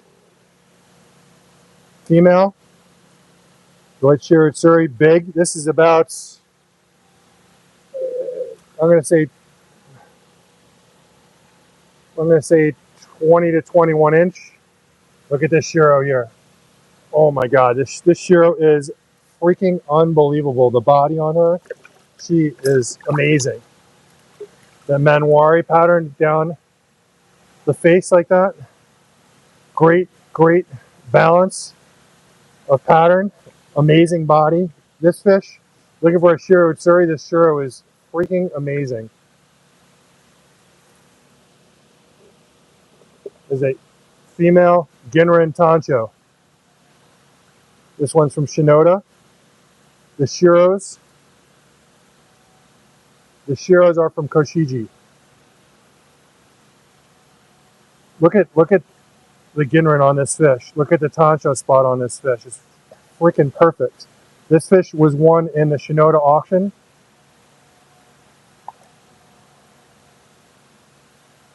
All right, guys, you got 3 fish. Every single one of these fish is 2,000. Every single one of these fish should be sold today. There's no reason, if you're looking for a high quality Shiro or Tancho, to not take one of these fish.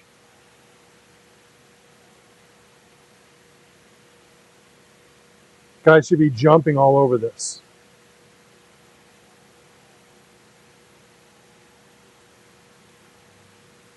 In fact, I want to take a video of this bowl afterwards and post it online because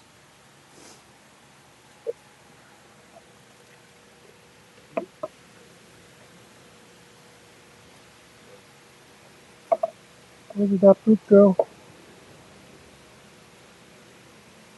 I don't see it. No comments, no questions, no like, oh my God, like those fish are absolutely amazing. Kathy said, oh wow. Katie said, wow. And Rachel said that she bought one. Thank you, Rachel. Noah, this is what you should be jumping on right here. Deutsch Shiro, Ginrin Tancho, Shiro Utsuri. This is a spectacular Shiro. I was looking for that. We're going to record this bowl afterwards because we're going to post it online. All right, no one's jumping on these? Wow, okay. All right, we're going to lower the bowl to the floor after this. No, it said I'm stuck on the Kogane. I'm gonna call you after. Okay.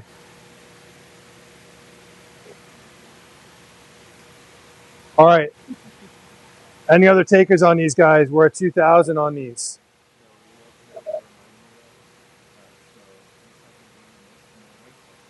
Looking for a special fish. These are special. All right. I think with that, let's grab a cover. Let's put it on that. I'm going to say so long, farewell. Wish you very well. Very, very musical today. All right.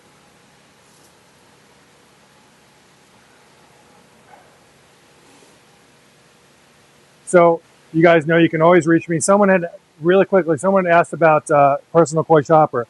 So Personal Koi Shopper is similar to what we're doing right now. We're showing you fish in bowls on video, but we're doing it on a one-to-one basis. Go to our website, go to coinmarket.com.